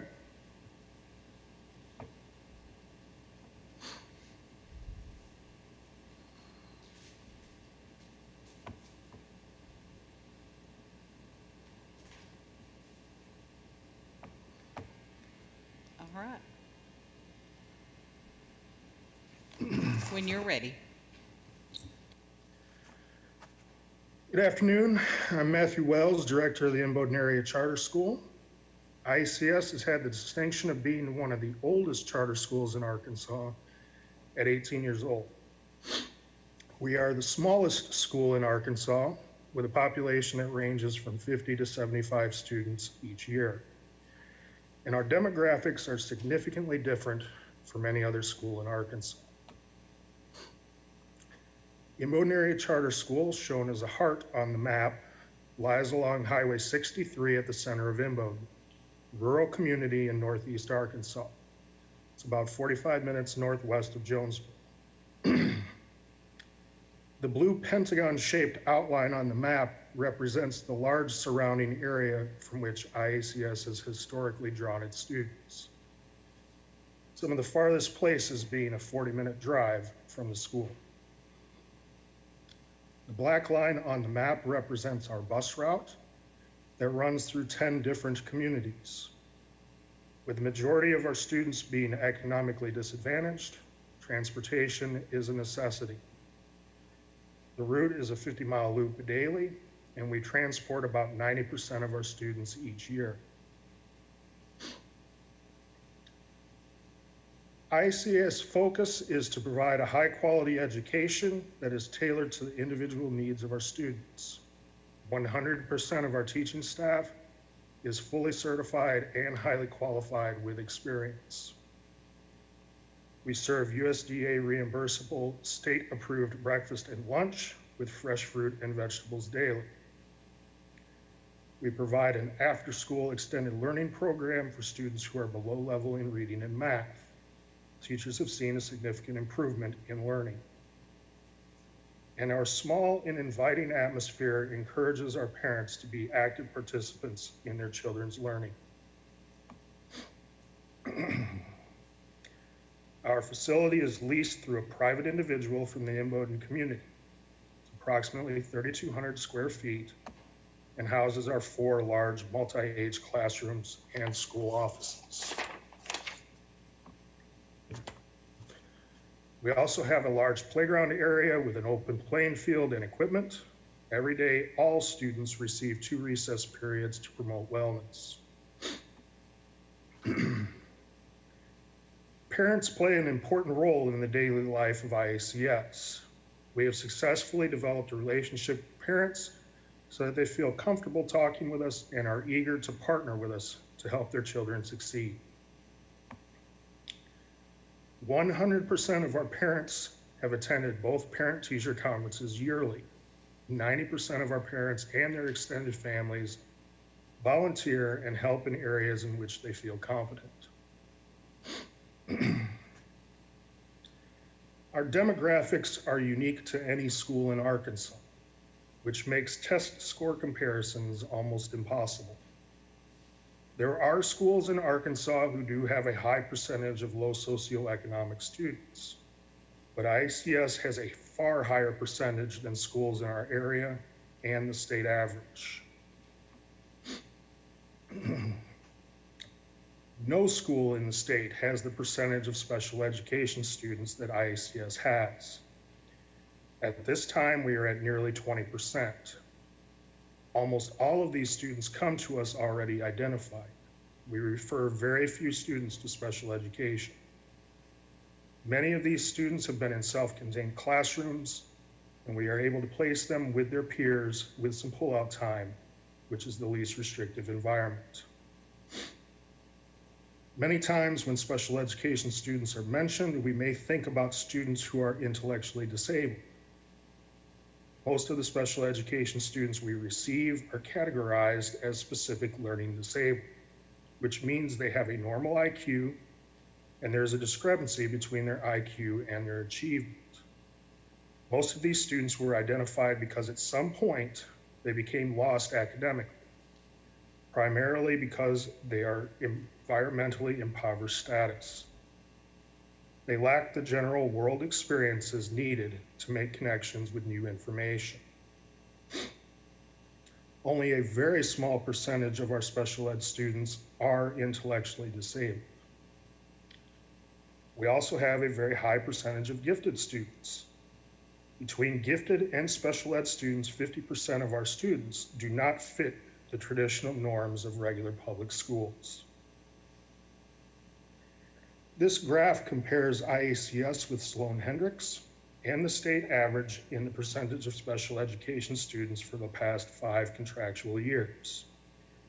You can easily see that IACS special education population far exceeds the norm. The next graph shows a comparison of IACS with Sloan-Hendricks and the state average in the percentage of low socioeconomic students. Again, it is very clear to see that IACS has a population considerably higher than the norm.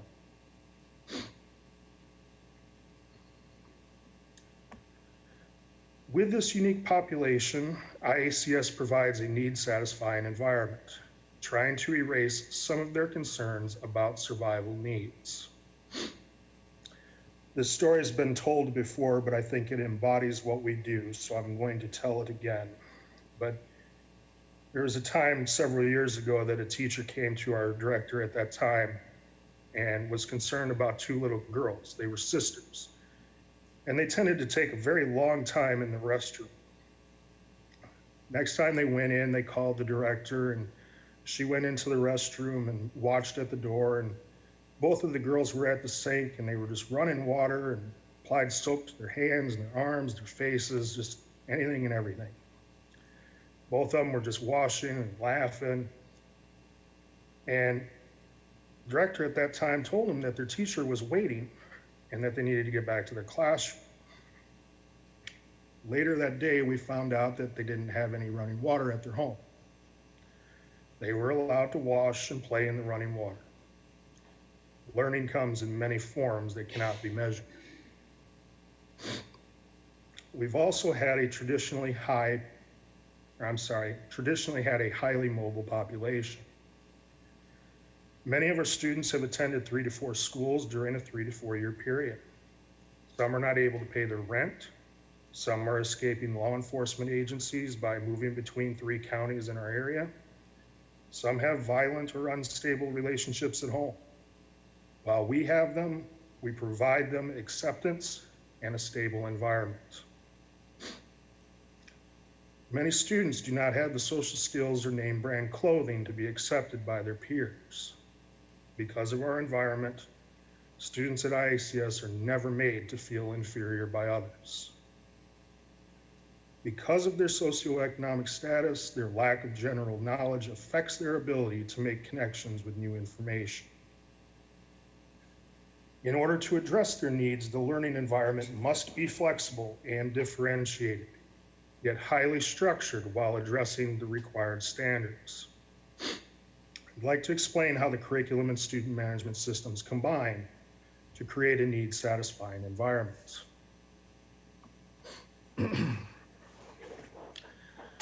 In the summer, our teachers spend hours disaggregating data on individual students, evaluating curricular programs based on that data, aligning materials with state standards, and developing checklists for documentation that each student has met the standards. Language arts curriculum is divided into 3 sections: whole group, small group, and individualized instruction. Language, vocabulary, and writing are addressed through direct teaching in a whole group setting. Informational text and paired reading aligns precisely with state standards and allows the teaching of strategies for reading in the content areas.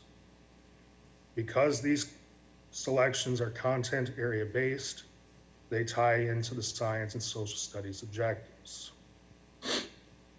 During our read alouds, teachers model quality reading and teach the elements of literature along with developing increased vocabulary and comprehension. Our read alouds are comprised mainly of classics that present complex text and require high-level thinking skills for comprehension. For example, the 6th, 7th, and 8th grade class is currently enjoying the Iliad by Homer. When we look for curricular pieces, we look for published programs that come with formal or informal assessments. We then group students within our classrooms using the results of these assessments. These small groups may be addressing objectives that are below grade level, on grade level, or significantly above grade level. Students are assessed 6 times per year using a standardized test and may change groups based on assessment results. In these smaller groups, we address phonics, phonemic and phonological awareness, word study, spelling, and reading strategies. We use the accelerated reading program for individualized reading practice at the student's current level of reading. During this time, the teacher conducts small group reading instruction or simply monitors individual reading progress. Our math curriculum is also divided into 3 sections: individual skills, whole group instruction that addresses math concepts, and a review section where grade level objectives are practiced. Students are tested for basic math skills, then the needed skills are organized into an individual student folder where students can work to master those skills. Whole group instruction consists of concepts related to current grade levels and aligned with state standards. Then, of course, we review and practice grade level concepts daily. Science at IACS is a guided discovery hands-on program designed to allow students to learn scientific concepts through inquiry-based lessons.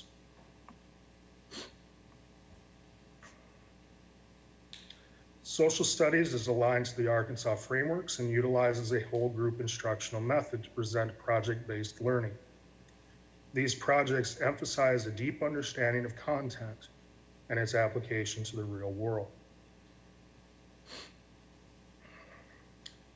Even though our curriculum is aligned and tailored to meet individual needs, it would not be successful without our philosophy of student management. It may be difficult to imagine a public school without discipline issues, but because of the way in which we manage our students, discipline involving more than a few conversations, this really does not occur. First thing we try to do is to establish a relationship with our students. And because we're small, this is relatively simple. This relationship encourages students to respect us and to follow school rules. Our individualized learning program motivates students to learn. This feeling of success breeds an environment where students are motivated to continually succeed, thus creating intrinsic motivation. A classroom of intrinsically motivated students becomes a collaborative learning environment where students become each other's cheerleaders, rooting each other on to continually succeed. Students are excited to learn and to help others learn, leading to an environment where students are at the center of learning and the teacher plays a mentor role as described in the Danielson framework of tests. Our students enter typically 2 to 4 levels behind what they should be, given their grade level. In 1 year's time, IACS students make about 1.5 years of progress. At the end of their first year, most have not reached grade level, and assessments show this. However, IACS has repeatedly received Beating the Odds High Growth Awards from the Office of Educational Policy at the University of Arkansas. Our enrollment numbers vary from year to year, causing our fund balance to rise and fall. However, we have continued to maintain an adequate operating fund balance for 18 years. In the past 5 years, operating fund balance has been consistent. We have never had a finding on our audits, with the exception of segregation of duties. We have formal organizational structures written into policy, procedural manuals and checklists for staff, and have segregated duties at several key stages by utilizing additional staff for further monitoring.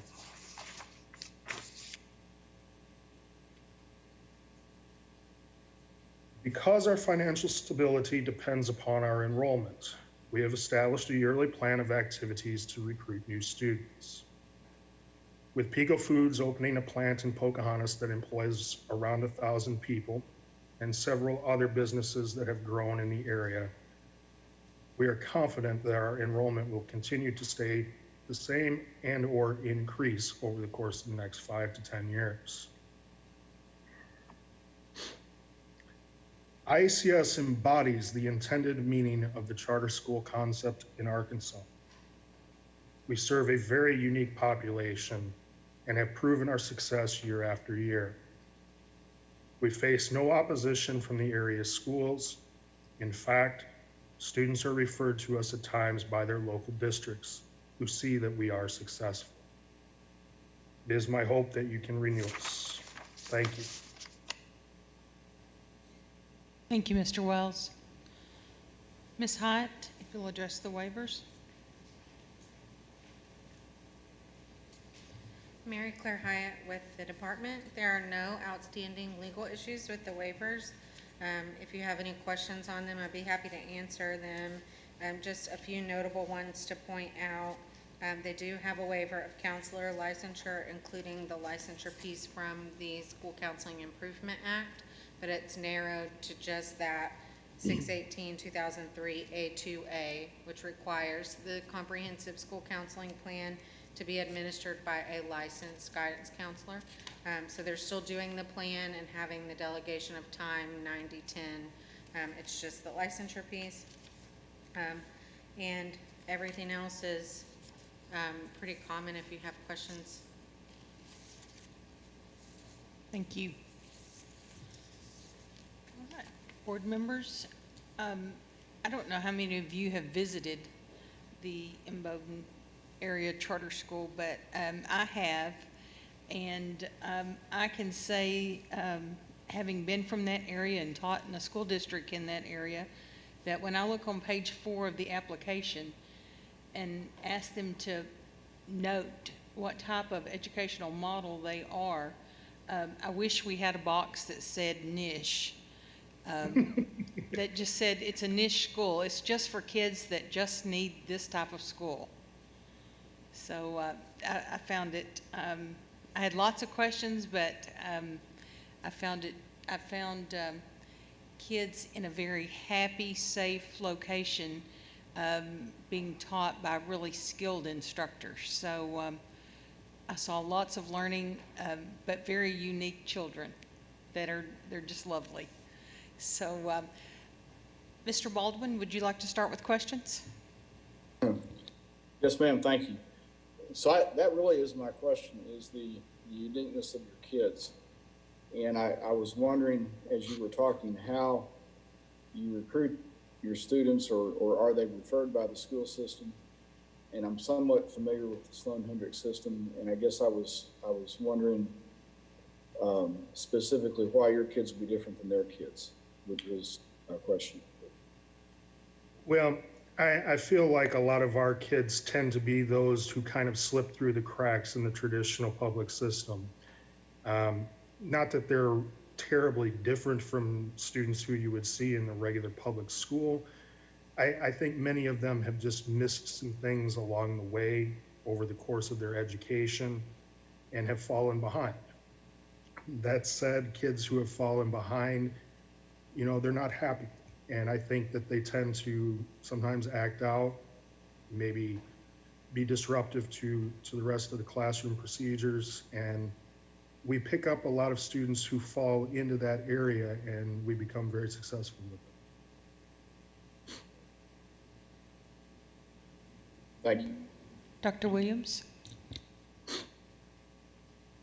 Yes. I've actually been to Inbold School myself, charter school. I believe it was May of when they first came up. I may have been on the state board at that time. It's been, let's say, a while ago. I think I went on the board in 2004. That's the year I started here. Yep, okay. And it is a unique place. And it serves a unique population, extremely rural, and provides some key services to students. That said, I was looking at your letter grade, and it was a D when I was looking through the material. So what are you all doing to improve in that area? One of the first steps that we've taken this year is we've added some additional diagnostic pieces to assess our students and see what deficiencies are in place so that we can address them a little bit quicker. In the past, we've utilized the STAR reading and math assessments, and they've been productive, but at the same time, I feel like by adding iStation as well, we're now able to gather more information about our kids and see exactly what they're lacking in. We do have our after-school tutoring program that we're utilizing for all of those kids who are a little bit behind. And I feel with the extra diagnostic piece in place, we're able to really tailor and hit those deficiencies. Mm-hmm. Okay, thank you. That's very helpful. Let me just kind of clarify where I'm coming from. You know, I think there are some charter schools that we work with as a panel that we see come before us, and there is a clear niche in what they are doing. I could think of one there in Little Rock that really serves kind of the last stop for some kids. Sure. In Bowdoin, it's definitely not the last stop for kids, but it serves a unique purpose there in that community. There's no doubt about that. But that said, at the same time, I just want to make sure that you don't take your foot off the accelerator on the expectations of academic achievement. Absolutely. I feel like, you know, we're really looking forward to having standardized testing again so that we can see what some of the steps we've taken actually yield. Okay. And if you, I'm sorry. oh, no, I was just going to say, if you want to talk about a school district that's in the middle of nowhere, I shouldn't say that, but I mean, it is in the middle of, let's just say, it takes a little bit to get there. Yes, it does. Yeah. My question is twofold from an educational standpoint and from just a social aspect. What is your biggest challenge at Bowdoin? What are the two biggest challenges on both sides of the page in terms of education and all the other things that serve to impact and that influence learning or the lack of learning? Well, I think that I can answer both of those questions with the same answer. I feel like this portion of the state, and specifically this area, has a high level of generational poverty. And I feel like that has passed on to generation after generation, and the students that we receive just generally don't have a great deal of learning experiences outside of the school atmosphere.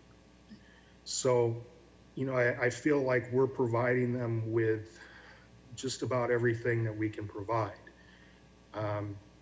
We've done all kinds of food send out programs the last couple of years to help parents and families that are struggling.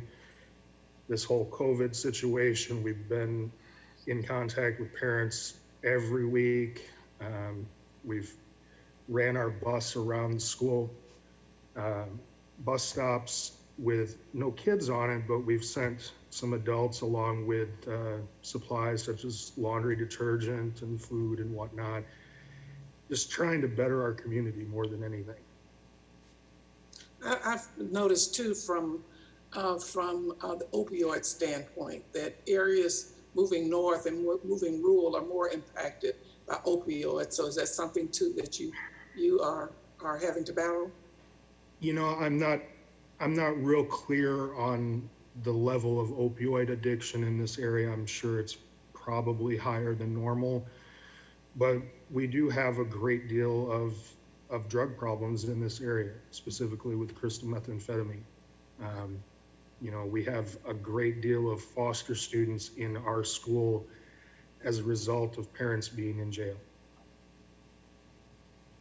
Then that would lead segue into the support services, the mental health services. I'm sure you have that, but is that something that you find yourself utilizing quite a bit? Really, I feel like our support system is the entire school. You know, I don't know as a counselor at school is the end of that. You know, I feel like all of our teachers are very aware of their students' situations. Right now we have 71 students enrolled, and every adult in the building knows every kid, knows their situation, knows their family. And, you know, I feel like our school is essentially kind of a family, and we have to look out for each other, specifically in these difficult times. Thank you. Right, McMurray.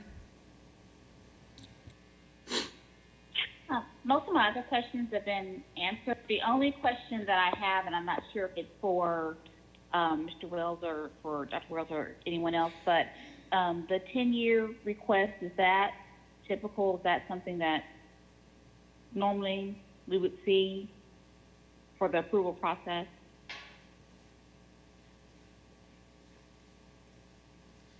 This is Mary Claire.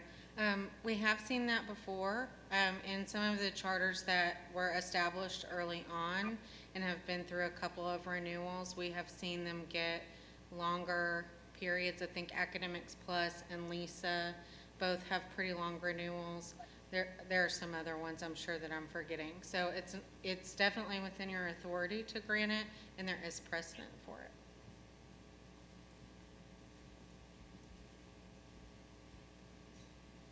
Ms. Clemmer?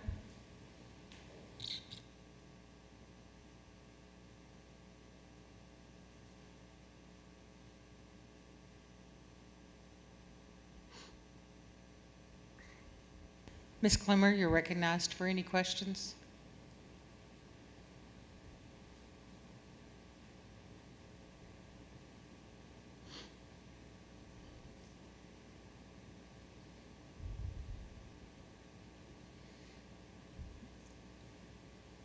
Mr. Wells, as I was reading through your application, one of the questions that I had was you mentioned after-school tutoring, and I know that you run a bus and that most of your kids rely on that bus system. So do you delay your bus route?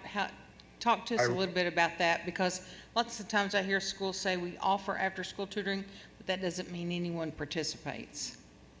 Okay. The only way that I would be able to have people participate is if I ran my bus again. And that's what we do. We run the regular route once at 3:15 for regular dismissal. We have the students who are staying for tutoring come in, they get a after-school snack, they do an hour and a half of tutoring, and then the bus comes back and runs the same route again at 4:45 in the evening. Deb, can you hear me? Yes, go ahead, Ms. Clemmer. I had to leave the meeting and get back in because I wasn't muted, but something wasn't letting me speak. Of the challenges you mentioned, is it Dr. or Mr. Wells? I'm sorry. I'm just Mr. Well, I'm Ms. Clemmer. Mr. Wells, of the challenges you listed, which one or ones do you think you can have an impact on in the immediate future, in the near future? Is there one that is more fixable, I guess is what I'm asking, than others?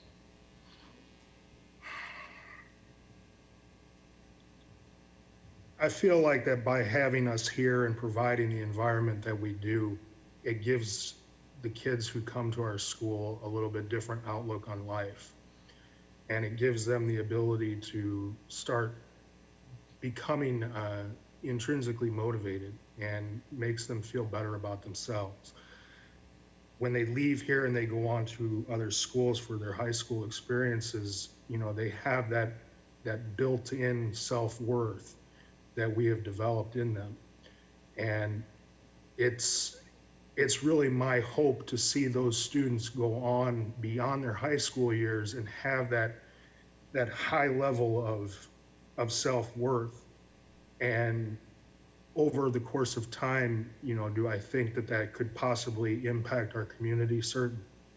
I just wish we were able to do it with a larger number of kids. Well, given that though, and I appreciate that answer, I do, and poverty and families of drug addicted parents, I mean, everybody has to have a huge heart for those kids, but I guess I should have said academically, is there one area that you think that you have a strategy for addressing? I mean, I know that's a tough situation. It's a tough group we've adopted out of foster care in my family, so I know what you're dealing with. Well, you know, I feel like our English language arts program is one that's going to see some significant improvement over the course of the next couple of years. Last year, I was able to hire a new teacher who is certified in a number of different English and language arts programs, specifically ELPA. She's got the ELF training and is an exceptional teacher for reading. And I feel like having her on staff and having her to be able to share with my other staff members really gives us some additional tools to provide a better reading program than what we may have in the past. Okay, thank you. Any other questions from panel members? Madam Chair, I have a follow-up question. Yes, sir, Mr. Baldwin. So going back to Dr. Williams' comments about the grades, because in the are talking about academic education of kids primarily, the D grades that you have, do you have a goal, a specific goal that you're trying to get to? Are you trying to get up to a C? Or tell me, walk us through your process of improving the grades, because it almost honestly sounds like you've kind of given up on the grades and you're just trying to provide a safe place for kids. It's kind of how I'm perceiving what you're saying. Not in the least. I really feel like our program has been altered and added to in order to try and get that letter grade up higher. And that is a goal of myself and my staff, is to get that back into a respectable letter. You know, I don't like to look at that D and I don't like to share it with anyone else. So it's something that I would definitely like to rectify, and I feel like I have better tools on staff now to do so. You've had your charter there for a while. Have your grades been at this level for a long time, or were they higher at one time? They have fluctuated over the years. The one thing that has always been consistent, though, is the high level of academic growth. The standard letter grade has fluctuated up and down some over the course of the years, but the growth has stayed consistent. Okay, thank you. Any other questions or discussion?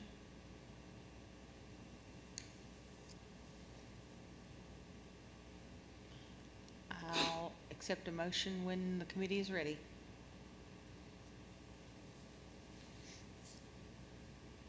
You know, here's my thought before we go into the motion. I know I couldn't do this in the call for questions, but I'd like to get the motion right on the front end if I could. It's the 10-year period is a long time. And especially with the fluctuation that we're seeing. I know we got the ability to call a district back in at any time to review. So I was thinking, and this is open, I'm just kind of tossing it out to my panel members, of looking at a 5-year instead of a 10-year. And then at the end of 5, you can always come back. I see there is a need for the school. You all doing more than educating students. So I understand the value of that, having been out there before. But 10 years is a long time. So I'm just going to leave it at that and just see what my colleagues on the panel, what they think. And I can go easily either way, but I don't take the letter grades lightly for school district. This is kind of where I'm coming from. Thank you. That's initially why I asked the question about the time period, just because I think it would be helpful to have a shorter time to where we could then have another discussion in a short time period. And then again, if you could come back after that and then review, that would make more sense for me and be helpful for me going forward. I agree. Looking at an action we took earlier with a recommendation or of a 5-year extension with the 2-year report. You know, with the knowledge already that we can bring back each year, but with that 2-year mark to see where the students are at that point. I like that idea. Well, then that's my motion, if we're ready for a motion. Ready, Ms. Newton? I move that the contract of the charter be extended for 5 additional years with the caveat that we bring them in for review in 2 years. Second. A motion by Ms. Newton, seconded by Mr. Baldwin, to renew Imboden Area Charter for 5 years with a 2-year review. Is that correct? Mm-hmm. Any discussion? All those in favor? Aye. Aye. Any opposed? Motion passes. Thank you so much. Thank you. Panel members, if you will complete your voting sheets.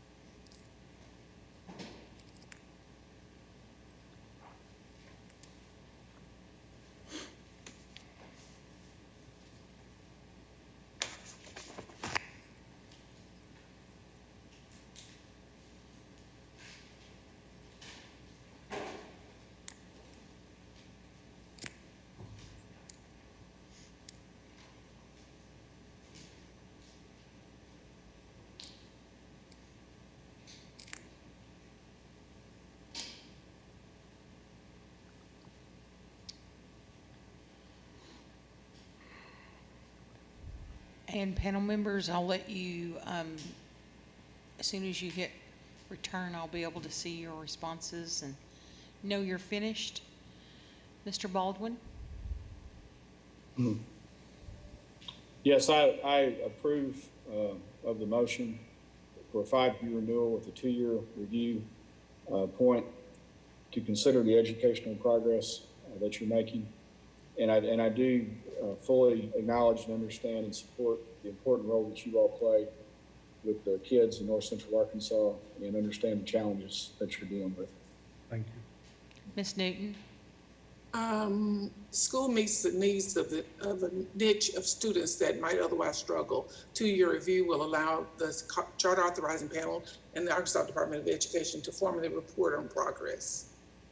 Dr. Williams? Support the motion to renew 5 years with a presentation at the end of year 2. Bowdoin serves a unique role by providing some direct services to the community. There's work to be done academically, but Bowdoin has a plan going forward. Thank you. Ms. Wright McMurray? I recommend approve for 5 years with a review in 2 years. I greatly appreciate the social supports provided to students in the community. I look forward to reviewing their plan to improve academic outcomes for their students. Thank you. Ms. Clemmer?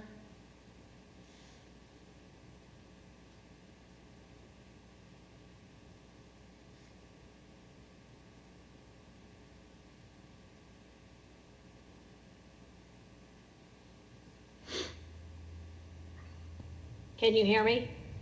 Yes, ma'am. Okay, evidently on my computer, I have to have a video going in order to be heard. I also recommend the 2-year review as part of a 5-year renewal. I'm pleased that the administration seems aware of the issues they're facing, and I would recommend a targeted, a really honed in targeted response to the academic issues there. Thank you, everyone. Thank you, Mr. Wells. Thank you. Panel, tomorrow our meeting will start at 9 a.m. I believe we have, Ms. Webb, we have 4 more renewal applications to review, and then the review of data that was held over from our November meeting. So we'll see you, unless anyone has any further words, we'll see you at 9 o'clock in the morning. I'll accept a motion to adjourn. So move. Second. Motion by Dr. Williams, second by Mr. Baldwin to adjourn. All those in favor? Aye. Meeting is adjourned. Thank you all. See you in the morning. Bye.